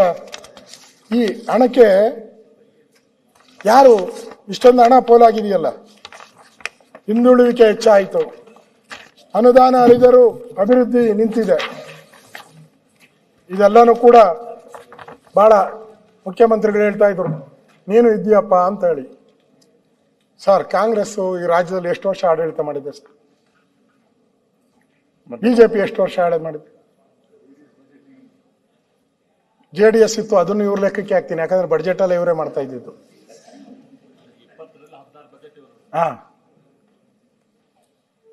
ನಾವಿದ್ದಿದ್ದು ಬೊಮ್ಮಾಯಿ ಆ ಟೈಮಲ್ಲಿ 3.25 ವರ್ಷ ಅಲ್ಲ? ಅಲ್ಲಿ ಎಲ್ಲ ಸೇರಿಸಿ ಯಡಿಯೂರಪ್ಪ, ಜಗದೀಶ್ ಶೆಟ್ಟರು ಎಲ್ಲ ಸೇರಿಸಿ 5 ವರ್ಷ. ಎಷ್ಟಾಯ್ತು? 8.25. ಇನ್ನು ತುಂಬಲೇ ಇಲ್ಲ, 9ಕ್ಕೂ ತುಂಬಲಿಲ್ಲ. ನೀವು ಅದೆಲ್ಲ ನಿಮ್ಮ ಲೆಕ್ಕಕ್ಕೆ ಸೇರಿಸ್ಬಿಟ್ಟಿದ್ದೀವಿ. ನಾವು 20 ಅಷ್ಟೇ, 20 ಮಾಡಿದ್ಮೇಲೆ ಅದು ಸೇರಿಸ್ಕೊಂಡ್ರೂ 1 ವರ್ಷ 14 ತಿಂಗಳು. ಅಂದ್ರೆ ರಾಜ್ಯವನ್ನ ಬಹಳಷ್ಟು ದೀರ್ಘವಾಗಿ ಆಳದಂಥದ್ದು ಕಾಂಗ್ರೆಸ್ ಪಾರ್ಟಿ. ಅಷ್ಟೆಲ್ಲ ದೀರ್ಘವಾಗಿ ಆಡಳಿತ ಮಾಡಿದ್ರು 114 ಇದ್ದಿದ್ದು ಅಟ್ಲೀಸ್ಟ್ 100 ಒಳಗಡೆ ಏನಾದ್ರೂ ಬರ್ಬೇಕಾಯ್ತಲ್ಲ. 177 ಅಂದ್ರೆ ನಾವು ಹಿಂದುಳಿದವರಿಗೆ ಇನ್ನೂ ಜಾಸ್ತಿ ಹೋಗ್ತಾನೆ ಇದ್ದೀರಿ, ಹಿಂದುಳಿತಾ ಇದ್ದೀರಿ ಅನ್ನೋದಕ್ಕೆ ಇದಕ್ಕಿಂತ ಸಾಕ್ಷಿ ಬೇಕಾ? ನಿಮ್ಮ ಸರ್ಕಾರ? ಅಸಮತೋಲನ ಸರಿ ಮಾಡ್ತೀನಿ ಅಂತ ನಿಮ್ಮ ಹೇಳಿದ್ದೀರಾ, ಅದರಲ್ಲಿ ಅಸಮತೋಲನ ಹೋಗ್ಬೇಕು ಅಂತ ರಾಜ್ಯಪಾಲರ ಭಾಷಣದಲ್ಲಿ ಹೇಳಿದ್ದೀರಾ, ಮತ್ತೆ ಪ್ಯಾರ 62ರಲ್ಲಿನೂ ಹೇಳಿದ್ದೀರಾ ಕಲ್ಯಾಣ ಕರ್ನಾಟಕದ ಅಭಿವೃದ್ಧಿ ಮಾಡ್ತೀನಿ ಅಂತ. ನಾನು ಅವಾಗ ಹೇಳಿದೆ, ಕಾಂಟ್ರಾಕ್ಟರ್ಗಳು ಹೇಳಿರೋದು ಮುಖ್ಯಮಂತ್ರಿಗಳು ಇರಲಿಲ್ಲ, ಕಾಂಟ್ರಾಕ್ಟ್ ಹೇಳಿದ್ದಾನೆ, ಇನ್ನು 5,000 ಕೋಟಿ ಹೇಳಿದ್ದಾರೆ, ಒಂದು ಟೆಂಡರ್ ಆಗಿಲ್ಲ ಅಂತ ಹೇಳಿದ್ದಾರೆ. ಅವರು ಟೆಂಡರೇ ಆಗಿಲ್ಲ ಅಂತ ಹೇಳಿದ್ದಾರೆ. ಒಬ್ಬ ಕಾಂಟ್ರಾಕ್ಟರ್ನು ಕೂಡ ಕಲ್ಯಾಣ ಕರ್ನಾಟಕದವ್ರಿಗಿಲ್ಲ, ಎಲ್ಲ ಆಂಧ್ರದವರು ಸೇರ್ಕೊಂಡಿದ್ದಾರೆ ಅಂತ ಆಪಾದನೆ ಮಾಡಿ ಅಫಿಷಿಯಲ್ ಲೆಟ್ರು ನಿಮ್ಗೆ ಕೊಟ್ಟಿದ್ದಾರೆ. ಇದ್ರ ಬಗ್ಗೆ ಸನ್ಮಾನ್ಯ ಅಧ್ಯಕ್ಷರೇ, ಕಾಂಗ್ರೆಸ್ ಅಲ್ಲಿ ಮಾತಿಲ್ಲ. CM ಅವರು ಕಳೆದ 1 ವರ್ಷದಿಂದನೂ ಕೂಡ ನಾವು ನೋಡ್ತಾ ಇದ್ದೀರಿ, ಆಡಳಿತ CM DCM ಮಧ್ಯೆನೇ ಈ ಜಗಳದಲ್ಲೇ ಉಳಿದೋಗ್ಬಿಟ್ಟಿದೆ. ಹಗರಣಗಳಂತೂ ಒಂದಾದ್ಮೇಲೆ ಒಂದು ಕೂಡ ಹಗರಣಗಳು ದಿನನಿತ್ಯ ಆಗ್ತಾ ಇದೆ. ರಾಜ್ಯಪಾಲರು ಒಂದು ರೀತಿ ಈ ಸುಳ್ಳಿನ ಕಂತೆಯನ್ನ ಓದಿಸುವಂಥದ್ದು ಆಗಿದೆ. ಇಡೀ ಸರ್ಕಾರ ಇವತ್ತು ಕಾಂಟ್ರಾಕ್ಟರ್ಗಳಿಂದ ಹಿಡಿದು ಇನ್ನೂ ಅಬಕಾರಿ ಇಲಾಖೆದು ಇದೆ, ಅದು ಆಮೇಲೆ ಬರ್ತೀನಿ, ಎಲ್ಲ ವಿದ್ದಲ್ಲೂ ಅಬಕಾರಿ ಕಾಂಟ್ರಾಕ್ಟರ್ಗಳು ಹೇಳಿರೋ ಪ್ರಕಾರ ಡಬಲ್ ಆಗಿದೆ, 40% ಇದ್ದಿದ್ದು 80% ಆಗಿದೆ ಅಂತ ಎಲ್ಲ ಕಡೆ ಹೇಳ್ತಾ ಇದ್ರು. ಎಲ್ಲ ಇಲಾಖೆಯಲ್ಲೂ ಹೆಗ್ಗಣಗಳ ರಾಶಿ ಅಂತ ಹೇಳ್ತಾ ಇದೆ. ಮೊನ್ನೆನೂ ಹೇಳಿದಿರಿ, ನಾನು ಮೊನ್ನೆ ಯಾರೋ ಕಾಂಗ್ರೆಸ್ ನಮ್ಮ ಏರಿಯಾದಲ್ಲಿ ಸಿಕ್ಕಿದ್ದ, ಅವನು ಹೇಳ್ತಾ ಇದ್ದ, ಅಣ್ಣ ಸಿದ್ದರಾಮಣ್ಣ ಫಸ್ಟು ಮುಖ್ಯಮಂತ್ರಿ ಆಗಿದ್ದಾಗ ನಾವೆಲ್ಲರೂ ಕೂಡ ಏನೋ ಒಂಥರ ನಮ್ಗೆ ಆನಂದ, ಅಣ್ಣ ಹುಲಿಯಾ ಹುಲಿಯಾ ಹುಲಿಯಾ ಹುಲಿಯಾ ಅಂತ ಕೂಗ್ತಾ ಇದ್ವಿ. ಎಲ್ಲೋಗು ಹೌದು ಹುಲಿಯಾ ಬೇಜಾರಾಗಿ ಒಂದು ಸರಿಸಿದ, ಏಯ್ ಯಾವನವನವ ಕುದ್ರಳವನ್ನ ಎಲ್ಲ ಎಣ್ಣೆ ಹೊಡೆದವನು ಕಳಿಸಿ ಓಡಿಸೋ, ಅದನ್ನು ನೋಡಿದ್ದೀನಿ ನಾನು. ಈಗ 1 ವರ್ಷದಿಂದ ಯಾವನು ಹುಲಿಯಾ ಅನ್ನೋರೇ ಒಬ್ರು ಇಲ್ಲ, ಯಾರು ಇಲ್ಲ. ಹೌದು ಹುಲಿಯಾ ಹೋಗಿ ಹೌದು ಇಲಿಯಾ ಆಗೋಗ್ಬಿಟ್ಟೈತೆ ಇವಾಗ. ಯಾಕಂದ್ರೆ ಎಲ್ಲ ಇಲಾಖೆಯಲ್ಲಿ ಹೆಗ್ಗಣಗಳು ಸೇರ್ಕೊಂಬಿಟ್ಟಿದೆ, ಹೆಗ್ಗಣ ಮಧ್ಯೆ ಸೇರ್ಕೊಂಡು ಅವರು ಔಟಿದ್ರು, ಹುಲಿ ಹೋಗಿ ಇಲಿ ಔಟೈತಿ. ಈಗ ನಾನು ಇಷ್ಟೆಲ್ಲ ಹೇಳಿದ್ನಲ್ಲ, ಆ ಜಯಶ್ರೀದು ಎದ್ದು ನಿಂತ್ರ ಅವರು ಕನ್ನಡ ಕಾವಲು ಸಮಿತಿ 7 ಗಣಕ್ಕೆ ಎದ್ದು ನಿಂತ್ಕೊಂಡು ನೀನೇನಪ್ಪ ಮಾತಾಡೋದು, 1 ನಿಮಿಷ ಸಸ್ಪೆಂಡ್ ಅಂತ ಹೇಳಿದ್ರೆ ಅದನ್ನ ನಾನು ಹೇಳ್ತಾ ಇದ್ದೀನಿ, ಹುಲಿಯಾ ಹೌದು ಹುಲಿಯಾ ಅಂತ. ಈಗ ಹೇಳ್ತಾ ಇದ್ದೀನಿ, ಹೌದು ಹುಲಿಯಾ ಅಲ್ಲ ಇಲಿಯಾ. ಸರ್ಕಾರದ ಒಂದು ಜವಾಬ್ದಾರಿ ಆಡಳಿತ ಅಸೆಂಬ್ಲಿಯಲ್ಲೂ ತೋರಿಸ್ಬೇಕು ನೀವು. ಕೃಷ್ಣ ಬೈರೇಗೌಡರು ಇರ್ಬೇಕಾಯ್ತು, ಇಲ್ಲ ಅವ್ರು ಇದ್ದಿದ್ರೆ ಸರಿ ಇತ್ತು. ಲಾಸ್ಟ್ ಟೈಮ್ ಅವ್ರು ಇಲ್ಲಿ ಕೂತಿದ್ರು, ಅವರು ನನ್ನ ಮೇಲೆ ಆಪಾದನೆ ಮಾಡಿದ್ರು. ಅವರು ಅವನು ಯಾವನೋ ಕಳ್ತನ ಮಾಡ್ತಾವನೆ 10 ಎಕರೆನ ನಮ್ಮ ಕ್ಷೇತ್ರದಲ್ಲಿ, ನೀವು ಬಾಯಿ ಮುಚ್ಕೊಂಡು ಸುಮ್ಮನೆ ಇದ್ದೀರಾ ಅಂತ. ಪ್ರಿಯಾಂಕಾ ಅವರು ಇದ್ರು ಪಕ್ಕದಲ್ಲಿ. ಇಮಿಡಿಯೇಟ್ ಆಗಿ ಅವನ ಮೇಲೆ ಕ್ರಮ ತೆಗೆದುಕೊಡ್ಬೇಕು, ಇಮಿಡಿಯೇಟ್ ತನಿಖೆ ಆಗಬೇಕು, ಇಮಿಡಿಯೇಟ್ ಆಗಿ ಬಂಧಿಸ್ಬೇಕು ಅಂದ್ರು. ನಾನು ಅವ್ರು ಮಾತಾಡೋ ಸುಮ್ಮನೆ ಇದ್ದೆ. ಆಮೇಲೆ ಎದ್ದು ನಿಂತ್ಕೊಂಡು ಹೇಳಿದೆ, ಕೃಷ್ಣ ಅವರೇ ತಾವು ಹೇಳಿ ಯಾವ ತನಿಖೆ ಎಲ್ಲಿ ಬಂಧಿಸ್ಬೇಕು ಏನು ಹೇಳಿ ಅಂತಂದೆ. ಅದ್ಯಾಕೂ ಗೊತ್ತಿಲ್ಲ, ಸಡನ್ ಆಗಿ ಕೂತ್ಕೊಂಡ್ಬಿಟ್ರು, ನಾಳೆ ಹೇಳ್ತೀನಿ ಅಂತ ಹೇಳ್ಬಿಟ್ರು. ಇವತ್ತು ನೀವು ಹೇಳ್ಬೇಕಾಯ್ತು, ಯಾವ ಅಧಿಕಾರಿ ಅವನು ಒಬ್ಬ ಪದ್ಮಶ್ರೀ ಪ್ರಶಸ್ತಿ ರಾಜ್ಯಸಭಾ ಸದಸ್ಯ ಅವಾಗ ಅವಮಾನ ಮಾಡಿದ್ದಾರೆ ಅಂದ್ರೆ ಈ ಸರ್ಕಾರ ತಪ್ಪಿಗೆ ಕೂತಿದ್ದಾರೆ ಅಂತ ಹೇಳಿದ್ರೆ ಅಂದ್ರೆ ಪಾಲ್ದಾರರು ಅಂತ, partners, you are the partners. ಅದರಿಂದ ಅಧ್ಯಕ್ಷರೇ, ಇದು ರಾಜ್ಯಪಾಲರ ಕೈಲಿ ಅವರು ಏನು ಭಾಷಣವನ್ನ ಮಾಡಿಸಿದ್ದಾರೆ, ನಾನು ರಾಜ್ಯಪಾಲರಿಗೆ ವಂದನೆಯನ್ನ ಅರ್ಪಿಸ್ತೀನಿ. ರಾಜ್ಯಪಾಲರ ಕೈಲಿ ಏನು ಹೇಳಿಸಿರ್ತಾರೋ ಅದಕ್ಕೆ ನನಗೆ ವಿರೋಧ ಇದೆ. ಒಟ್ಟಾರೆ ಈ ಸರ್ಕಾರ ಭ್ರಷ್ಟಾಚಾರದಲ್ಲಿ ಮುಳುಗೋಗಿದೆ. ಅದನ್ನ ಈ ಸರ್ಕಾರಕ್ಕೆ ಗೌರವ ಇಲ್ಲ. ಗೌರವ ಇದ್ದಿದ್ರೆ ಈ ಸರ್ಕಾರ ಕ್ರಮಗಳಾಗ್ತಾ ಇತ್ತು.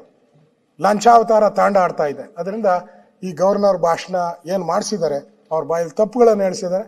ಈ ಸರ್ಕಾರಕ್ಕೆ ನೈತಿಕತೆ ಇಲ್ಲ ಅನ್ನೋ ಮಾತನ್ನ ಹೇಳ್ತಾ ಇದ್ದೀನಿ. ಧನ್ಯವಾದ ತಾವು ಅವಕಾಶ ಕೊಟ್ಟಿದ್ದಕ್ಕೆ. ಓಕೆ. ನ್ಯೂಸ್ ಫಸ್ಟ್ ನಿರ್ಭೀತಿಯಿಂದ ನಿಮ್ಮ ಪರವಾಗಿ.